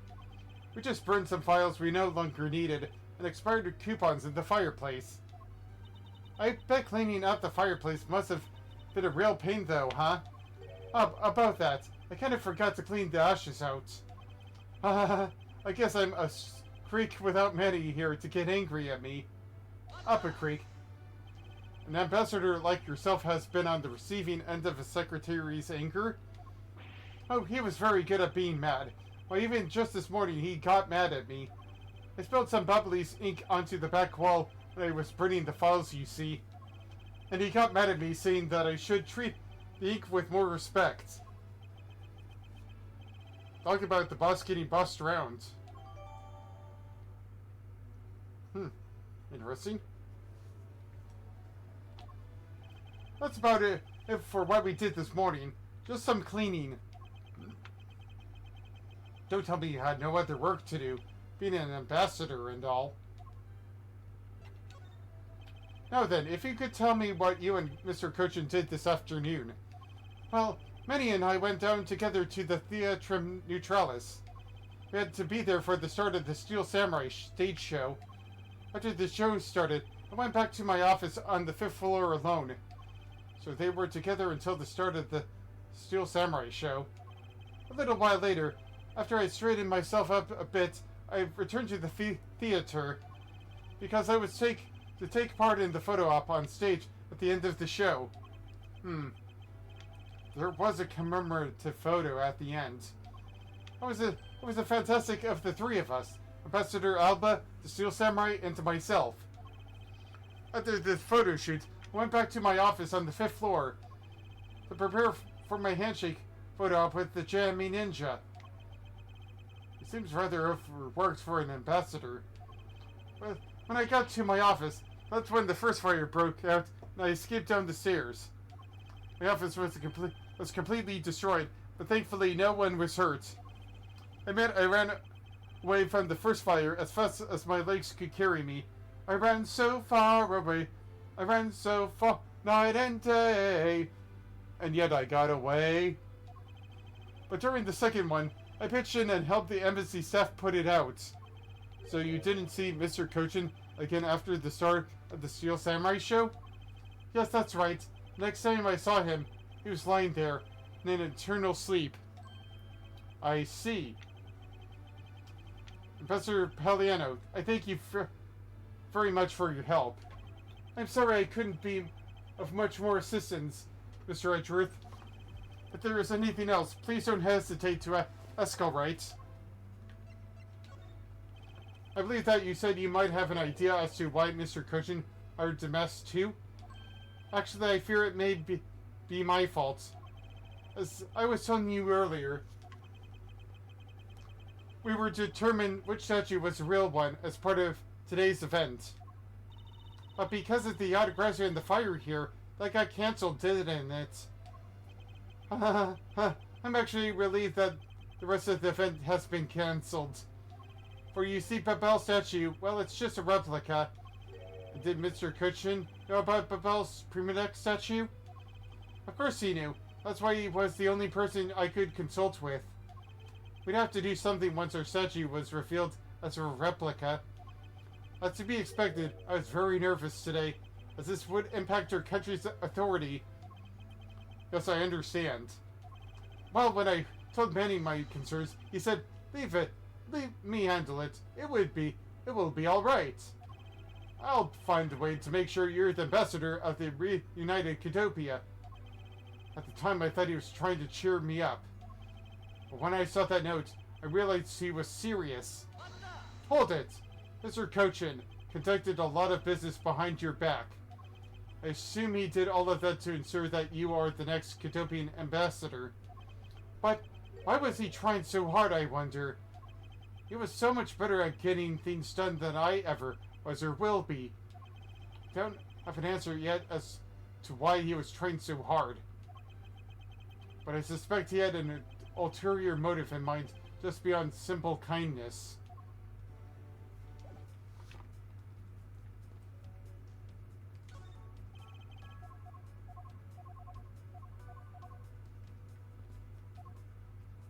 Yes? Is there any really place we haven't checked out yet in the Bablis embassy? Interpol was conducting its investigation when you were being held by Agent Sheena. Because of that, I was unable to examine the fire in the Secretariat's desk. True, but since he's here, why we should talk with Ambassador Palliano some more too. Oh, sorry, I didn't get that. You look so sad and lonely since Mr. Kochin died.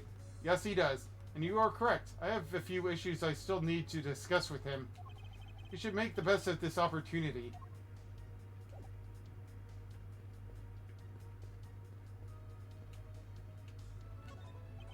So this is the real Primodex statue.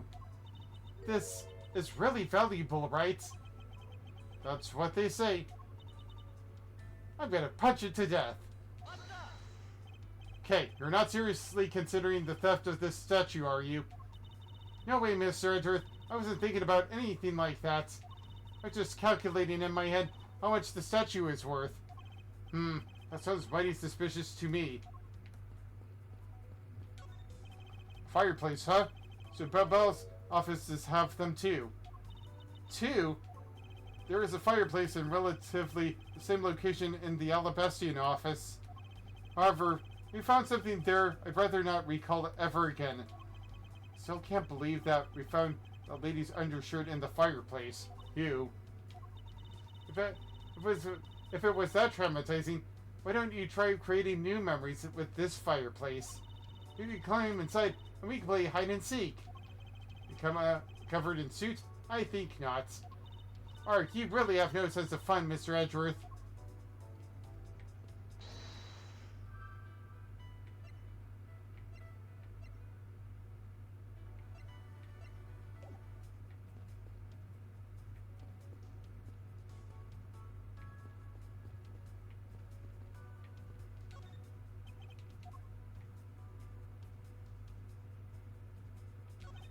This is a rather unusual sight for a notepad.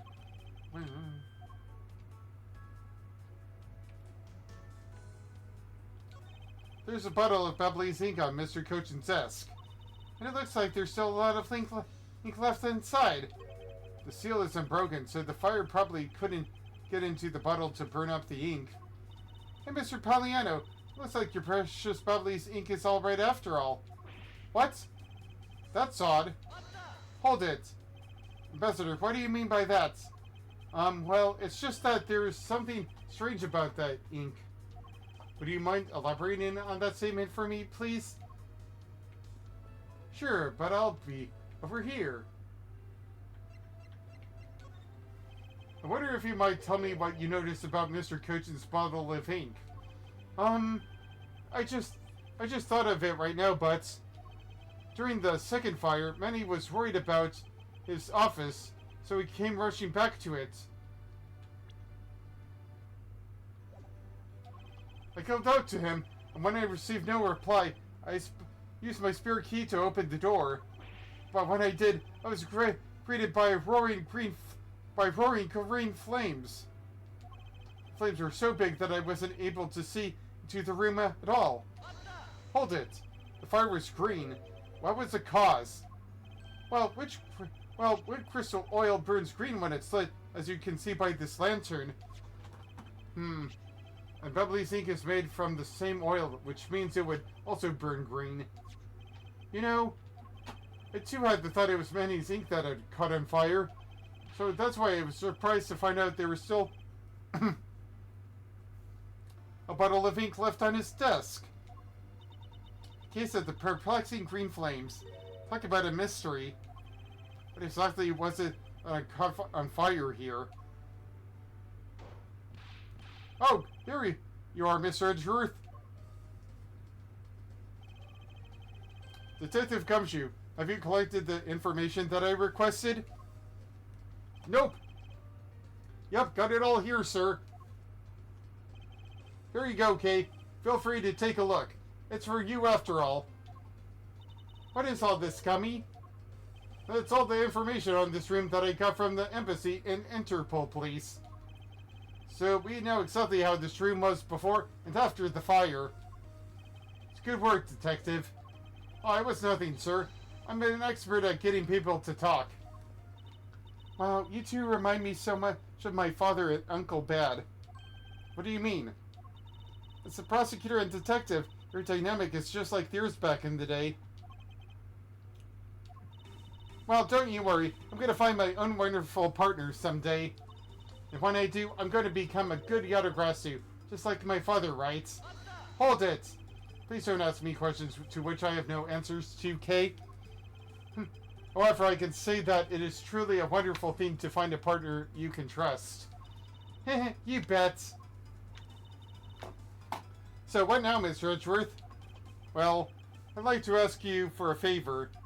Yeah? That gadget, Mr. Thief, is it? That thing you call your secret weapon? Your secret weapon? Oh, you mean Little Thief? You're coming to rely on it, aren't you? Hold it. I don't need a crutch like that. I'm only asking because I need it for the investigation.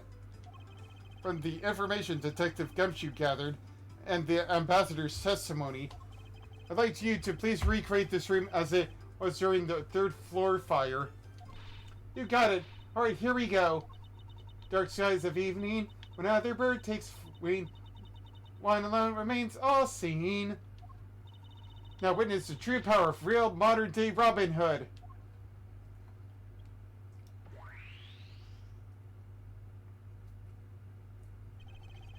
It seems there are other things besides what the ambassador mentioned that have changed.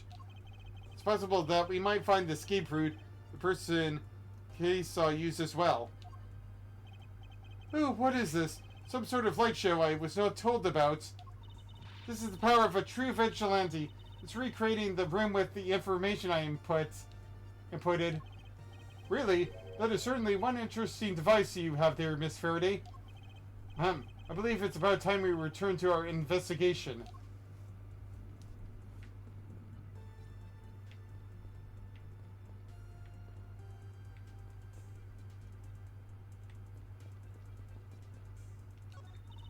So Babel is really pushing their tourism industry, huh? Yes, it would seem to appear that way. You know, I'd really love to take a trip. Hey, why don't we take another one after this case? Do you already have a destination in mind? Well, ideally, I'd like to go someplace where I can continue my thief training, like Rome. Yeah, I heard there was a great Assassin's Thief game, Creed game there. Well, if you want to learn the fine art of stealth, perhaps you should visit the studio where they make the German Ninja TV show. Hey, that's actually a really great idea, Mr. Edgeworth. I can't believe she took me seriously. Detective, you took part in the initial Babal investigation, correct? Yep, sure did. I also helped put out both fires, sir. But that first fire took me by surprise. I had a tough time escaping the 5th floor. First I tried the elevator, but I guess someone else had the same idea, because it was in use. If I hadn't remembered to use the stairs at that point, I'd been burnt to a crisp. Hold it. Wait, that's odd. We always warn ourselves in the case of a fire, it's dangerous to use the elevator. Oh. Maybe someone wrote it in the fit of panic? Detective, did you see the Yadagrasu that came into the Babylese embassy at all? I didn't personally. The other staff members told me they never got a good look at that person either. I wonder if you could tell me a bit more about what you discovered, Detective. That second fire broke out around the time the Yadagrasu was spotted in Alabast. That's also when a suspicious person was spotted in Babel, which caused some panic. So no one was able to get a good look at this Yadagrasu that entered Babel? Yeah, all they saw was a mysterious person wearing a long coat. But that's not enough to make a positive ID, you know? Still, it was enough to make the people who received the calling card panic even more. A person in a long coat. Long black coat. Sounds like the exact same person I saw. The Yadagrasu that appeared in Alabast was proven to be a fabrication of Shadow.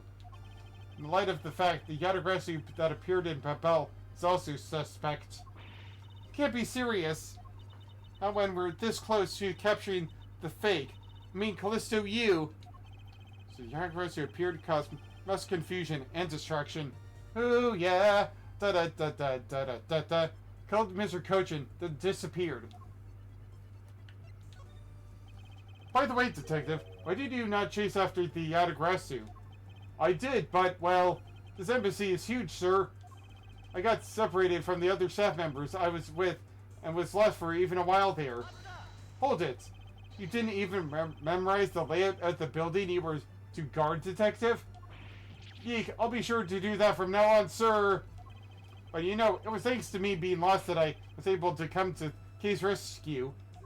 Oh, is that a fact? Yeah, it was when I was lost and wandering around in the 3rd floor hallway, sir. When I heard a scream, I headed towards it right away. Oh, that's probably from when I found Mr. Coach's body. Yeah, I thought it sounded like her, so I got real worried and ran as fast as I could. And it was thanks to Kami that Miss Sheena wasn't able to take me away. Cover for me until you got here, Mr. Edgeworth.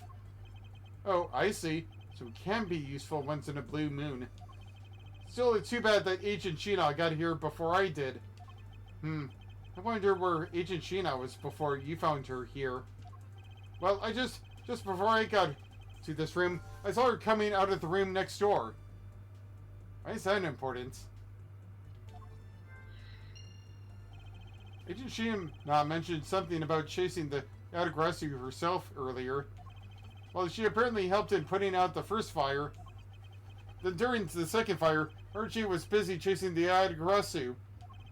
She seems to be a very dedicated agent. You would do well to learn from her. Why are you pointing at me when you say that, sir?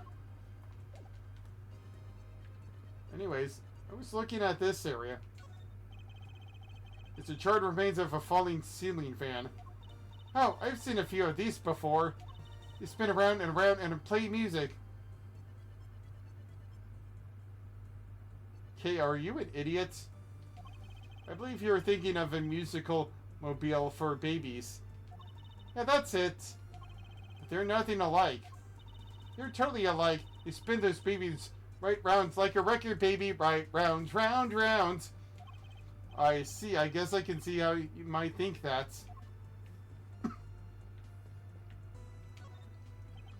This grandfather clock. It was apparently in a different position before the fire. According to the staff members, the clock was flush. According to the staff members, the clock was flush against the wall before the fire, sir. Which means that most likely it was moved by someone during the fire. Speaking of which, it's totally 11 o'clock now, but I don't hear any chiming. What? That's odd. It was... Huh? That's odd. I was still chiming right in the dot of every hour this morning. Maybe the fire damages internal mechanisms or something? Ambassador Pelliano, we took a look inside that clock. Sure, go right ahead. On right ahead. Right on ahead. Whatever. Detective Gumshoe, if you could please inspect the inside of this clock. Yes, sir. I'm on it. Mr. Edgeworth, I found this inside, sir. It looks like a length of wire, so this is what caused the clock to stop chiming. Well, what's the long length of wire doing inside this clock in the first place? Why would someone do this to such a valuable clock? It sounds like it wasn't Mr. Pelliano that put the wire in there. No duh, Sherlock. Then perhaps it was Mr. Cochin's killer who did. These must have been the large green flames Ambassador Pelliano saw. With flames like these, it's no wonder he couldn't get in. Like, hey, by the time you came into this room, had the fire already been put out? Yeah, the fire had died out or something by that time. Now, this fire in here only burned from the time fire started on the 3rd floor. Until the Yatagarasu appeared and caused a stir in Babala, I suppose. Guess Mr. Pelliano was just lucky enough to run into this fire as it was burning, huh? Yes, you could put it that way. And since you were the first to discover the body, we can assume that no one else entered the room until that time. No one other than the person you were chasing, of course. I knew it. That person I saw was definitely up to no good. Started making trouble in my neighborhood. I mean, that person could even be Mr. Cochin's killer. This is very likely to be the case. After all, that person came into this room before you, and must have chosen this room precisely because they knew no one would be in here. Okay, then maybe the green fire was where it was to prevent anyone from coming in? But then, what did the person set on fire to make the green flames? Well, whatever that person burned, it made a rather sizable fire. And since the fire's green, well, we've seen something that burns green, right? It's a bit tinier than these flames, but you get what I mean. Yes, and I do believe what you are thinking is exactly why these flames are green.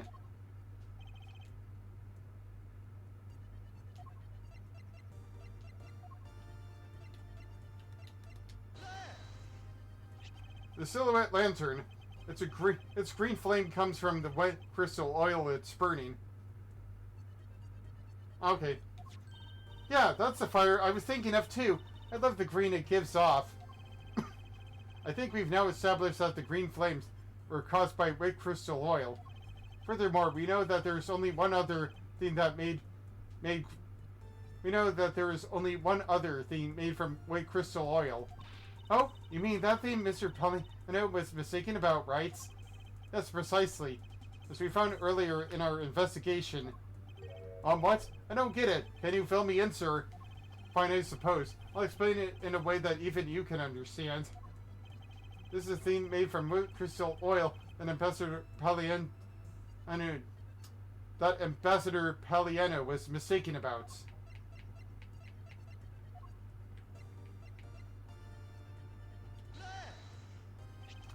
Probably zinc is made from white crystal oil. Oh, so it should burn the same color as the flames in the lantern, right? Yes, precisely. However, the green flames in this room were not from a bottle of Babley's ink. Because we found the ink Mr. Cochin used on his desk, right? Yes, however, we know that Mr. Cochin was smuggling the ink in massive quantities. Now, what do you suppose he made using all that ink? I do believe what he made with that ink is the answer to what gave birth to the green flames. Oh yeah, I'm beginning to really feel the energy coming from you, Mr. Edgeworth. I'm really feeling it. It would appear that I finally found it. The smuggling ring's real goal. Made of Beverly's ink is the sword of the green flames.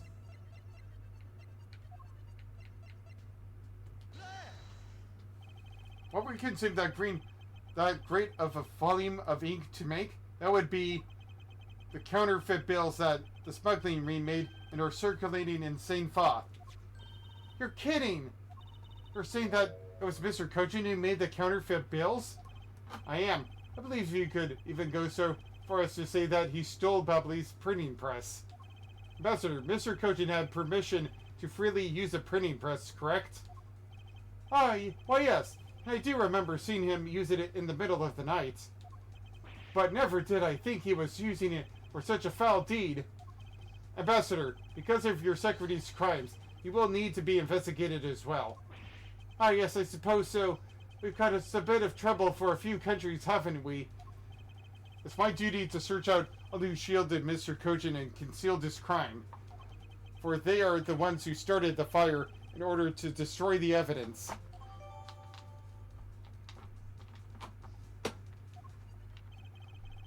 We've examined everything in this office, but there's one thing that bothers me.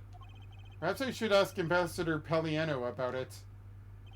Ambassador Pelliano, there's something I'd like to ask you about.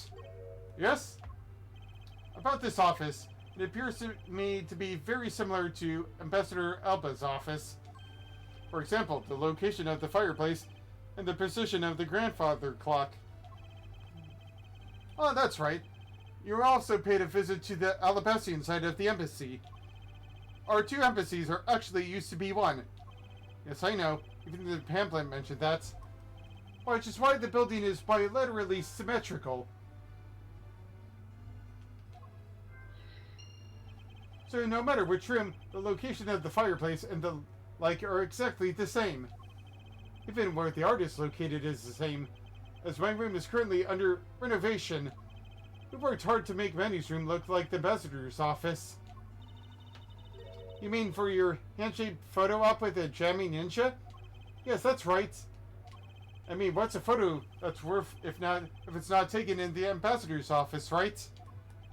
And another odd expression of Babley's obsessively competitive spirit with Alabas, I take it.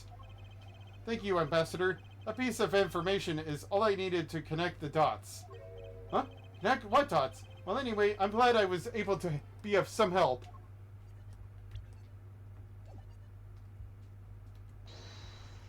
Puzzle pieces together.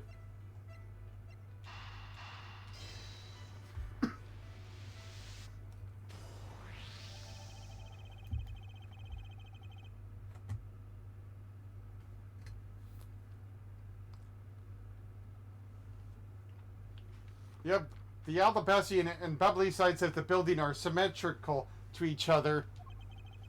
As we know that to be a fact, then this room's fireplace may also hide a secret passageway. A secret passageway? Yeah, an alabas. The fireplace turned out to have a revolving back wall. A revolving wall? That sounds like something out of a ninja house. Wow, there was a trick like that built into the fireplace, sir? What? This embassy holds that kind of secrets? There seems to be a lot of this room that you don't know about, Ambassador. I guess it's time to pay the bill for letting Manny to do so much work for me. Please, I really want to know about the real Manny and what you know about this room. What are you waiting for, Mr. Edgeworth? Let's go to the bottom of this and get to it as well. Agreed. My first thought is that it's likely the killer used a revolving fireplace.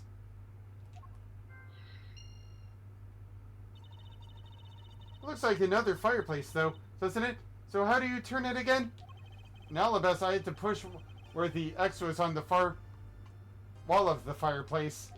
Oh, I see a back. Oh, I see an X on the back there, sir. Let's see what happens when I push it. Hold it! Ah, you scared me, sir. There is something about this fireplace that lies in contradiction to the facts. Huh? But we found an X where you thought there'd be one, right? We did, but that's not what I was referring to. Something is missing from this scene. What does this contradiction mean for us?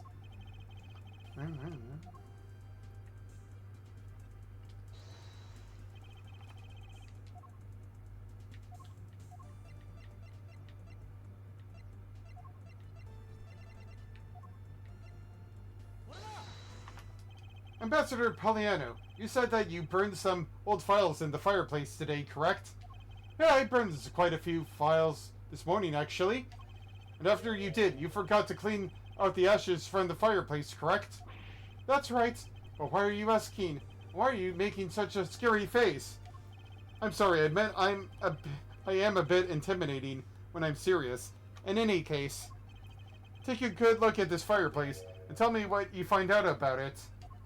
Let's see. Huh? Where did all the ashes go?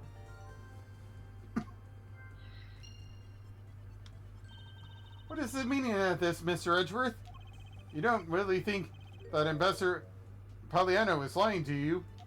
No, there's no reason for him to lie. And I don't believe his testimony is wrong either. It is the fireplace that is causing the contradiction. Hey, I wonder if you might update the fireplace data for me. You got it. That and the ashes from the burnt files and... Sounds like we've pretty much figured out everything out now, huh? Well, actually, it was nothing. All I did was follow where our leads led us. Oh, I see it coming now. You're about to tell Celeste again, right? You mean that? Well, it's what Mr. Edgeworth is known for, you know? There is really no need for you to dance around the name of what I'm about to do.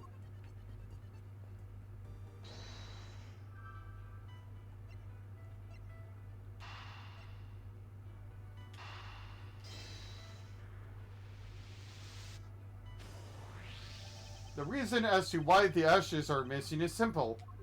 It's not because someone cleaned them up, right? No, because even if someone did sweep them up, the fireplace is still too clean for that. Ambassador Poliano said that he spilled some bubbly ink when he was burning the files. And yet, there's not a trace of the spilled ink on the back wall anywhere. Well then, I don't know what happened. Well, I'll tell you what happened. The two sides were switched. By using the revolving fireplace wall, the ashes were moved into the neighboring room. Which means that this is a clear indication that the fireplace was used.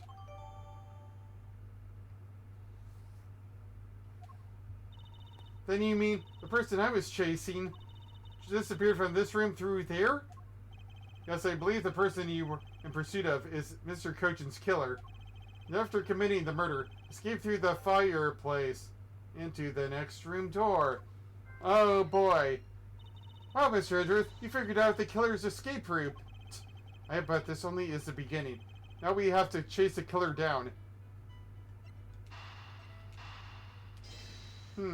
Next room. Room next. Room next door. If the killer uses the fireplace in this room to escape into the next, then it's only logical for us to talk with the person who was in the neighboring room. Well, that person in the next room was. Oh, it must be that person, sir. Yes, Detective. Agent Sheena.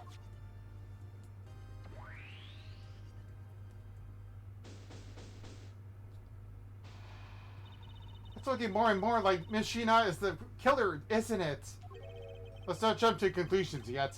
We need to go through what we know so far. She came running straight into this room from the next one and instantly accused you. Furthermore, she claimed that it could only have been you that killed Mr. Cochin. I don't have any proof yet. However, I know she is hiding something from us. Okay then, why don't we go ask Miss Sheena herself? Hold it. No, not yet. There's something that needs to be done first. Detective Gumshoe. Sir, is it my turn to do something, Mr. Edgeworth? Yes, I have a two-part special assignment for you.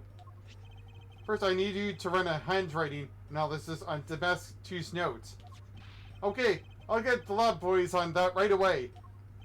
Second, I want you to see if you can fit through that revolving fireplace wall. Right now, sir? No, not next decade. Of course now. We need to test our hypothesis first, don't we? Oh, go on, Gummy. You can do it. Alright, I'm gonna do it like a real man. Talk like a man, walk like a man. Everybody go through the fireplace and back. You shouldn't need to psych yourself up that much for such a simple test, Detective. Wow, the wall inside the fireplace really did turn. That's so neat. Now I want you to try going through there too. There really is a secret passageway through there. I had no idea. Secret tunnel. Secret tunnel. Secret tunnel. It would appear that the ash really was pushed into the other room. Furthermore, the Babyliss ink you spilled, Ambassador, is there on the back wall. Okay, here I go, sir. Hold it. Detective, I'd like you to go through there under the same conditions as the killer. Huh? But there's all that ash and stuff. And your point is? Now we're short on time, so if you could please hurry on through. Yes, sir. Okay, so now we pretty much have the whole picture, right? How did I even fit in there? Get me out! Get me out! No, not yet. There remains a few more mysteries to solve. Such as the Yatagrasu's whereabouts, the other smuggling ring members, the two weapons that made it across the border, the key Miss Yu stole 7 years ago. In fact, we haven't figured out a theme regarding how Miss Yu is related to these embassies. Mr. Edgeworth, a number of pieces connect in a very complicated way in this case. It's almost enough to make one completely mentally exhausted. What are you saying, Mr. Edgeworth? I thought you were the one who said it's easy if you follow the leads. Was that supposed to be an impression of me? Okay. If it's info gathering you need, give me and I can help you with that. Then all you have to do is show off your fancy-smancy logical deductions. Show off? Does it seem like I'm being boastful when I do that? Let's not overcomplicate matters, okay, Mr. Edgeworth? We've been so focused like a laser on only what seems strange and out of place. It's no wonder nothing's clicked and we haven't unlocked anything yet. But if we think things through calmly, the answer should come to us. Okay. That's the sort of thing I say to myself when I'm practicing how to unlock padlocks, you know. That is something I hope practice doesn't make perfect. For your sake. And for mine. And probably Gumshoe's. Hahaha. Yay, looks like you're back to your straight-laced self again. Hey, Edgeworth. Mr. Edgeworth, I'm back, sir. Yes, I can see that. Good work, Detective. Cough, cough, cough. Looks like you can use that fireplace like a door, sir. Are you alright, Gummy? I'm okay. It's just a bit of ash and dust, that's all. Your jacket has gone quite filthy. I see the hem has practically turned black. Yeah, well, quite a bit of the unburnt ink got on me, sir. I see. Thank you, Detective. You did a fine job. We'll even pay the cleaning bill for the trench coat. What? Oh no, sir, I could never. This is just my old coat, sir. If it was a coat I actually cared about, then I'd get it cleaned, but you know. You don't ever clean your coat? Okay. Maybe you have another one? Okay, whatever. I see. Very well. As you wish. So because Kemi was able to climb through the fireplace, we know it can be used, right? Yes, but that's not all we learned. We actually learned one other important fact. That is... we'll have to explain it to you later. Right now, we need to deal with the handwriting analysis. Detective Gumshoe. Yes, sir. I'll be back before you know it. The handwriting analysis, Mr. Coach's handwriting, will take a bit of time. Let us go wait in the Theatrum Neutralis, along with Agent Lang and Agent Sheena.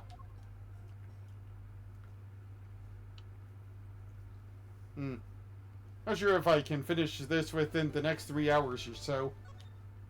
Maybe by midnight, but that's stretching it. I have other stuff that I need to do.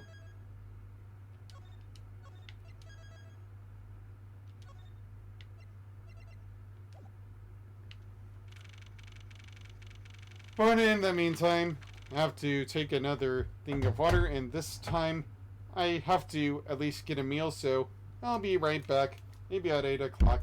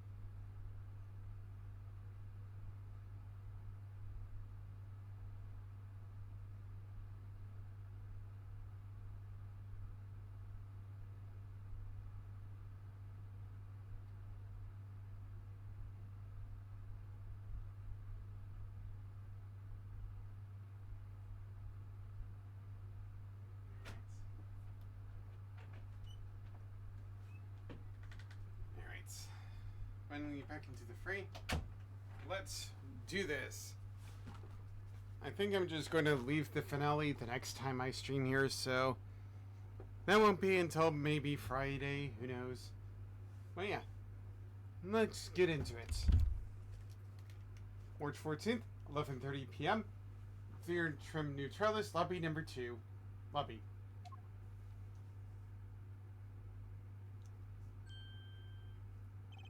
Agent Lane. Agent Z says, little cubs do whatever. Never do they know the real fury of the Elder Wolves. These quotes are definitely becoming increasingly difficult to decipher. And what does that mean? It means that you'll never really know how angry I can get. Mr. Prosecutor, the counterfeit bills made with Bubbly's ink, they were all of St.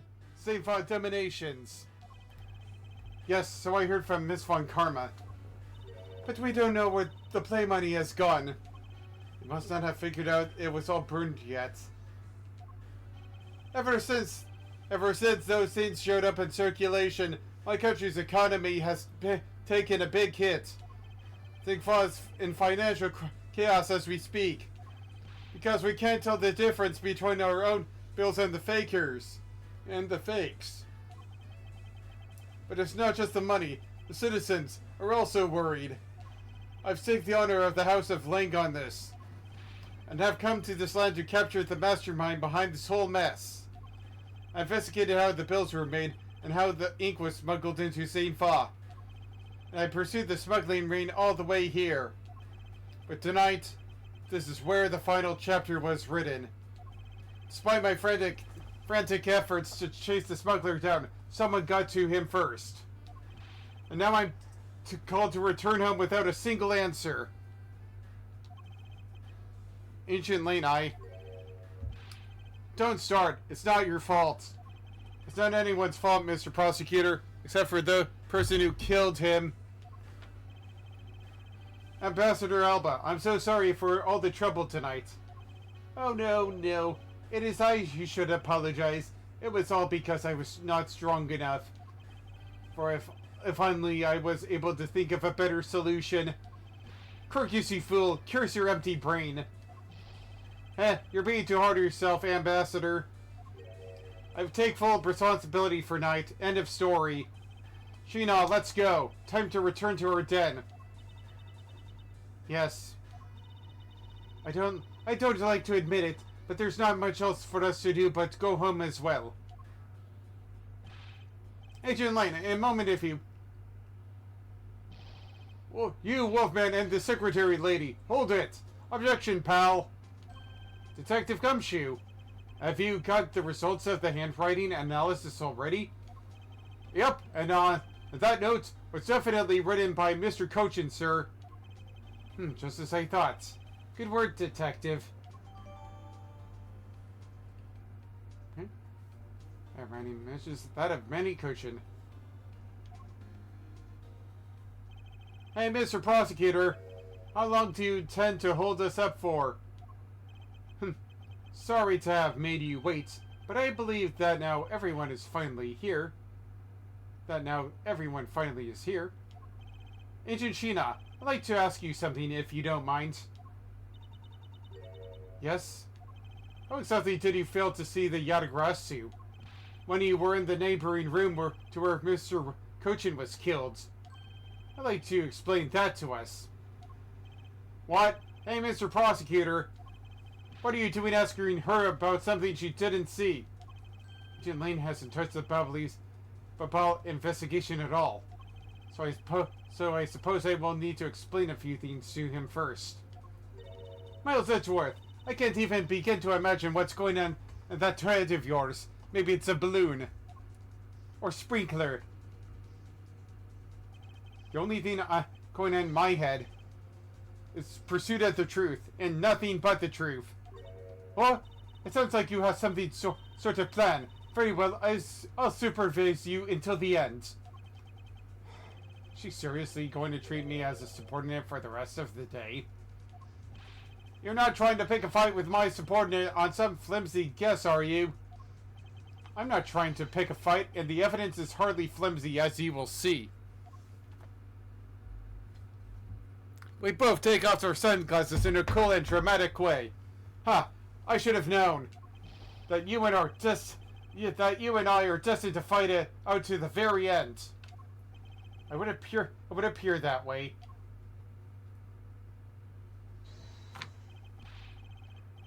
Well, I'll prove her innocence. So let's see what you've got, Prosecutor Edgeworth. With pleasure. For my opening argument, I'll discuss the Yatagrasu that appeared in Babel and establish exactly who it was that Kate saw. Agent Lane, I assume you've been briefed on Kate's testimony?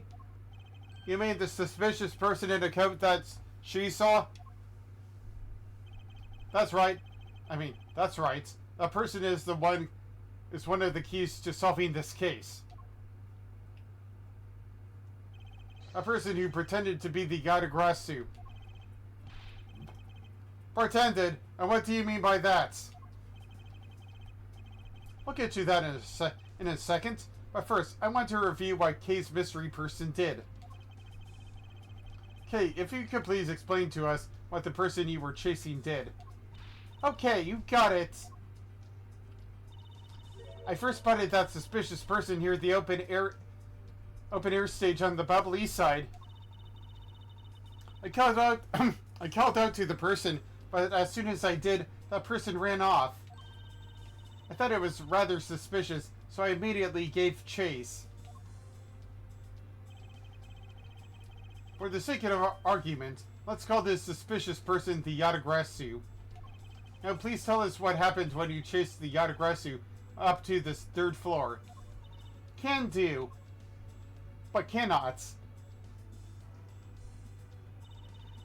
I chased the Yatagrasu up all the way up to the third floor of the Babelese embassy. It was a pretty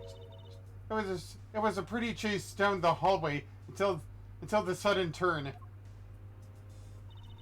The Yatagrasu disappeared around the corner, so I did my best to catch up. When I turned the corner, I saw the Yatagrasu run into Mr. Kochin's office. I gave chase and ran into the room. But when I entered the room, it was pitch black. I couldn't see a thing.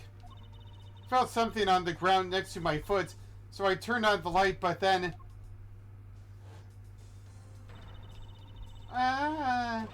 who's there?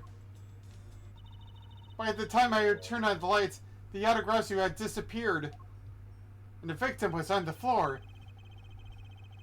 When Kay entered the room, the person she was chasing was already gone. Already gone, and I'm singing the song. What do you suppose that was, Agent Ling? What do you mean, what do you suppose? Isn't it obvious?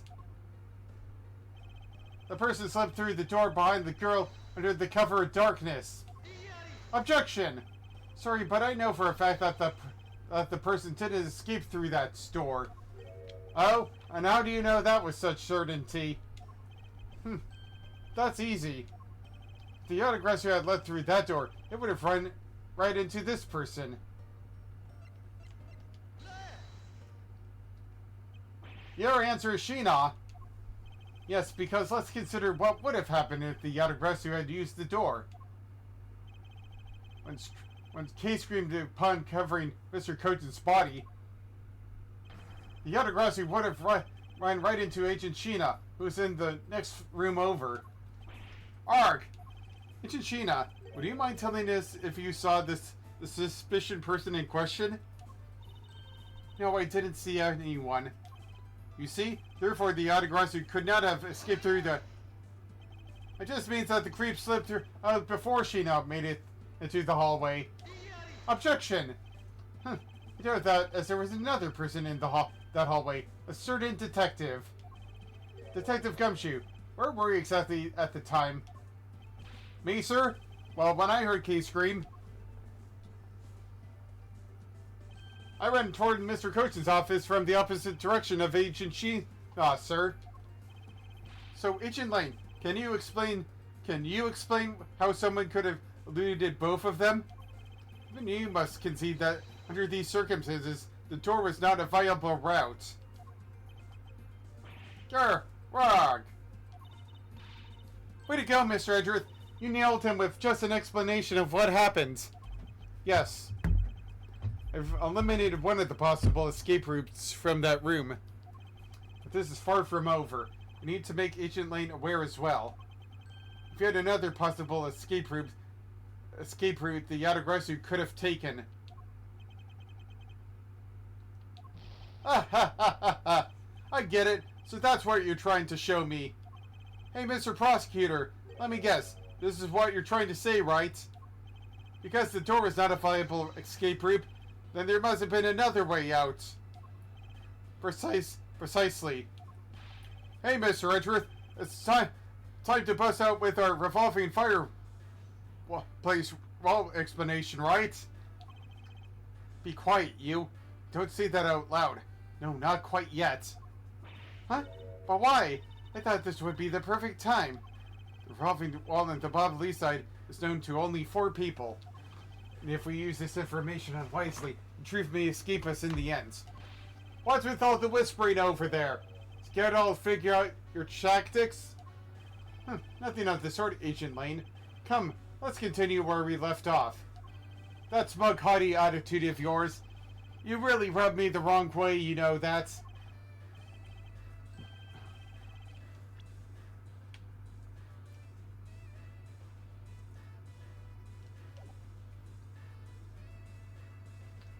Well, no matter. I figured you out anyway. The only other possible escape route, besides the door, is the room's lone window. And since an eerie picture of said escape route exists, are you saying that this photo captures the moment of the Yatagarazu's escape? I guess Detective Bad must have filled him in on this photo. I have to admit that at first I thought the window to be a possible escape route as well. However, I now know that to be impossible. Now I realize you may know this, but humans can't fly. Of course I know that. That's bloody common sense. Besides, I never said I thought that photo to be the Yatagarazu's escape route. I suppose not. Alright then, explain yourself. The shadow in this photo is not the Yatagarasu that Kay was chasing after. Not so fast. You can say whatever you'd like in whatever language you want. But there's only one language I really understand. A language of evidence. Very well then. I present to you proof that that person Kay saw is not the same as the one in this photo. Let me explain to you precisely why the shadow in this photo is not the one. It's not the Yatagarasu Kay saw. Kay spotted the Yatagarasu heading for the 3rd floor during the 2nd fire. However, the photo in question was taken just after the 1st fire. Grr! Nyok! Yeah, way to go! That's twice you've hit him in the butt now. Not so fast! We're not done yet. You still have yet to explain what that shadow is. And how the Yatagarasu escaped. I don't suppose you can answer both, can you?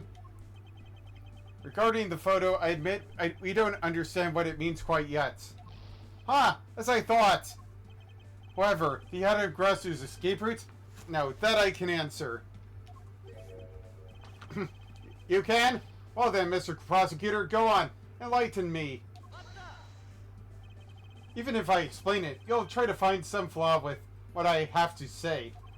We were busy heading up the Alabasian... You were busy heading up the Alabasian investigation, correct?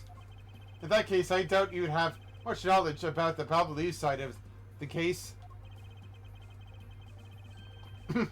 So wouldn't it be best if the lead on that side, Agent Sheena, explained it in my stead? Arg! Sheena is my subordinate. If I don't stick up for her, how can I look her in the eyes and call herself my boss? Call myself her boss.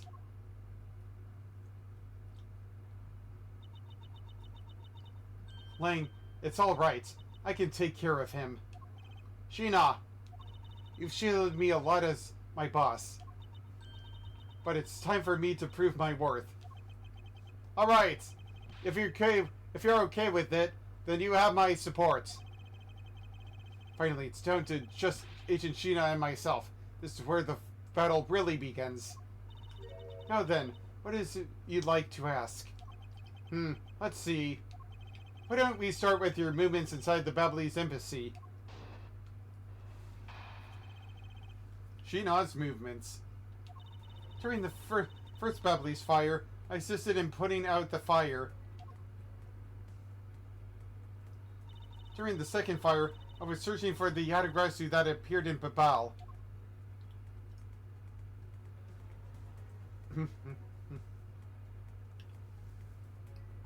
While I was searching, I heard a scream coming from the next room over.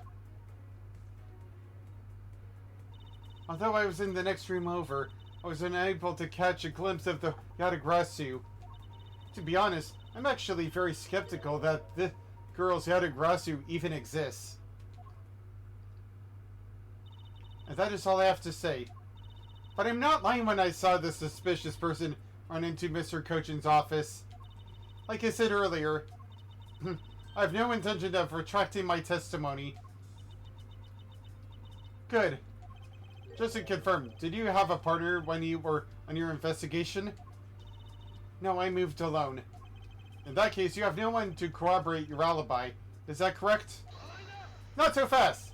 Are you calling her suspicious because she was in a room by herself? How pathetic. And it wasn't when Agent Sheena tried to arrest Kate under the same rationale? Now about when you accused Larry because it was the weapon's owner. Grr! Not that it's unexpected for that useless lump to get into such a situation. Although I suppose it's never a good idea to let mistakes go uncorrected. I will make no excuse for what I did in that situation. And you should apologize right now for making Kay out to be the killer, pal. I'm sorry. Sheena, apologize. I'm sorry. It's really okay. I mean, I'm not under suspicion anymore. Right, Mr. Edgeworth? Well, I never doubted you. Not for 1 second. And the same goes for me. I believe in Sheena. Then let's put that to the test. And see if she really is worthy of your trust. This promises to be interesting.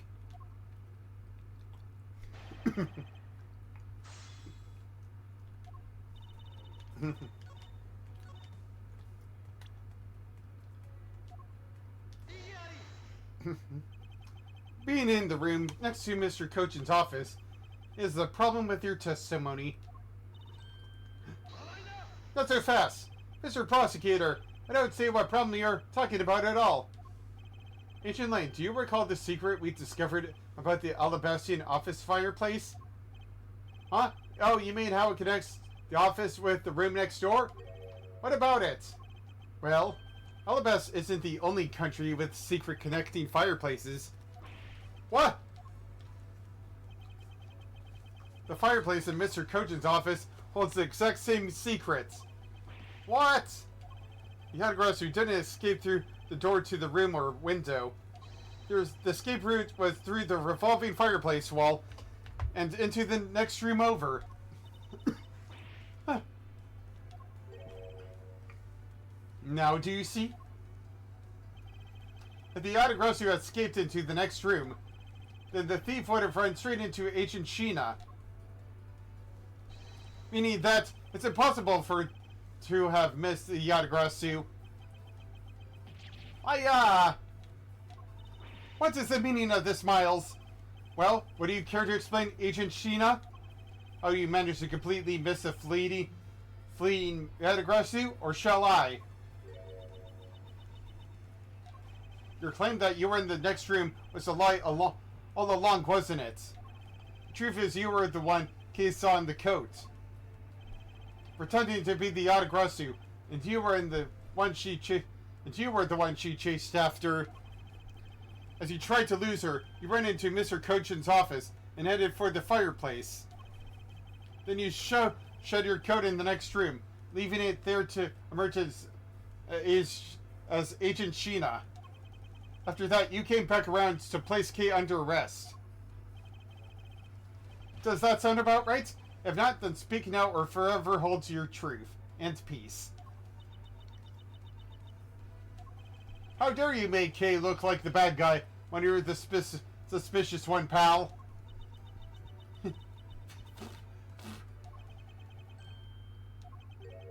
Sheena?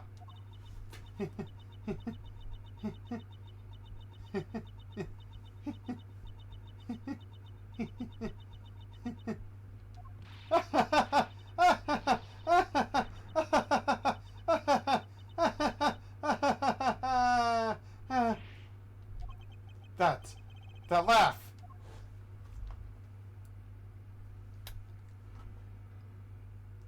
I don't remember this irritating laugh. Brr, I'm getting chills down my spine. I can't be, but it has to be. Sheena, what's wrong with you? I'm sorry. It was so funny I couldn't help but laugh. Funny, you say? Yes, that you would accuse me of being the Yatagrasu. The prosecutors of this country really are also very strange. Do you think you can get away with this by simply laughing it off? You think I'm taking things too lightly? I think not.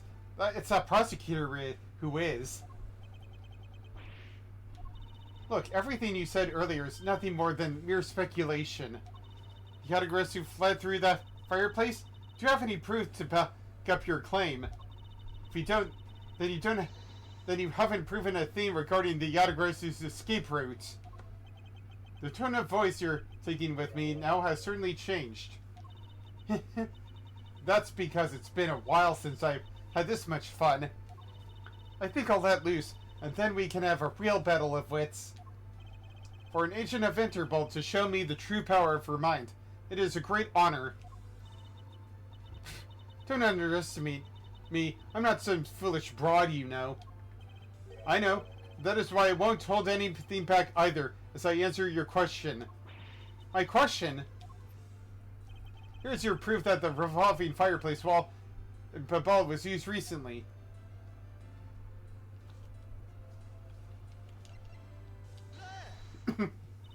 I'm sorry, but is this really this answer to my question? Yes. According to Ambassador Paliano's testimony, he said that he was burning some documents in the fireplace with Mr. Cochin. Oh? The ashes of what they burned were left in the fireplace, so they should have been in there. Should have been there. However, when we went to investigate the room, the ashes weren't there. Hold it. Why is that a problem? Maybe someone cleaned them up. Objection! Unfortunately for you, Ambassador Paliano said he forgot to. And so the question remains, why were the ashes missing? The answer is quite simple. When the Yatagrasu went through the fireplace wall, the ashes were pushed into the next room by the wall as well. The movement of the ashes that were in Mr. Cochin's office is my proof.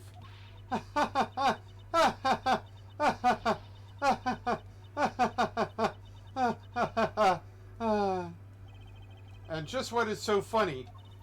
That's just proof? Are you even allowed to submit such flaky evidence in court?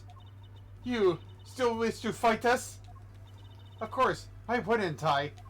In that case, let's hear your counter-argument. My counter-argument, huh? This really is just like being in court. Well, to me, we're simply continuing from where we left off all those years ago. I have no idea what you're talking about. It doesn't matter if we're at a crime scene or in court. Let's finish this here and now. And now, I suppose. I've had a lot of fun today, but I grow weary of this game and cat and mouse. Let's make this the last testimony and wrap this absurd case once and for all. Sheena's rebuttal. In my eyes, all you've proven is that the rotating fireplace while it was used. But you can't really call that proof that the Yatagrasu used the fireplace now, can you? So then, who was it that used the rotating wall? Show me your answer with real evidence. Remember, we've already finished our very thorough investigation, and we found not a single suspicious thing in Mr. Cochin's office. And there you have it, my counter-argument. Ah, arg. That's very impressive. She has seen through to the fact that I've yet to gather that one piece of evidence. What is it, Kay? I haven't heard a peep out of you in quite a while now. If you don't think you can handle it, feel free to leave the rest to us. But Kay, pull yourself together. You are the true heir to the Yatagrasu name, are you not? If you want to steal the truth, then you must never take your eyes off it. This chase you're running to catch the truth. You must see through it to the end. Very end. Mr. Edgeworth, you're right. I will see this through to the end. So, you go get her for me, Mr. Edgeworth. With pleasure. Looks like a lack of evidence has left you wide open, doesn't it?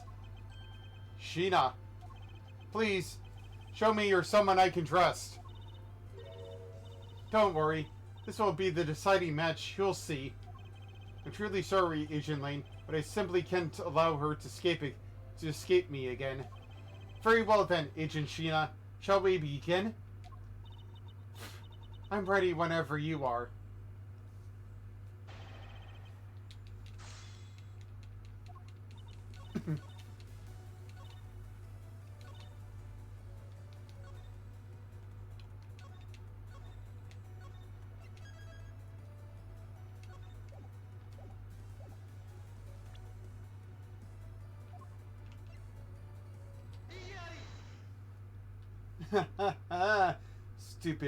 Stupid girl.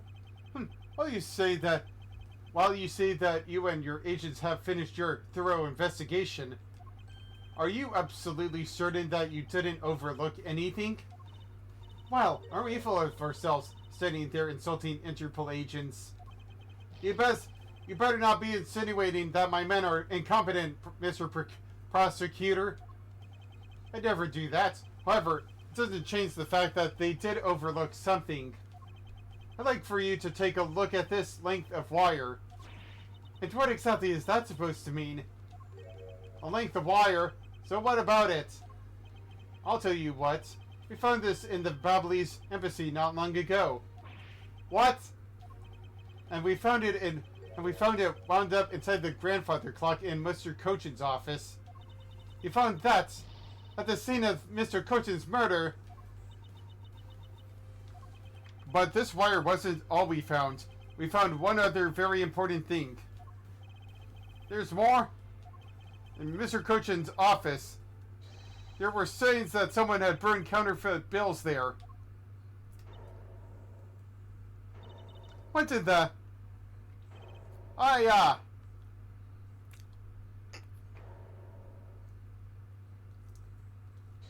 Hold it. That evidence was something you found out through that girl's machine, right? So what if it was? That's what I thought. But unfortunately for you, a recreation made by a machine is hardly concrete proof. Among the ashes you found in the room, did you happen to find any counterfeit bills? No. You see? So there was nothing in that office. Nothing you can call evidence anyway. Objection! I'm sorry, but I seem to have given you the wrong impression. How so? I don't recall saying that I was presenting evidence of any sort, but rather I was pointing out that your investigation was incomplete, and that this throws doubt on the purity of your investigation into the Yatagrasu. You still suspect me, I see. Alright then, I ask you to point out what part of my investigation is incomplete. The other Interpol agents worked under the command of Agent Shina. And it is not possible that the reason the person K was chasing chose the 3rd floor. And is it not possible that the reason the person K was chasing chose the 3rd floor was because that person knew there would be no other agents on that floor? Furthermore, we've come to see that Agent Shina was only pretending to be investigating the Yatagrasu to the point of arresting K. In that case, there's one location that no one has yet to inspect. Our team's investigation was incomplete because they failed to inspect this location. The location, Agent Shina, is of course the room you claim to have examined. I believe the room next to Mr. Cochin's office warrants a thorough inspection. Even if you do that, I doubt you'll find anything of use to you in there. I will be the one to decide that. Detective Gumshoe. Yes, sir. I'm on it. I'll be right back after I check out that room next to the office.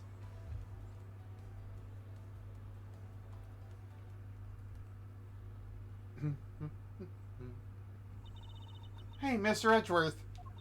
Do you really think that Miss Shina is the Yatagrasu? Yes, if my logic is sound, I believe she is. Then I'm not going to let her get away with ruining the name of the Yatagrasu. But can you prove that she's the Yatagrasu? Is the question. If Detective Gumshoe can find what I'm hoping he will find, then I should be able to. And just what are you hoping he'll find? Let's just say this. I had Detective Gumshoe do a little experiment for me earlier. An experiment? As if that detective has the brains for high science. It wasn't that mentally taxing. I had him use the same escape route as the Yatagrasu. And what did you find out by doing that? First, that it's possible for a person to fit through the revolving wall door. Second, that by going through there, his coat was covered in ash and Pablese ink. Who cares what his coat was covered in? It's not worth that much anyway. But is it really worth so little? I believe that it's actually quite a meaningful result, the value of which I'm about to prove. Mr. Edgeworth, I found some things you really need to see, sir. Oh? So what are these things that you found? Some makeup, a coat, and a pair of shoes, sir. You found a coat? You hear that, Mr. Edgeworth? Maybe it's the one the person I was chasing was wearing. Yes, the possibility does exist. Agent Shina, were these pieces of evidence not in that room when you examined it? Unfortunately for you, those aren't suspicious items of any sort. They all belong to me. They were getting in the way, so I stored them in that room. Aw. Thank you for bringing them to me. It saves me a trip. May I have them back now? These items that the detective brought back are incredibly significant. They request that we be allowed to examine them. They're my personal belongings, so you have no right to touch them without my permission. Objection! I wish to examine them for the sake of the investigation. But if you wish to deny us access to them, Agent Lane, let's hear your opinion on this. I say, let them look at your stuff, Shina. Lane.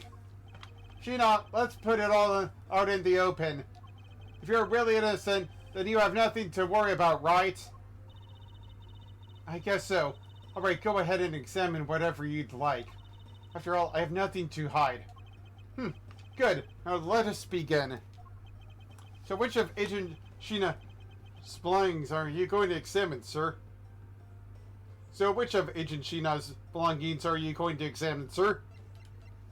The coats, duh.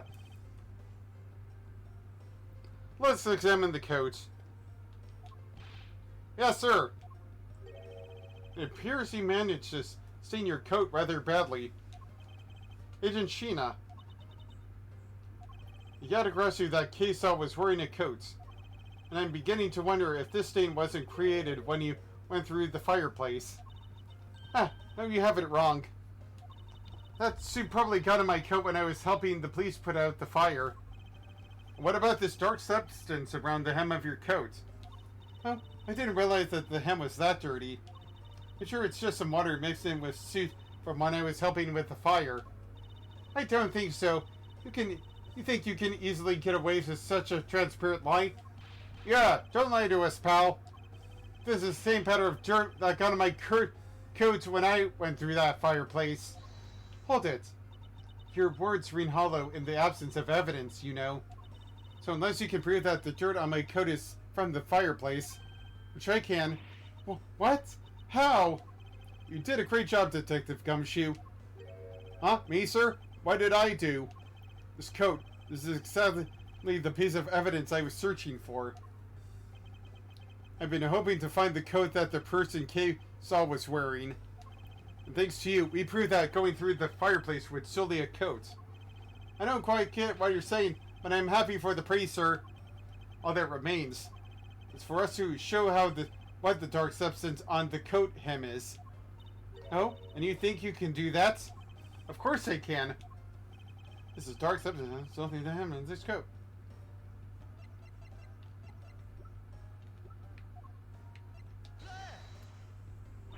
Bubbly zinc? Yes, this is what will prove that the coat went through that fireplace. According to Ambassador Palliano, he burned some files in the fireplace this morning. You told us about that already, so I don't really see the point of mentioning that again.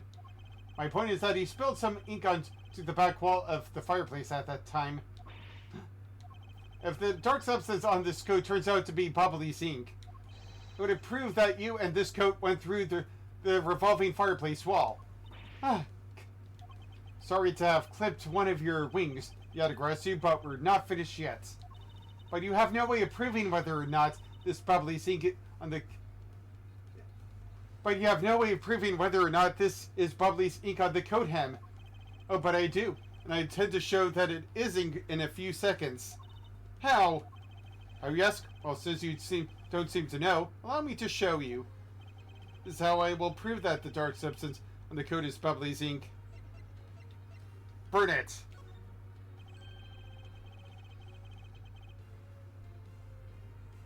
We can find out whether that is bubbly zinc or not by lighting it on fire.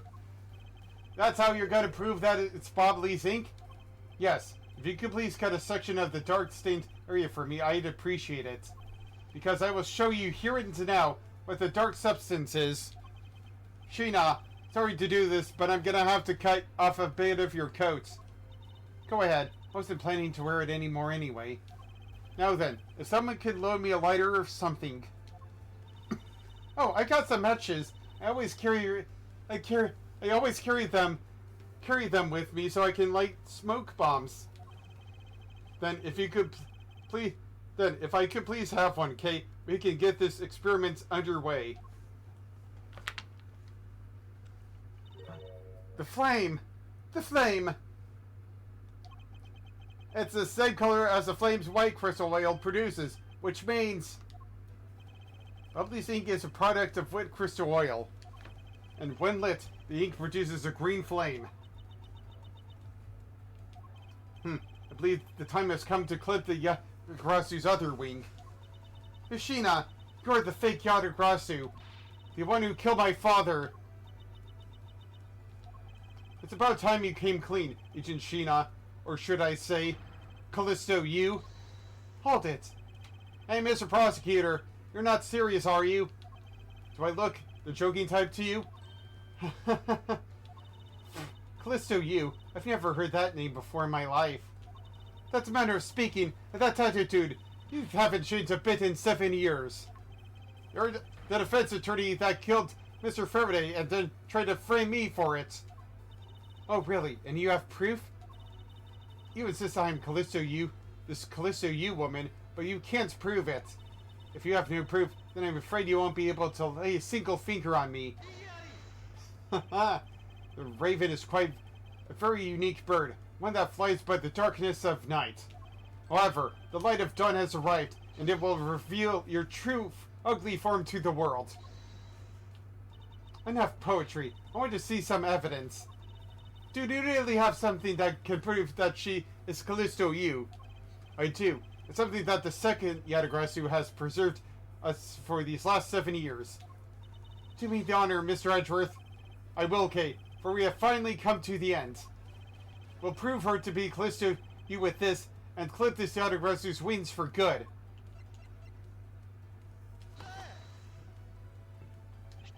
This perfume. This will prove you to be Callisto you.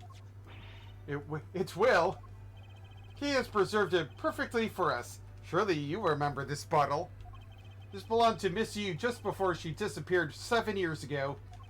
Actually, this means that a few of her fingerprints are on here as well. This is the last bottle. This is that bottle of perfume you spilled, which I have preserved ever since. I heard from my father, Bjorn Faraday, that if stored under the right conditions, a fingerprint can be preserved for decades. Which means that your fingerprints are still on here, every last one. We can clear everything up if we were to compare the prints on this to your own. Now come, Agent Sheena. Will you submit yourself to a fingerprint test?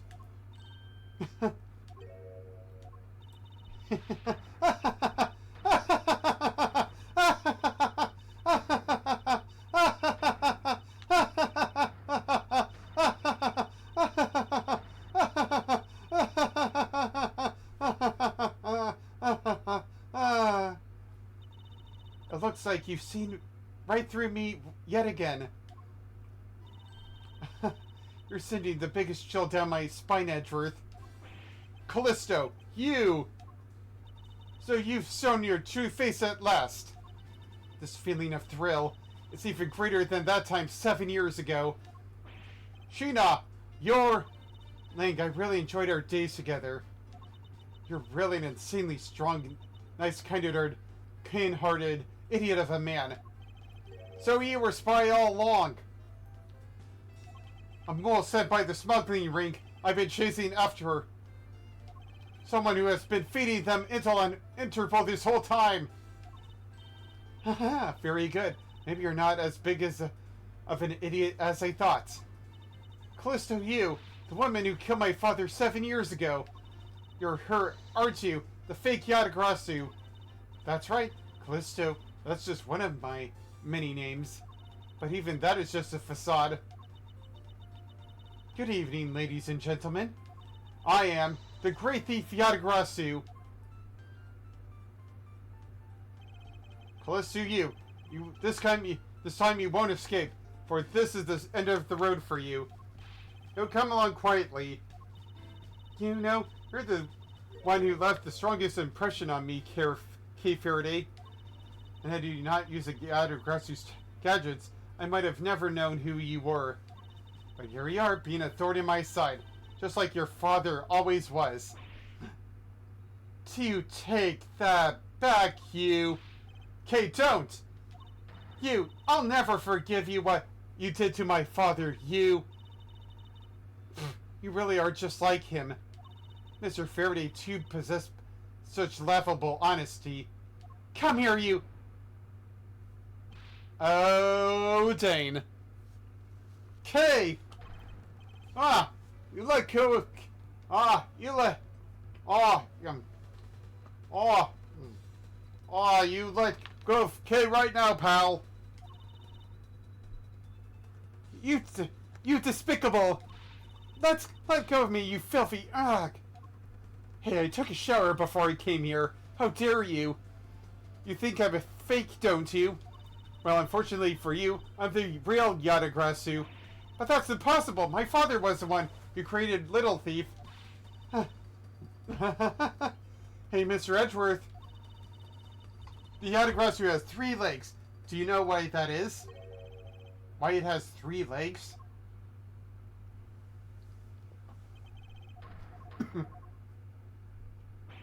No, it can't be. Did you finally figure that out? Do you finally know the real identity of the Yatagrasu? The real identity of the Yatagrasu is... Real identity of the Yatagrasu is neither Burn Fairy nor Callisto U. But by the same token, they are also both the real Yatagrasu. Ha ha! How very perceptive of you. No way! The single person known as the Great Thief Yatagrasu never existed. Mr. Edgeworth, No, I refuse to believe this. The Yatagrasu is known to have 3 special skills. Skill number 1. The Yatagrasu always knows the exact location of the target object. And a lawyer would have the opportunity to learn the layout of client corporations. Skill number 2. The Yatagrasu always knows how to disarm the security system. And a good prosecutor would be well versed in the ways of a criminal.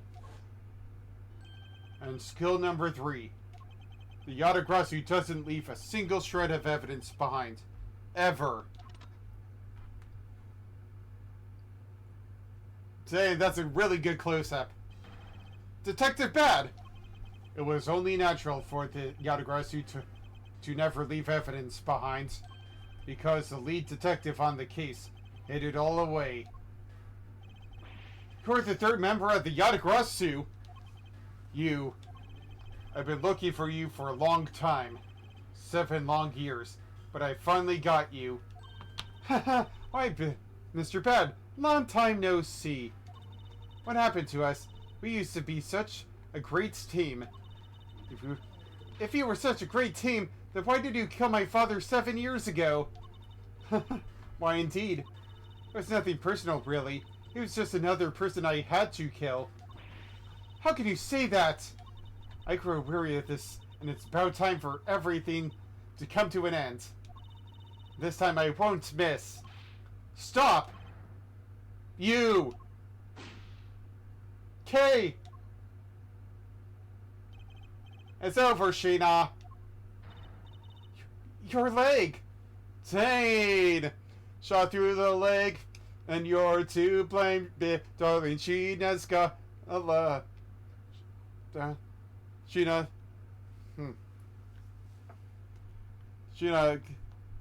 giving a love a bad name.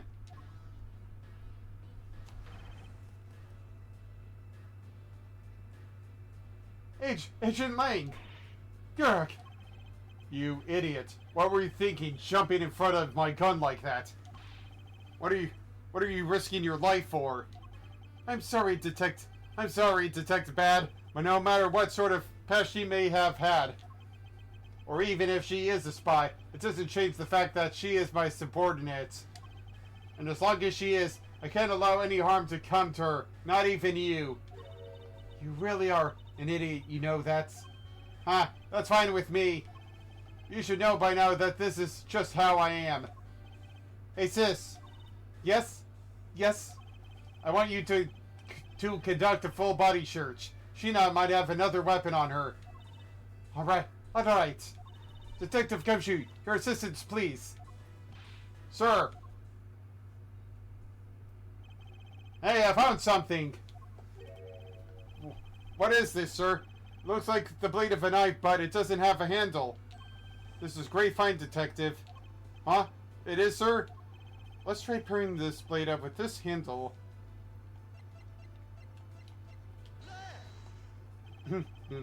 I believe this blade actually belongs with the handle that was on the murder weapon. Hey, they fit together perfectly. This blade must have been taken from the crime scene when the knife handles were switched. I'm gonna go return this Bobbly's knife now. Alright, I trust that you'll make sure that it is returned to Alabaster Pelliano. I believe this makes perfectly clear who did it, Callisto U. For the only time the handles could have been switched is after Mr. Cochin's murder. Which means that you must be Mr. Cochin's killer.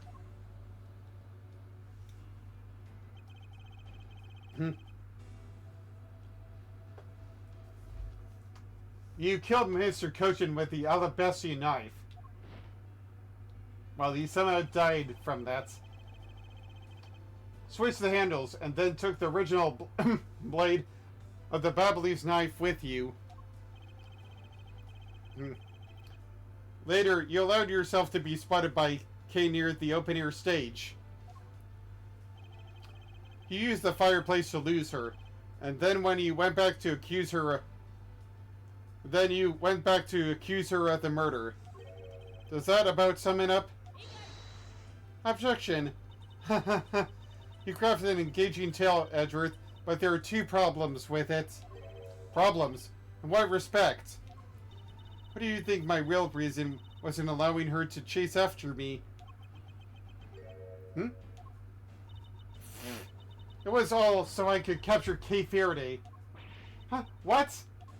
When I saw you using that device at Gaywater Land, I knew right away that you were Baron Faraday's daughter. I became curious, so I researched a little into your background. That's how I found out that you were on the trail of the Yatagrasu. So that's why you tried to pin Mr. Cochin's murder on me? So that's why you tried to pin Mr. Cochin's murder on me? Yes. I knew you would show up at this embassy tonight. So I thought to use you, but pinning the murder on you wasn't my only goal. You had another? Yes. Once I had you under arrest, I planned to search you and take back the device that rightfully belongs to me, the true Yatagrasu. You were going to take Little Thief away from me. 7 years ago, it was thanks to that device that Faraday was able to infiltrate this place. But he stole more than he should have. I had a tough time recovering that precious key. Then the person who stole the Yatagrasu's key was Mr. Faraday? You. That incident 7 years ago. What was the catalyst behind it? In the eyes of the smuggling ring, the Yatagrasu was becoming a bit of a problem. It wasn't an especially pleasant assignment. Then why? Why did he become a member of the Yatagrasu? Why? There's no why. I was destined to betray everyone from the very beginning. From the beginning? What is that supposed to mean? The person I take orders from hasn't changed, even now to this day.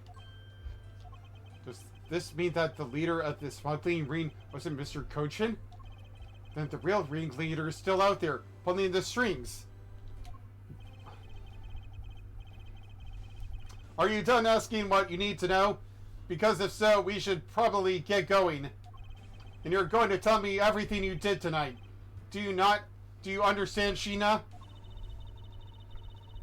I guess I should tell you then that I was the one who set the Babaloo's embassy on fire.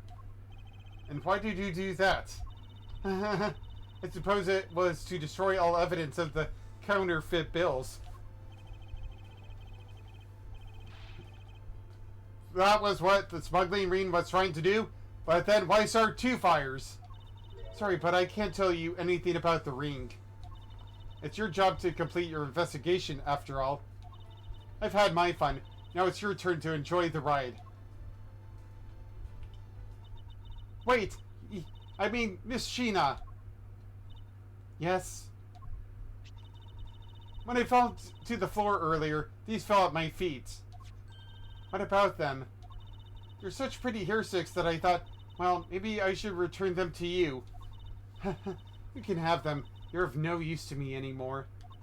If you don't want them, you can always just throw them away. No, I want to keep them. Suit yourself. Oh, that's right. I almost forgot, Edgeworth. About the second problem I had with your story. I didn't kill anyone tonight. What? I'm not saying that as a sore loser. Think of it as a hint, if you will. Mr. Prosecutor. Yes, Agent Lane? Mick, mark my words. I'm not done here, and I'll be back.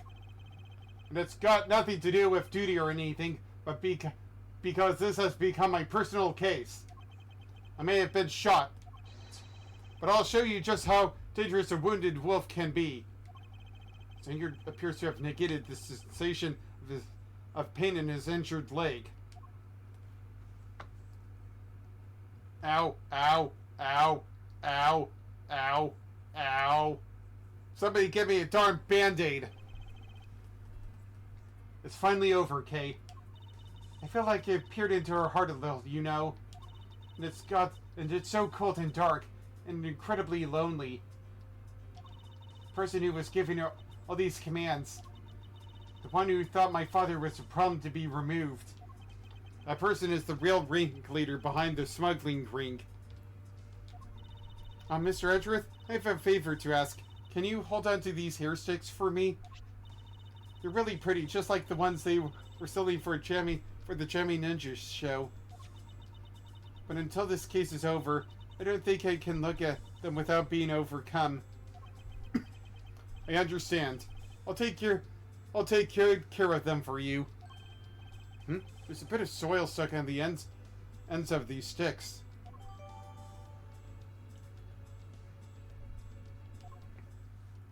Oh, I guess it's that time already, huh? So it's midnight. Living after midnight, the dawn of another day. Hey, Pops, thanks a bunch. You've really done a lot for everyone all these years. Detective Bad, don't tell me today's the day. Yeah, it is. With this, I can retire in peace. It was down to the wire, and we almost didn't make it.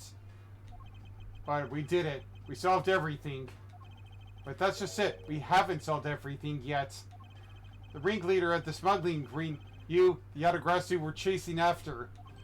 The legend of that Yatagrasu is now over. Mr. Edgeworth, that bit of logic earlier, it was brilliant. I feel like I can leave it all in your hands. I'm counting on you. Is it really true, Uncle Bad? Were you also part of the Yatagrasu? As I said to you earlier, Kay, I'm truly sorry. I wanted nothing but a peaceful life for you. Uncle Bad. Hey, now don't take it so seriously. It's just this one big joke, right? Unfortunately, it isn't. Oh, come on, sir. She's just shaking on my chain, isn't she, Mr. Edgeworth? Detective Bad.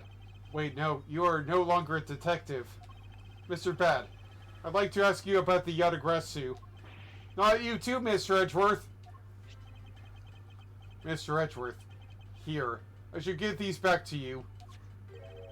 These are pages from my KG files that the Yatagrasu stole from my office. Huh? Wait, what? Mr. Edgeworth, I must apologize for last night. So the Yatagrasu who stole into my room was you, was it? Wait, that means what? Tell me it's not true. That's too insane for me to believe, sir. It's true, even if it's not something you want to hear. The KG8 incident. It was a very emotional, trying case. We stood in that courtroom, Faraday as the prosecutor, and I as the lead detective. Faraday had evidence in his possession that would prove the defendant guilty. However, because it was stolen, the defendant was found innocent. You was the elder sister of the victim in this case. When the defendant was pronounced not guilty, she let out a great wail. That's when we realized that there was a limit to what the law could do. The only way to bring someone like that to justice was to do so outside of the courts. That's what we thought at the time. That's how we formed the Yatagrasu and vowed to bring to light any dirty dealings companies had with the ring. Man, this shot looks so cool. But man, it looks so bad in hindsight.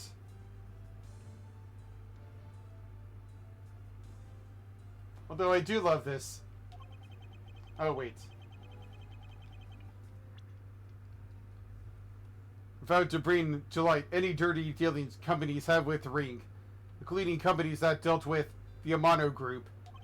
Is Romano's conglomerate? we called ourselves the Yatagrasu and flexed our collective muscle.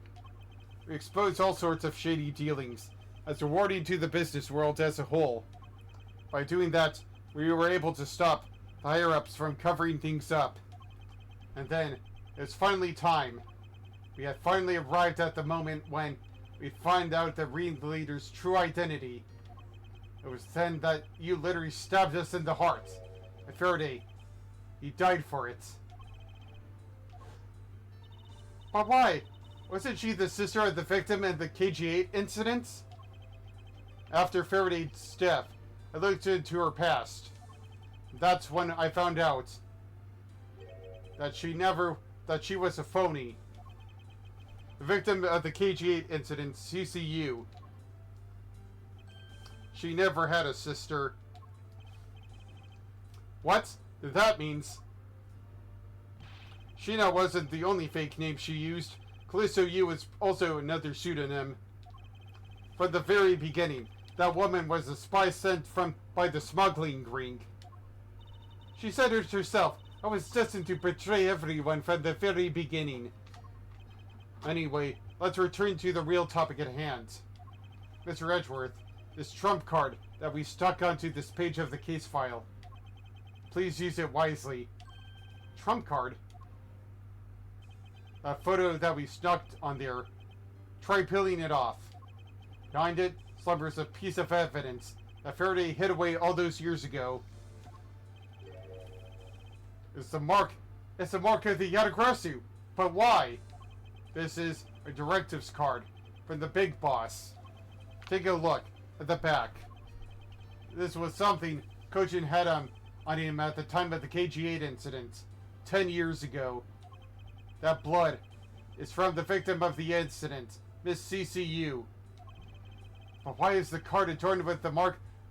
But why is the card adorned with the mark of the Yatagrasu? The reason why we called ourselves the Yatagrasu was because of the three-legged raven mark that the smuggling ring's boss used. Apparently, orders from the boss would come on these cards without fail. The person who received the order was supposed to burn it immediately after reading it. And apparently, it burns a bright green flame when set ablaze. So you mean the cards were written in Bobley's ink? The fact that the card was Kojin wasn't made it into Faraday's hand at all.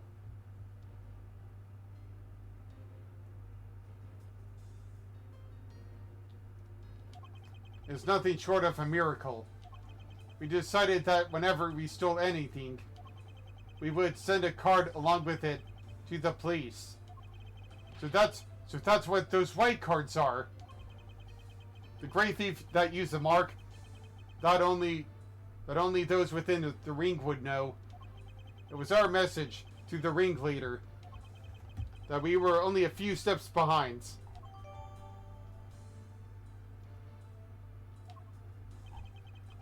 And one more thing, Detective Gumshoe.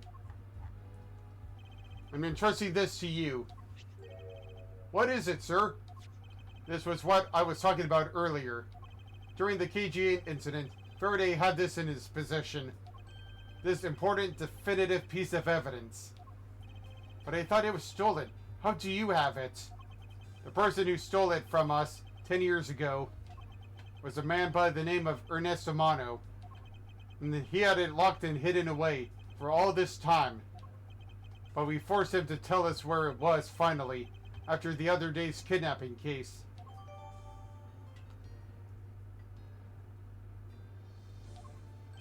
This video... Well, don't come any closer! I'm warning you! This is the same video as the one Mr. Portsman was trying to conceal from me. Yeah, it would seem that even he was caught up in the ring's web. Mono was preparing to take on the boss someday. And that video was his insurance. That's where that prosecutor comes in. He was to retrieve that video. On top of that, he was apparently instructed to sneak into your office and steal the trump card. You saw it for yourself, right? The card that told him to preserve the evidence. Then that card was not the calling card of the Yatagrasu. but rather a directives card from the ringleader to Mr. Portsman. The two pieces together make for a strong weapon for whoever holds them. The evidence Mr. Portsman thought to withhold from me, and the one that you stole from my office last night. Both pieces are illegal, and for me to use either one is, whether you use them or not, is up to you. But they will be of help to you when you take on someone who is above the law. Is the boss one of those who cannot be brought to court that Mr. Faraday spoke of? Detective Bad, there is no limit to the law, for it is the people who determine the limits to them. You still insist that, even now, you really are something else. I leave the rest in your hands. Now, then, Detective Gumshoe, the handcuffs. It's time to lock up the remaining member of the Yatagrasu. Pops! Don't ever lose your detective spirit. Yuck, Pops! Why is this happening? This isn't justice. Like I always told you, do not get emotionally involved. Now let's go. Yes, sir. Poor Kay.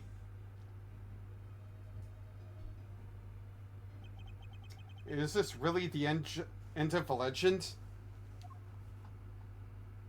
To be continued.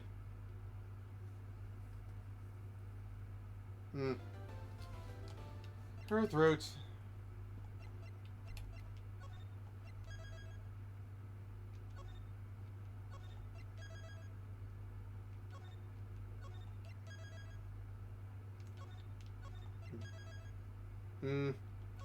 I'm pretty sure that the upcoming stuff is going to be... Oh, hold on a moment. Oh, I have that in the background.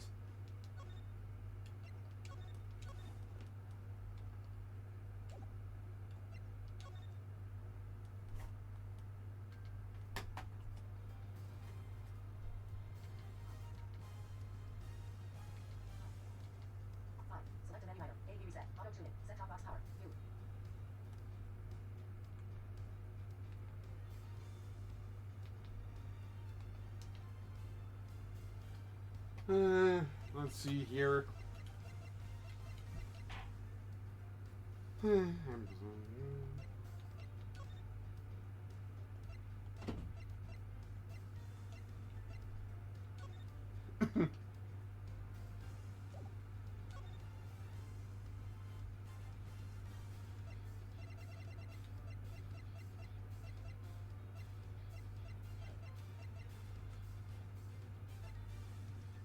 Chapters? You've got to be kidding me.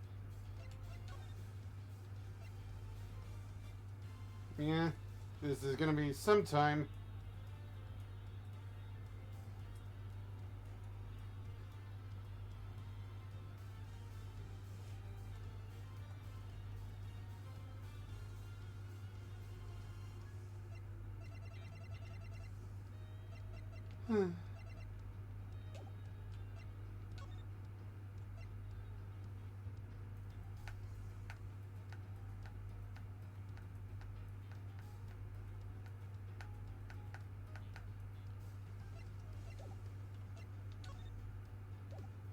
Alright, let's see here. 9 chapters.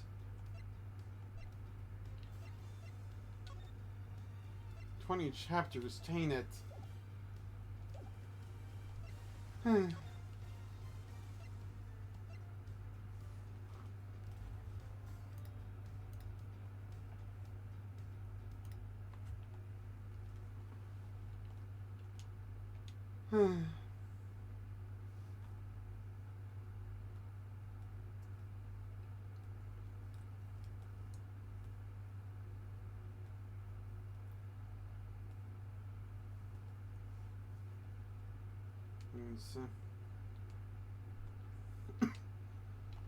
Wait, that...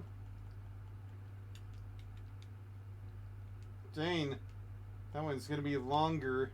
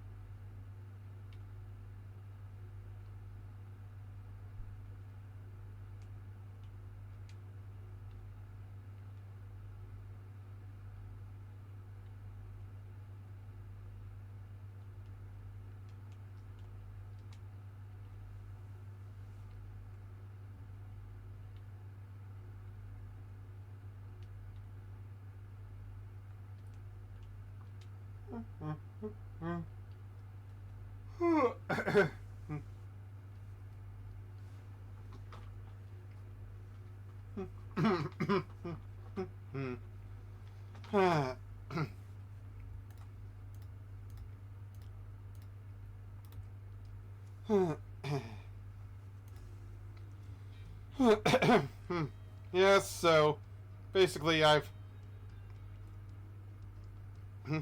there's like some other stuff that I need to do for now, so my voice is whatever's right now, so straining out a little bit here, so and I'm guessing that this case will take me about like up to 4 to 5 more hours to complete by then, so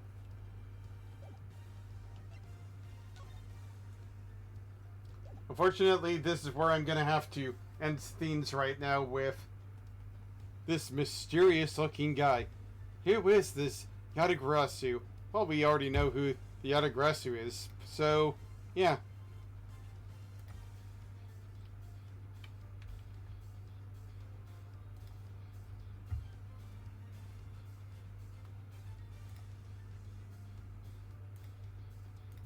There is definitely no way I'm going to finish this by... There's definitely no way I'm going to finish this huge stream, release this game by today, so I'll likely have to leave it off by Friday, so... Yep. This has been Dry Oasis. I've been your host, and these have been my two co-hosts, Kirby and Snorlax. Say goodbye, Kirby and Snorlax. Hi-yo! Well, and as always, you can follow me on Twitch, Patreon, YouTube, Discord, or Blue Sky, all under Dry Oasis. I've been your host, and let's see here.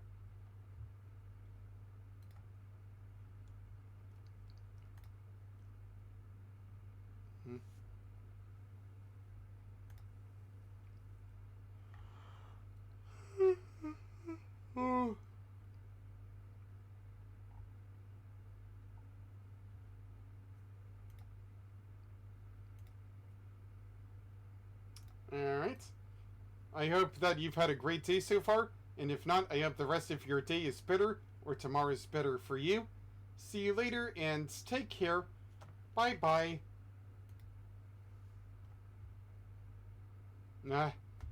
This is the last case of this game, and I'm still nowhere to getting to the end of this. It's gonna take me at least another 4 to 5 hours. Maybe 6.